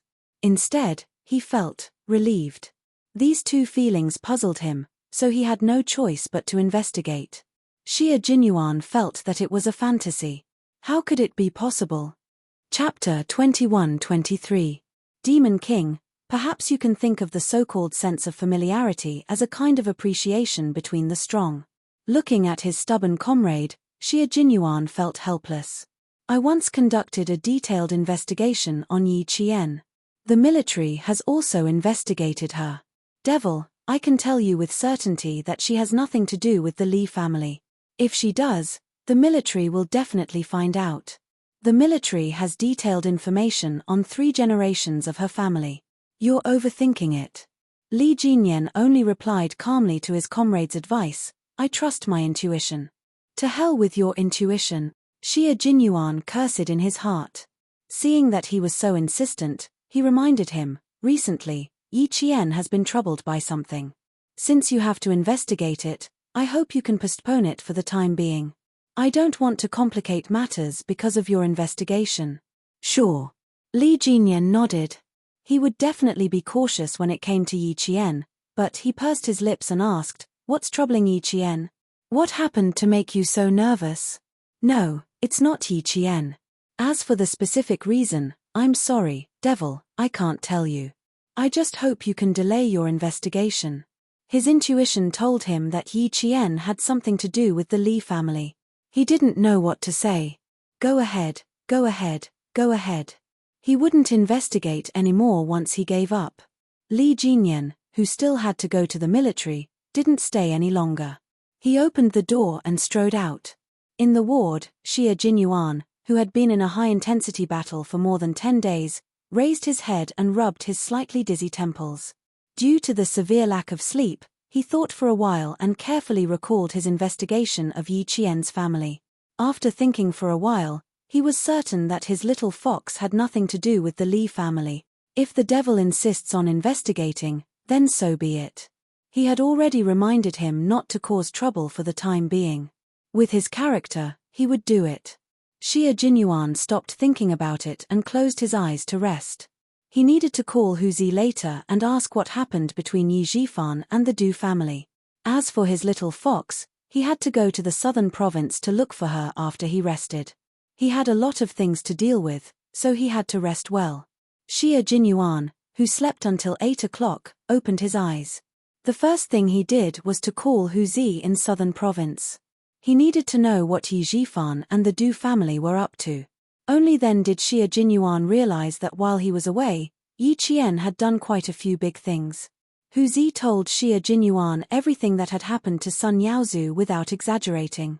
First, he shot Sun Yaozu's eyes with a glass shard. Then, he brought him to the mountain and dealt with him. I didn't do anything. Other than cleaning up the mess for her and getting rid of the foreign bodyguards that Sun Yaozu had illegally hired and framing him, the rest is the Southern Province Police's job. Xie Jinyuan did not react much when he explained everything that had happened in a few words. He was fine as long as his little fox was fine. She would not make a move easily. Once she made a move, she would definitely have to make a move. It was fine as long as she was fine. The second thing was the videotape. Xie Jinyuan was even more relieved. Although Little Fox did not directly tell Hu Zi how she was going to deal with the backup tapes, he could guess it based on his understanding of her. Yi Zhifan would definitely receive one copy. One copy would most likely be sent to Madame Li because she wanted to cut off Yi Ying's escape route. The other copy would be from the military? His old man Xie? Both were possible. Chapter 21-24. The Deputy Chief of Staff Du had used his power for personal gain to send Yi Ying into the military and even sent her to the Beijing Government Arts and Crafts Regiment. It seemed like the Deputy Chief of Staff Du was very confident in himself and believed that there would be no problems with what he did. Yi Ying entering the military would not only make Yi Zhifan's political career more difficult, but it would also be evidence for him to deal with the Deputy Chief of Staff Du in the future. If he wanted to blow up the matter and make Yi Zhifan a target of the Du family, he would have to tell Little Fox to endure for a few more days until Yi Ying entered the military and Mrs. Li saw the videotape. At most, she would have to endure for another 10 days. Your girlfriend is very good at taking care of herself. Lao Liu, you have good taste. Take good care of her and your future will be exciting and fulfilling. You can also rely on each other and won't make a scene because of your career. Hu Zi's mentality was becoming more and more peaceful. It was probably because he had experienced so much and lost so much that he realized that life was actually just two people relying on each other and slowly living the rest of their lives. Xie Jinyuan knew what kind of person he was talking to in the past. When he heard this, he raised his eyebrows and said, "You look like a loving father. How many months is my sister pregnant?" In front of Xie Yiwei, Hu Zi, who had restrained his anger, sighed. "Why don't you believe that I've really changed? She's pregnant for a month. Ha ha ha, good news. I have to be a loving father. I'm already in my 40s and I have a child at an old age. If I don't learn to be a loving father, your sister will sharpen a kitchen knife in the middle of the night and warn me." Hu Zi had been in the underworld for more than 20 years and had been a mafia boss for more than 10 years. Even if he had washed his hands in a gold basin, the anger in his bones could not be washed away in such a short time. However, he was willing to give up for the person he loved and cultivate for the sake of the little life that was about to come. From his appearance, he was no longer as ruthless as he used to be. At least, when Yi Qian saw him, he almost thought that he had the indifference of sitting in the bamboo forest and looking at the clouds calmly.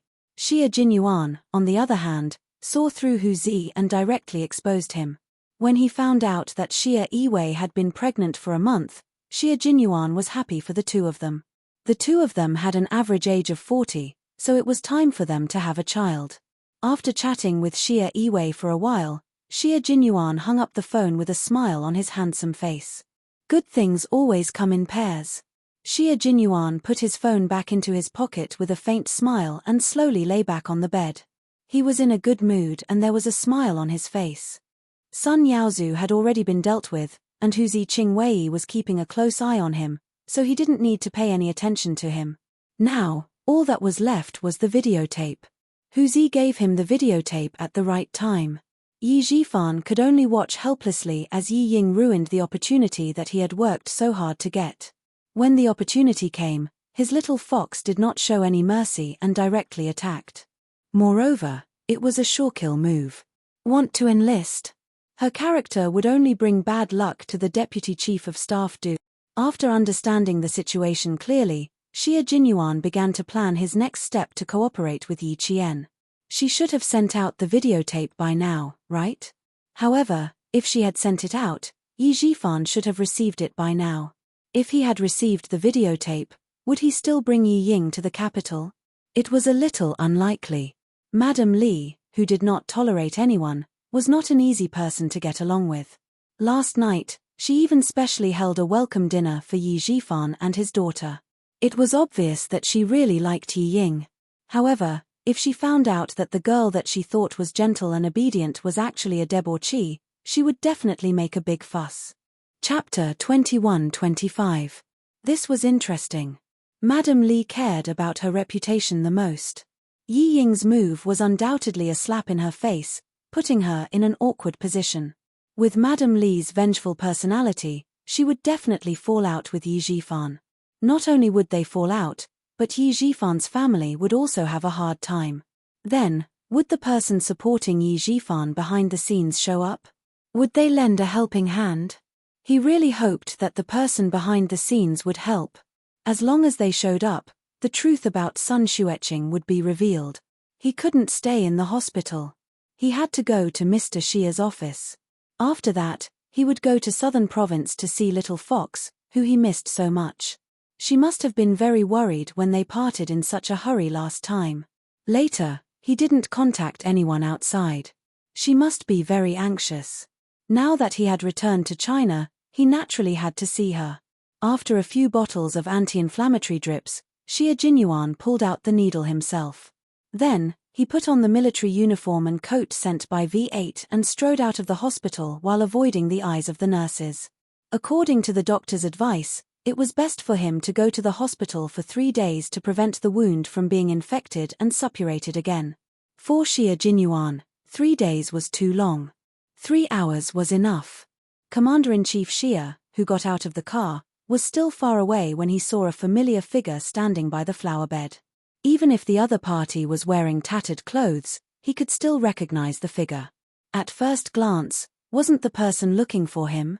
You're so capable. Stay in the hospital for 3 days. You'll come out in 3 hours. Aren't you afraid that you'll faint on the way? When father and son met, they would start by insulting each other. Commander-in-Chief Xie frowned a little. He took off his military cap and put it on the desk. He stared at the boy who didn't listen to the doctor's advice and said coldly, "Why didn't you stay in the hospital?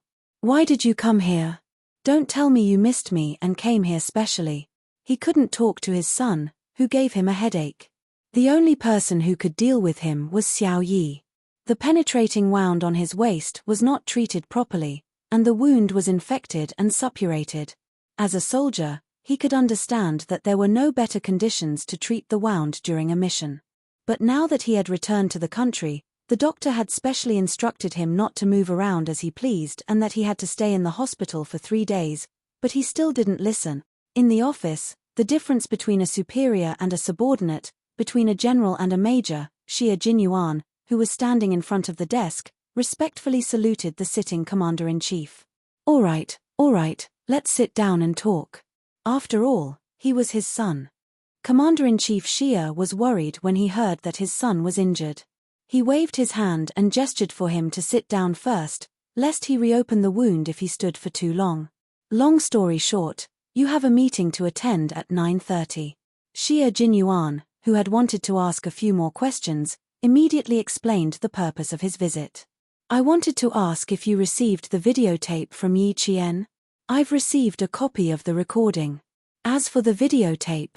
Wait a moment. Commander-in-Chief Xie saw that his son's expression was cold, so he took the intercom and asked the clerk, check if there are any mails from Southern Province. If there are, send them to me now.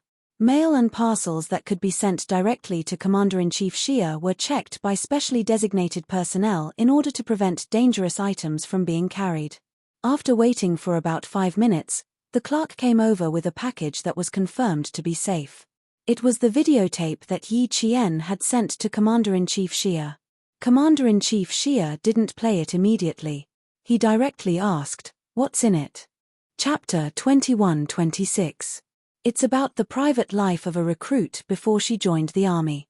This recruit was diagnosed with a heart condition in junior high school, and it was recorded in her personal file. On the day of the college entrance examination, she framed Yi Qian for cheating to avenge her personal grudge. After an investigation by the Education Bureau, this recruit was banned from taking the college entrance examination for 5 years. In less than half a year, this recruit suddenly joined the army again, and it was very likely that she would enter the Beijing Government Arts and Crafts Regiment. The person who helped her to join the army was none other than Deputy Chief of Staff Du Xiajinyuan, who was reporting seriously, glanced coldly at the videotape.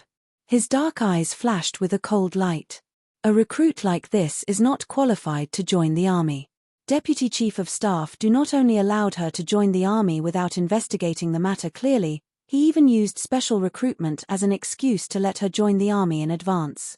Commander-in-Chief, if this person really joins the army, once her private life and past actions are reported by the media, our army's image will be seriously damaged.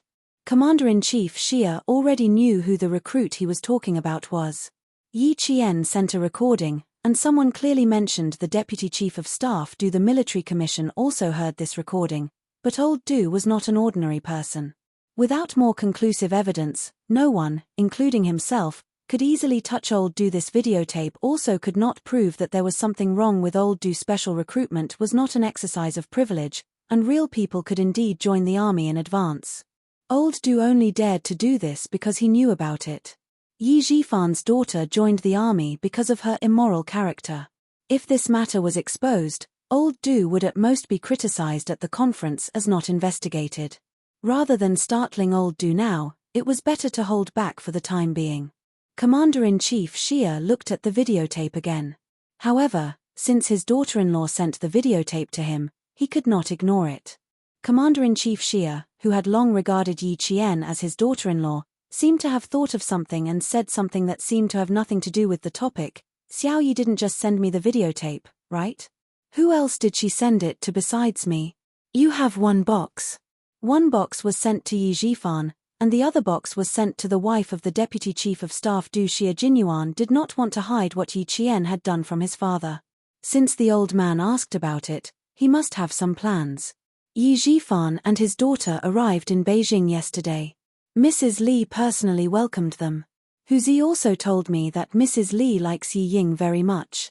Xiajinyuan paused for a few seconds to add on. Commander-in-Chief Xia looked at him thoughtfully for a moment and said, "This recruit hasn't joined the army yet, right? Let's talk about it after we enlist." Xiajinyuan raised his eyebrows. Since the old man said so, it meant that the father and son had the same idea. He wanted Yi Ying to enlist because he wanted to anger Mrs. Li so that she could settle the score with Yi Ying and Yi Zhifan for deceiving him. Mrs. Li was famous for her ruthlessness. Every military and political family in Beijing knew about it. Old man Xia knew that the videotape and Yi Ying joining the army would not make the Deputy Chief of Staff do anything, but he still let Yi Ying join the army first. It was obvious that he had the same idea as him. He smiled and joked, "Yi Qian hasn't even married into our family, Xia, and you're already protecting her. I must tell her how much you care about her." Commander-in-Chief Xia did think so. Yi Zhifan was in politics. He could not reach out his hands, so he would let Mrs. Li, who liked to reach out, do it. After losing so much face, old Du's wife would not let the matter rest. Chapter 21-27. If I don't take good care of Xiao Yi, I'm really afraid that another guy with foresight will snatch him away from you. Commander-in-Chief Xia didn't spare any effort to attack his son. In exchange, Xiajinyuan looked at him indifferently, so Commander-in-Chief Xia didn't mention it. Yi Qian trusted him, and he trusted Yi Qian. If he said too much, the two of them would laugh at him. Well, his son was much more reliable than before, so he shouldn't worry too much. As long as Major General Yang mentioned him, he would add, "Commander-in-Chief, it's all thanks to your hard work back then that Xiajinyuan became what he is today." In fact, he only did it twice back then, and Major General Yang happened to meet him both times. As for what Xiajinyuan is today, to be honest, it was all because of Xiajinyuan's own hard work, and it had nothing to do with him. Now that he had found Yi Qian as his girlfriend, he probably didn't need to do anything in the future. The two of them could solve their own problems by themselves. But now that he could help, he would naturally help. As for old Du, you and Yi Qian are not allowed to interfere. Now, we should focus on investigating Yi Qian's mother, Marta's son Xueqing. Commander-in-Chief Xia felt that the most important thing was not to bring down Yi Zhifan, but to investigate Marta's son Xueqing. On the third day of the new year, the military commission asked Yi Qian to come to Beijing. The words military commission made Xia Jinyuan's eyes turn cold. Why did they ask her to come? One of Marta's son Xueqing's comrades with the surname Cai, who is now the director of a city's public security bureau, is also investigating. He returned to his original unit to take some of the information from the investigation back then. Coincidentally, the military was also retrieving the original information, so they found this director. For the sake of caution, the military asked Yi Qian to come to the military commission to find out how much she knew about Marta's son Xueqing. Yi Qian was very calm. Originally, the military commission wanted to test her, but she directly told Colonel Tan, who was talking to her, that she suspected there was a problem with Marta's son Xueqing's sacrifice. She suddenly spoke so bluntly that Senior Colonel Tan, who was questioning her, almost lost his cool. Hearing this, Xia Jinyuan laughed. That's right. His little fox didn't like to beat around the bush, especially in front of the military commission, who was investigating Marta's son Xueqing. The military disciplinary committee was not an ordinary place. Hiding it would be counterproductive. It was better to say it directly and let the head of the military disciplinary committee see her unreserved cooperation. When Commander-in-Chief Xia thought about what happened that day, a faint smile appeared on his serious face. But soon, he put away his smile and continued to be serious when facing Xia Jinyuan. The military takes Yi Jian's matter very seriously. Now, everything is on the right track. You should remind her not to act rashly so as not to ruin her future. Yi Zhifan's case has been investigated by the Discipline Inspection Commission. According to the current information, there are a few minor problems, but there are no major problems for the time being. Don't worry, it's only been 10 days. We don't expect to find a big problem immediately. Give the military commission some time. The military commission, and the military commission acted quickly. Little Fox didn't need to do anything. Once the videotape was sent out, they could sit back and watch the storm. Xia Jinyuan was very satisfied with the current situation. Commander-in-Chief Xia frowned when he saw the faint smile on his face. How can you still smile? Hurry up and go back to the hospital. Stay in the hospital for 3 days. Don't move around without my permission. It's a puncture wound, not a scratch. Don't mess around. Chapter 21-28. Sorry to disappoint you.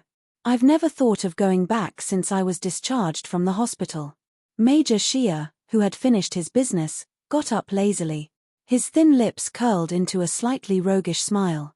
Faced with Commander-in-Chief's military might, he said calmly, I plan to go to the airport and head to the southern province now. I have to see your daughter-in-law first.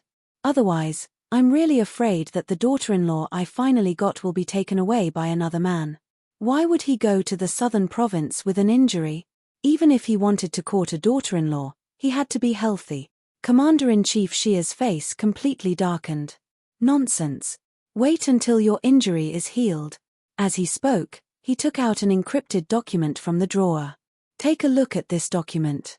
I want to see this document. I also want to go to the southern province. I'm not fooling around with you. When Xia Jinyuan decided on something, especially when it came to Yi Qian, he would not change his mind at all. He calmly accepted Commander-in-Chief Xia's extremely intimidating gaze and unhurriedly opened the document. When he read it, he was immediately amused. I'm not in a hurry. Why is the military in a hurry? This was a document regarding the conferment of military ranks. The document stated, in view of the fact that Major Xia Jinyuan has not responded to the conferment of the rank of Lieutenant Colonel for a long time, we specially request the military to directly overtake Major Xia Jinyuan and confer the rank of Lieutenant Colonel. Commander-in-Chief Xia had never interfered with his son's promotion, but now that the document was in his hands, he had to ask. You should have been conferred the rank of Lieutenant Colonel last July. Why did you delay the conferment? Do you want to learn from the founding generals? You don't want to be conferred the rank? You're mocking me again. Xie Jinyuan took the document. His gaze fell on the bright red military emblem on the cover of the document. His slender fingers gently stroked it. It's not that I don't want to, but I want to slow down a little and wait for Yi Qian to come up. He wanted to wait for Yi Qian to graduate and for her to be conferred the same rank as him. Hearing this, Commander-in-Chief Xia's unfathomable eyes moved a little. His son cherished Yi Qian more than he had imagined, and also knew how to cherish Yi Qian more than he had imagined. Good lad, tough enough. As expected of the offspring of his old family Xia, Commander-in-Chief Xia, who was very satisfied, showed anger on his face. You don't want the rank just because I said so? Do you think it's child's play? From last July to this year, do you still want to drag it out? I'm not dragging. I'm just slowing down. Xie Jinyuan obviously knew that his father was bluffing, but he really had to explain this matter to his father. If nothing goes wrong, Yi Qian will graduate with an Outstanding Student Award and be promoted to captain. And since she started in junior high school, she has repeatedly made military contributions to the army. When she graduates, she can be conferred the rank of major. I'm not in a hurry to wait another 4 years. I'll wait until she graduates. Commander-in-Chief Xia chose not to listen to his explanation. Then it's not up to you to drag it out. The military rank has already been issued, so you have to think about it even if you don't want to. I'll get the guards to send you back to the hospital. Behave yourself. The military rank had to be conferred. How could it be delayed? If he didn't listen, someone else would take care of him. When Commander-in-Chief Xia thought of someone, he was referring to Yi Qian. Xie Jinyuan, who didn't want to confront him, took a step back for the time being. He didn't mention going to Southern Province in the afternoon. Instead, he said that he had something to discuss with Major General Yang and that he would go to the hospital after the matter was settled. Without waiting for the guards to come over, he left under Commander-in-Chief Xia's cold gaze. He really did need to look for Major General Yang of the army. He had to ask which comrades of the Snowfield Brigade had gone abroad to participate in the competition.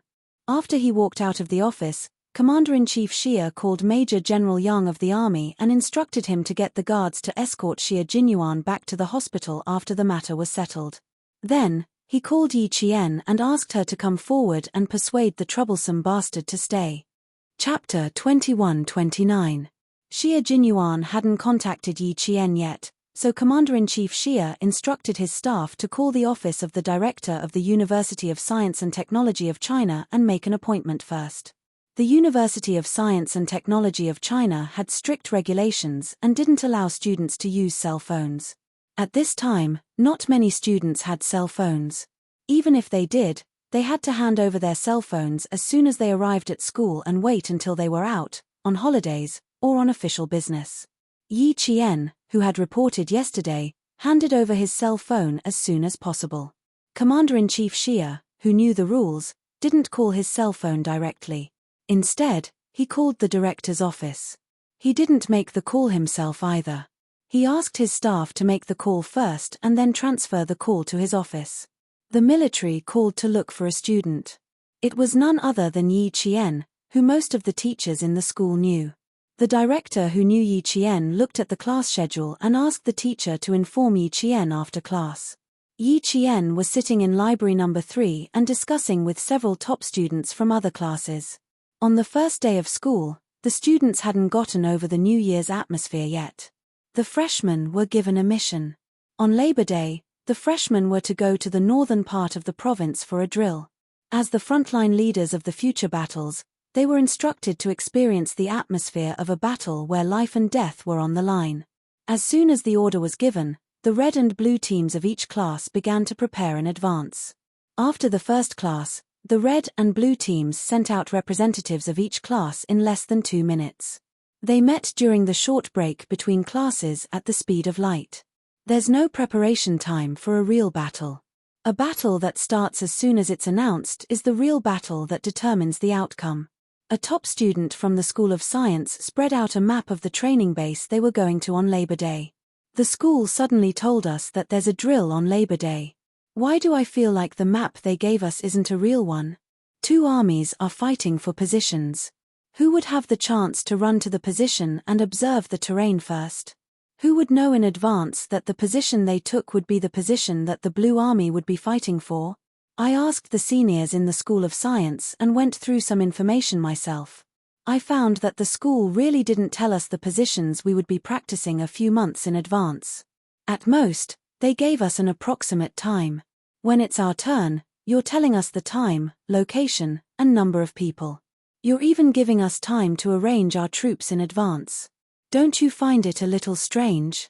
The students of the School of Science were all engineering students, so their logical thinking was quite rigorous. They had a thick book on cryptography, while Yi Qian and the others had only just started studying it, but they had already finished self-studying. Another student said, "Having a direction is better than not having one. Let's not talk about whether it's strange or not. We can first familiarize ourselves with the northern training base and the surrounding terrain. When the time comes, we can carry out the drill anywhere. We can't always focus on the north. Our school has exercise bases in the east, west, south, and north. In my opinion, we can't just grasp the north. We have to grasp the exercise bases in the east, west, south, and north. Only in this way, no matter where the exercise is, we won't have to improvise. Sun Tzu said in The Art of War, make a plan before you act. Know when to stop and you will gain." I agree with this student's point of view. Some students agreed. Only by not fighting an unprepared war can one be invincible. This had been the case in all wars since ancient times. Yi Qian didn't speak immediately. Although she had actual combat experience and had participated in a real battle between two armies, she had never participated in a drill involving hundreds of people. Regarding this, she decided to listen first and then express her opinion. Chapter 21:30. The short meeting was just to get to know each other. There was only so much time outside of class. They met to get to know each other and set a time for the next meeting before returning to their respective classrooms. At noon, Yi Qian finished her lunch and told Xu Wen and He Qing that she needed to go to the dean's office. She told them to go back to their dorms to rest while she jogged to the dean's office. Xu Wen looked at Yi Qian's back as she left and lamented to He Jing, "I have two fears. One is my father, and the other is entering the office. Every time I see a classmate entering the office, I always feel like the wind is blowing and the water is freezing. The hero will never return. As long as you improve your physical fitness, you will never have the chance to go to the office." He Jing pointed out her classmate's weakness without giving her any face. During the scolding session this morning, as long as your physical fitness was mentioned, I saw our instructor's gaze sweep over you. Why are you so weak? You're second from the bottom in the class. You're quite capable. You eat so much every day. If you don't gain strength, you'll only gain weight. What's the use of gaining weight? It's not like you can be slaughtered to buy meat. Xu Wen was horrified. I gained weight again? No way. I just went back for the new year and I gained weight again. My father dug me out of bed at 5 in the morning to run. How can I gain weight? Facing the classmate who completely missed the point, He Jing patted her shoulder and sighed with emotion. The wind is bleak and the water is cold. Once a hero leaves, he will never return. Classmate, take care. In the previous semester's physical fitness exam, Xu Wen, who had been lagging behind since the start of the freshman's military training, received the lowest score in history. Her instructor and captain were shocked. It could be predicted that Xu Wen's life would be tragic this semester. Your grades in the military academy could not be too good, but your physical fitness had to be very, very good. Otherwise, you would only have more miserable days ahead of you. As someone who had not attended classes for a month, Yi Qian naturally did not feel any pressure when she became the top student in the entire school. Last night, the instructor even talked to her and asked if she could spare some time to help the students who were in the bottom 20 in class improve their physical fitness. He also said that there was no need to worry about being too ruthless. They could only blame themselves for being too weak. Yi Qian said she would do her best. Yi Qian, who was running towards the director's office, thought that it was because of this matter. She knocked on the door and shouted, reporting in. When she heard a please come in from inside, The first thing Yi Qian did when he pushed the door open was to give a military salute. "Commander-in-Chief, Yi Qian is here. Please wait a moment, I'll pass the phone to her." The hospital director was on the phone. His words made Yi Qian realize who was looking for him. Yi Qian, who had spoken with Commander-in-Chief Xia many times, was not as tense as before. However, when Yi Qian heard Commander-in-Chief Xia's dignified voice, he could not help but straighten his back. "Xiao Yi, sixth brother, has already returned to the country. He even suffered some minor injuries. I stopped him from coming to the southern province to look for you. I hope you can forgive him." Knowing that Xia Jinyuan had returned safely, Yi Qian, who had been heavily shackled, felt the shackles on her heart suddenly loosen. The sound of flowers blooming in spring bloomed from the depths of her heart. However, at the same time, her brows were tightly knitted together. She knew that Commander-in-Chief Xia's minor injuries were not really minor injuries. If they were, Commander-in-Chief Xia would not have specially called her. Chapter 2131. His injuries must be so serious that he had to be hospitalized. Yi Qian, who was a little out of breath, closed his eyes slightly and tried to mentally prepare himself before asking calmly, "Can you tell me how serious his condition is?" He was very calm, but every word was so heavy that it felt like a stone had fallen from the sky and hit Chief Commander Xia. He suddenly realized that he had made such a call. Was it a little inappropriate? Even though Commander-in-Chief Xia was a dignified general, he was also a father who deeply cared about his son. Before he could reflect on his inappropriate call, Commander-in-Chief Xia quickly smiled and replied, "It's okay, it's okay." His waist was pierced, but it avoided the vital parts. He handled it a little carelessly, and the shrapnel left 2 small fragments, which caused the wound to become inflamed. He handled it immediately after returning to China. The doctor suggested that he stay in the hospital for 3 days and get an anti-inflammatory drip. "He just came over and told me that he wanted to visit you in the afternoon, but I didn't agree." The clerk who knocked on the door walked in quietly and saw that the Commander-in-Chief was on the phone with someone. He opened the camouflage folder and presented the contents to the Commander-in-Chief. This was an invitation from the Political Department's Arts and Crafts Department. Commander-in-Chief Xia was invited to watch the Beijing government troops' upcoming performance in the army. The general idea was to invite leaders of all levels, and then the leaders of all levels would give instructions, guidance, and criticism.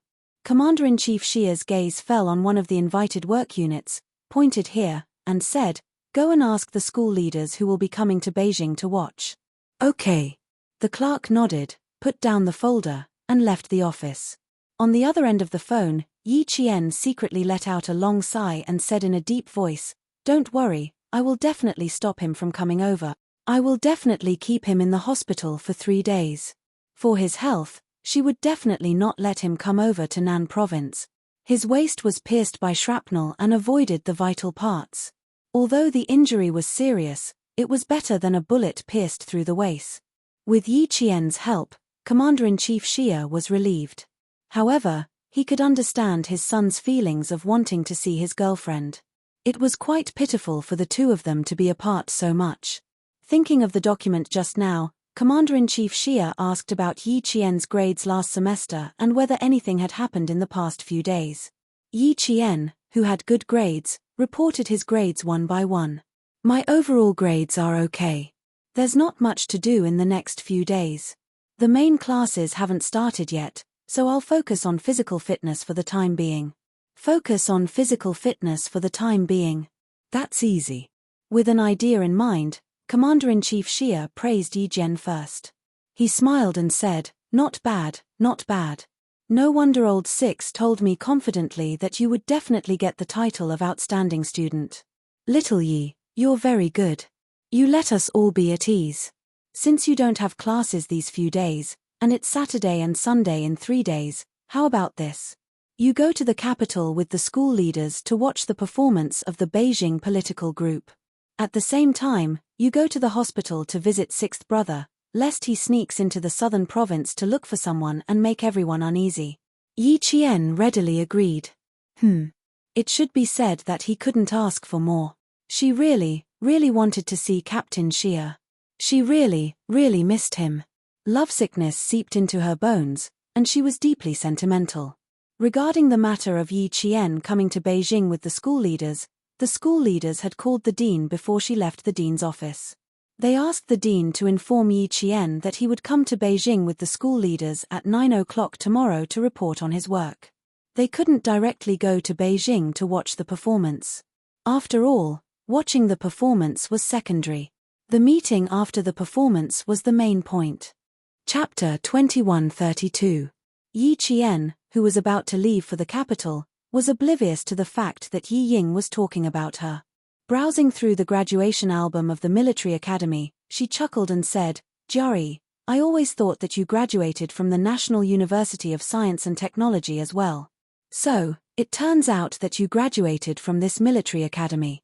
Du Jiari, who was in the midst of putting on her eye makeup, replied with a lukewarm yuan in response to Yi Ying's enthusiasm.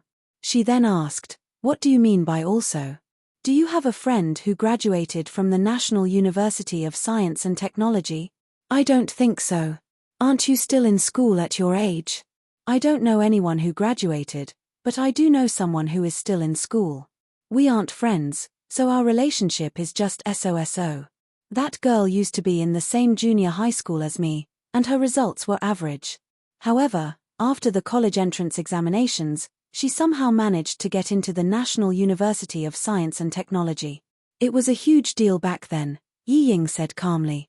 At the same time, there was a hint of jealousy and disdain in her voice. It was difficult for two girls to like an outstanding girl, but it was easy for them to hate the same girl. It just so happened that Du Jiari was secretly looking for Yi Ying's faults. Hearing her words, a cold sneer crept onto her lips. Feigning concern, she said, "Having such an outstanding girl by your side is indeed a headache. All right, you aren't bad yourself, so why are you being jealous of her?" "It's not that I'm jealous of her. It's just that she used to be really bad. Her results back then were really bad. She was always at the bottom of her class from primary school to junior high school.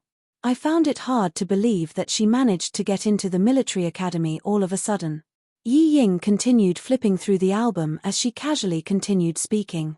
"Take Sis Jiari for example. Your results have always been good, so it's no surprise that you managed to get into the military academy. On the other hand, from primary school to junior high school, she had to copy my homework every single time. No one gave her any exams, so she was always at the bottom of her class. How can I not be surprised that she managed to get into the military academy during the college entrance examinations? That's indeed a little surprising. So that's what happened. Someone who was worse than me suddenly managed to get into the military academy. Naturally, I would feel a little disappointed, so Du Jiari said apologetically. Yi Ying continued as if she did not understand, "I'm her relative. We share the same surname and grew up together. I'm happy that she got into the military academy, but I'm also worried. It's fine if he really relied on himself to pass the exam, but I'm afraid that's not the case. At that time, everyone in the village was happy, but my parents were worried, afraid that they would be happy for nothing." If Du Jiari conveyed her words to the deputy chief of staff Du, "He, Yi Qian, oh Yi Qian, what do you think will happen to you?" Du Jiari, who was not interested, suddenly opened her eyes. She turned to look at Yi Ying, who was sitting on the dressing table to her left. "She has the same surname as you? What's his name?" "Yi Qian." Yi Ying could tell that there was something amiss with her tone, so she thought that Zhong Xian had understood what she was trying to say. With a deep frown, she sighed deeply. "My cousin grew up without parents. If not for my parents raising her, she would have been living on the streets by now. She wasn't the type to study since young. My parents said that it was my uncle and auntie who blessed her that she was able to get into the military academy. They had the same surname, but one was from the military academy while the other was from the army. Am I overthinking things? Do you have a picture of her? Let me take a look. Regardless of whether I'm overthinking things or not, I'll know once I see the picture," Du Jiari asked, unwilling to give up. Chapter 2133. Du Jiari was far more scheming than Yi Qian, and she was better at hiding things. She didn't want others to know that she knew Yi Qian, and she also didn't want others to see her abnormality. She added lightly, "If a gentle and generous girl like you doesn't like Yi Qian, I'm sure that Yi Qian isn't very likable. Yi Ying hoped that Du Jiaoyi would stand on her side. Hearing this, she smiled and said, I don't hate her, but I don't like her either. After all, she and I are still family. I also hope that she doesn't do anything wrong and doesn't always think of taking shortcuts. Hearing this, Du Jiaoyi almost couldn't help but laugh out loud. What right did she have to criticize others? Wasn't she the same? The two sisters were the same. If the Yi Qian she was talking about was the same person as the Yi Qian she knew, then it really was. Du Jiaoyi's eyes darkened as she played with the eyebrow pencil. If it really was the same person, she had to admit that Yi Qian was undoubtedly much better than Yi Ying. However, they had one thing in common, and that was that she didn't like either of them. She was from a small family, yet she wanted to marry into a big family. She was dreaming. As for the other one, she always tried to be brave, but all the male soldiers fell for her tricks. Phut, did she think that she was a flower in the army and wanted to stand out and make all the female soldiers feel inferior? Du Jiaoyi's mind flashed with the image of a face that was as beautiful as the moon, even if she was dirty. Her eyes flashed with a ruthless look, and her mood instantly sank. Pa.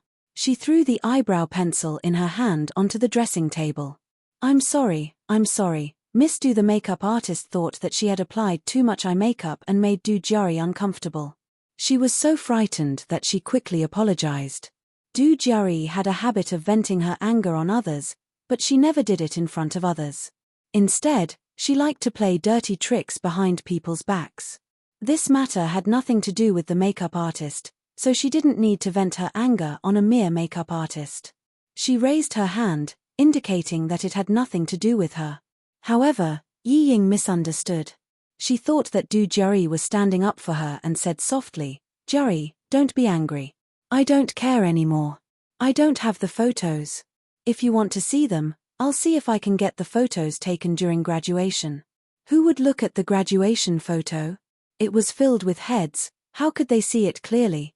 Can you show me a solo photo? Du Jiaoyi glanced at Yi Ying, who was putting on an act in front of her, and the disgust in her heart grew stronger. She really didn't understand what her mother liked about her. Pretentious. Although her looks were acceptable, this kind of appearance was completely unrecognizable. Seeing the flash of joy in Yi Ying's eyes, Du Jiaoyi immediately understood why Yi Ying had mentioned Yi Qian to her. Earlier, she had mentioned that Yi Qian's grades were not good, but he had suddenly gotten into the military academy. Wasn't this hinting that Yi Qian had relied on cheating to get into the college entrance exams? Now she understood. So this was her true intention. Since you said that her grades might be fake, then we have to check it out. The military academy is meant to groom future military officers. How can there be fish eyes as pearls? Give me the solo photo as soon as possible. I'll ask my father to find out what's going on. Yi Ying was so agitated that she secretly pinched her thigh to suppress her excitement. However, she pinched herself too hard. Her expression of pain and excitement intertwined, causing her sweet features to twist. She panicked and said, there's no need to check.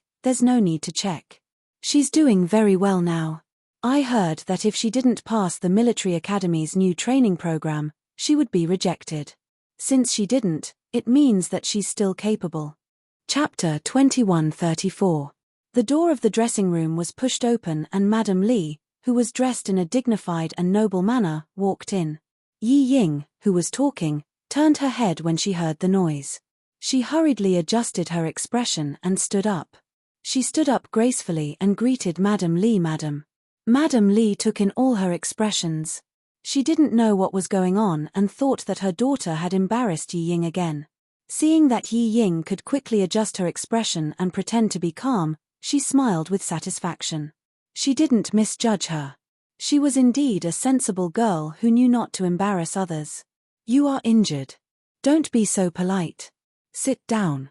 Mrs. Li, who walked over elegantly, took the initiative to put her arm around Yi Ying's shoulder. She thought for a while and said, fortunately, your face is not injured. Don't wear anything else later. Just wear a military uniform. Don't put too much makeup on your face. Just be simple and elegant. Du Jiaoyi, who had finished the eye makeup, said with a smile, "Mom, in fact, I don't need to put on too much makeup. Just be simple and elegant. Just wear a military uniform. You want to disagree with me again, don't you?" Mrs. Lee tapped her daughter's forehead with her index finger. She was in a good mood and joked with the makeup artist. "Make her uglier. She will be too ashamed to see others later." The makeup artist hurriedly said respectfully, "Miss Du is born beautiful. She is very beautiful without makeup." "Did you hear that, Mom? You have to listen to the opinions of the people and the voices of the people."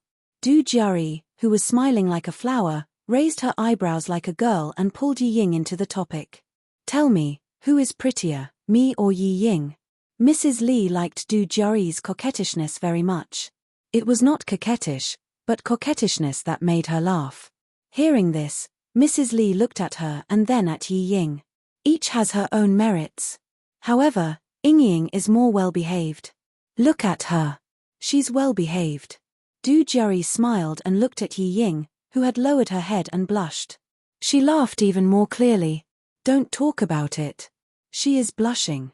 She didn't know whether she was blushing because of anger or because she was really embarrassed. Du Jiari retracted her gaze coldly and began to discuss with Madame Li which necklace would suit the gown better. More than a dozen necklace boxes were opened and placed neatly on the dressing table. Every necklace was expensive, and one of them was the pink diamond necklace. Yi Ying. Beautiful, resplendent, envious. How about a pink one? It looks good in pink and matches your white lace gown perfectly. Madame Li personally put on the pink diamond for her daughter. As she lowered her head, she smiled gently and said, "Your sweetheart will also be here tonight. Dress up well and let him be stunned by you." "You said Qin Xiu would come? Look at you. You are already stunned before he comes." Mrs. Lee tidied her daughter's hair and instructed the makeup artist elegantly, "It doesn't have to be too thick. Just plain and light will do. She doesn't have to be too mature. She is still young." "Yes, madam." The makeup artist answered in fear, for fear that she would make Mrs. Lee angry. Mrs. Lee nodded with satisfaction and turned to Yi Ying. "Ying, go and change into the military uniform. I will take you out for a walk. There are guests at home. Li Yuan is entertaining the male guests. Help me talk to the female guests. They are all girls in their 20s. I can't keep up with their topics." Chapter 21:35. Not only were they all girls in their 20s, but they were also Mrs. Lee's daughter-in-law. Yi Ying, who was wearing a military uniform, was led into a circle by Madame Li. She was not bad-looking, and she had learned piano and dance. She had an intellectual and gentle temperament. Moreover, she was led by Madame Li. Although the people in the circle did not know her identity, they were all polite to her because of Madame Li. Mrs. Li did not take Yi Ying with her all the time. After introducing her to the daughters of several friends in the circle, she went to do her own thing. Although Du Jiari's birthday party was held by her own family and only friends of both parties were invited, those who came were either rich or noble. They came with their children. In the evening, the hall of the villa under Li Yuan's name was very lively. It's good to be young. Look at them, they are all having fun. TSK, TSK, TSK. If it were us, we wouldn't be able to get out of bed the next day. They are in a good era and have a place to play. In our era, who dared to play? They could be criticized. That's right. At that time, there was no fun or food. Mrs. Lee was better. She was born with a silver spoon in her mouth and was a real daughter of a famous family. Come on, Mrs. Lee, this toast is for you. A lady who was good at talking and usually played mahjong with Mrs. Lee held a crystal goblet filled with red wine and took the lead to toast. With her as the beginning, the other ladies followed. When Du Jiari appeared, all the people in the room applauded. Then Yi Ying listened to the applause and looked at the crowd. When her legs touched the thick and white cloud carpet, she felt as if she were stepping on clouds. Every step she took was so weak that she could not find the feeling of being on the ground. The crystal lamp was so bright that it shone on Du Jiari's crystal crown. Yi Ying's eyes fell on the crown and her vision was a little blurred. Such a princess-like life, like the moon surrounded by stars, was the life she wanted. It was so beautiful that she wished she could have it now. Don't worry, don't worry. She has already walked out. As long as she coaxed Madam Li, this kind of life would definitely become her life. The young lady behind Jari is surnamed Yi, and her first name is Ying. After studying in France, she was specially recruited into the Beijing political group. Although she's young, she's very obedient and well-behaved. I really like her personality. Observing secretly in the afternoon, Madam Li found that Yi Ying was very good at dealing with people and things. When she met two people who deliberately made things difficult for her, she calmly retorted with her own ability and helped everyone to save face. After observing for the whole afternoon, Madam Li felt more satisfied. Only then did she formally introduce Yi Ying to her friends. With her special introduction, Yi Ying's name gradually spread. Before the banquet ended, everyone knew that Madam Li liked a girl from the southern province named Yi Ying. Du Jiari was very happy at first, but gradually, as time passed, the haze in her eyes became heavier and heavier. Fortunately, she knew how to hide it, so no one could see the unhappiness in her heart. The person she had been longing for did not come, and she had even made preparations early. Yi Ying, who had a few new numbers added to her phone, was very happy. She did not steal Du Jiari's limelight and stayed by Madam Li's side obediently. Whenever Madam Li asked her a question, she answered generously and gently, which made Madam Li smile. Yi Ying, who was not by Yi Qian's side, was really good. At this moment, Madam Li did not know that she had lost face because of Yi Ying. Chapter 2136. Mrs. Li, who was more and more satisfied with Yi Ying, spent the entire night either with Du Jiari or with Yi Ying to chat with her friends, Deputy Chief of Staff Du's friends. At the end of the banquet, Mrs. Li even asked Yi Ying to send off the female soldiers from the capital government regiment. They were friends with Du Jiari, and because of Mrs. Li's introduction, they didn't dislike Yi Ying and didn't have much interest in interacting with her. Even so, Yi Ying was very happy. Yi Zhifan was so angry that he was sent to the hospital. He drank a little too much last night, and in the middle of the night, he was furious because of the videotape. When he woke up and knocked on the door, he found out that his wife and daughter had sneaked out behind his back. Shocked and angry, he searched outside in thin clothes. At noon, he had a stuffy nose, fever, and cough. Why are you angry with Ying? As long as she can make it up to you, everything will be fine. Sun Dongqing, who received the call from the hospital, was so scared that she rushed over. She complained about her husband's unreasonable behavior. I hit and scolded her last night. Ying knows that she was wrong. She is our only daughter. Did you really beat her to death? I was very angry. At that time, I wanted to beat her to death as well. It was better than continuing to embarrass myself. But now, we have Mrs. Li and the Du family. As long as Mrs. Li likes her, what is there to be afraid of? As she spoke, Sun Dongqing gritted her teeth and said fiercely, we must find that damned bastard who harmed our family. If we don't teach him a lesson, he will think that we are easy to bully. Ying said that it was Yi Qian, that wretched girl. I thought about it and couldn't think of anyone else other than her. She must be jealous that Ying joined the army, so she came up with such a vicious method to harm Ying. After being brainwashed by Yi Ying, Sun Dongqing believed that all this was caused by Yi Qian. At this time, Yi Zhifan was already disheartened. He didn't want to see this stupid woman in front of him, nor did he want to see Yi Ying, who wanted to climb up the social ladder but couldn't achieve anything. Yes, you and your daughter are smart. You are the smartest in the world. Everyone else is a fool. Well, now that your daughter has gone to the Du family to show off and make Madam Li happy, Sun Dongqing, hurry up and be happy, otherwise, I'm afraid you won't have time to be happy. The sarcastic Yi Zhifan closed his eyes and pointed at the door. You can get lost now. Don't let me see you again. Scram. Dad. Yi Ying, who had been listening outside for a long time, pushed the door open and came in angrily. How can you say such terrible things? If Mom leaves, who will take care of you? Tomorrow morning, Li Yuan will accompany me to report. After reporting in the morning, I will go with the Beijing political group to perform for the military leaders at all levels in the afternoon. You always say that I will embarrass you, but when have I ever embarrassed you? Today, Madam Lee introduced me to many madams of influential families, not just the wives of high-ranking generals in the army. I also made many new friends, including a few from the political group in the capital. Did I embarrass you? I'm giving you face. Long face.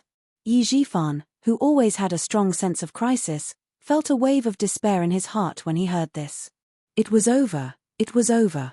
Everything was really over now. As long as the videotape was sent to Madam Lee, his career would be over. Scram. For the sake of his career, Yi Jifan, who had worked hard for nearly 20 years, let out a desperate and violent roar. He got up too forcefully and pulled out the 4-drip. As he waved his hand, blood and 4-drip splashed on Yi Ying's face, causing her to scream in horror. Chapter 2137. Sun Dongqing knew that her husband was really angry. Looking at his ferocious face, she was terrified. Usually, old Yi would just endure his anger. He cared about his image and would never do anything that would be unbecoming of an official. He had never been angry with his wife and daughter in public. Now he was roaring and ignoring his health. Sun Dongqing couldn't help but mutter in her heart. Nothing would happen, right? Old Yi would never do anything that would harm the family. No matter how she quarreled with him, he would never say anything bad. Sun Dongqing, who was suddenly scared, comforted her husband for the first time. Okay, old Yi, calm down. Don't be angry with a child. Ying knows that you are sick and hurried to see you. Just let it go for the sake of her filial piety. Don't you always say that the family is noisy? What are you talking about? Now Ying has won Mrs. Li's favor and Li Yuan sent her to the hospital. Doesn't it mean that Mrs. Li really wants Ying to marry into the Du family? As long as Ying marries into the Du family, what are you afraid of? It's not our family that is afraid, but the person who sent the videotape should be afraid. If he knew that Ying would marry into the Du family, he wouldn't dare to do anything to her. He dares to go against the Du family. As his mother-in-law, how could Mrs. Li let him go? It was rare for Sun Dongqing to persuade her husband, but what she said was still not clear. The reason why she was so confident was that she was sure that Yi Ying would marry into the Du family. She was sure that Mrs. Li liked her daughter and would not let anyone bully her. But what she didn't expect was that Mrs. Li liked Yi Ying only because Yi Ying looked pure, well-behaved, and obedient. Later, she secretly investigated Yi Ying and asked Yi Jifan's colleagues and friends. She found out that Director Yi's daughter was indeed obedient, well-behaved, and didn't have any messy boyfriends. She also found out that Yi Ying went abroad to study at an elite school. Only then did she think more highly of Yi Ying. Mrs. Li's conditions for choosing a daughter-in-law were quite strict. The most important one was that her daughter must be pure and not tainted. Yi Jifan's position as an official, Yi Ying's obedience, and all other aspects combined made Madam Li see him in a different light. But once Yi Ying's true colors were exposed and her dissolute private life was exposed to Madam Li, how could Madam Li help Yi Ying just because she liked Yi Ying? She was not Yi Ying's mother. How could she forgive Yi Ying's deceit so easily like Sun Dongqing? Sun Dongqing thought that Mrs. Li liked Yi Ying as her daughter-in-law, but she didn't expect that Yi Ying. Sun Dongqing, who was immersed in Yi Ying's beautiful dream, only thought of beautiful things and completely ignored the consequences of deceiving Madam Li. Like mother. Yi was. He. Yi Jifan glared at Sun Dongqing with his bloodshot eyes. His wife was still daydreaming about the consequences of her actions. Divorce. Yi Jifan yelled at Sun Dongqing. Go back to the Nan province to file for divorce. Go back to the Nan province now. After shouting, only Yi Jifan's heavy breathing could be heard in the ward. Sun Dongqing and Yi Ying were shocked by Yi Jifan's words. Chapter 2138. This was the first time Yi Jifan had asked for a divorce, and it was under such circumstances. Yi Ying found it unbelievable. After a while, she screamed, "Dad, are you crazy? I'm about to marry into the Du family, and you're asking for a divorce at this time. What are you trying to do? You don't know how much Mrs. Li likes me. Today, she introduced me to some of her best friends and asked them to take care of me. She instructed Du Jiao's friends to take good care of me since they're all from the capital's political group. When I came to the hospital, Mrs. Li didn't even ask the driver to send me. She asked her son, Li Yuan, to send me. Dad, do you know what this means? It means that Mrs. Li told Li Yuan that I'm the daughter-in-law she want. What kind of family is the Du family? I won't talk about the deputy chief of staff Du, and I won't talk about her eldest son either. You know. Let me tell you. Mrs. Li's family used to be a warlord. Mrs. Li has an older brother, who is the leader of your province. She also has a younger brother, who is a great painter who can sell his paintings for 6 figures. Mrs. Li from such a powerful family likes me and wants me to be her daughter-in-law. This is the Yi family's ancestors' matter. You even want to divorce my mother. Fine, as long as you divorce my mother, I'll change my surname to Sun immediately. Sun Dongqing hadn't recovered from her husband's divorce, and her heart skipped a few beats when she was shocked by her daughter's words. What nonsense. Your dad said that out of anger. Divorce. Impossible. If she divorced old Yi, who would she rely on for the rest of her life? Find her daughter. Her daughter had to take care of her husband's family. She would never divorce old Yi. Yi Ying, who was trembling with anger, stubbornly raised her chin and screamed fearlessly, "What nonsense am I talking about? Is he still my father? Is there a father who can't bear to see me do well? No, he's not my father. Other fathers want their daughters to marry well and dress well, but what about him? He's afraid that I'll marry well. Is he my father? Is he my biological father?"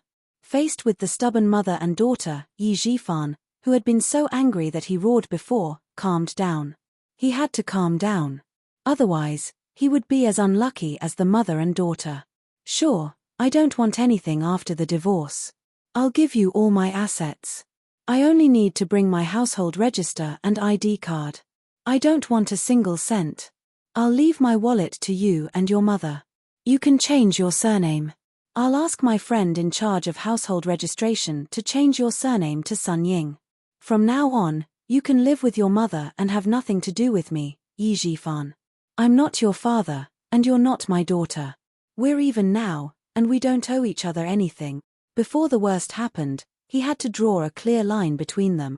For the sake of his career, Yi Zhifan, who was completely disappointed with his mother and daughter, began to disown his family.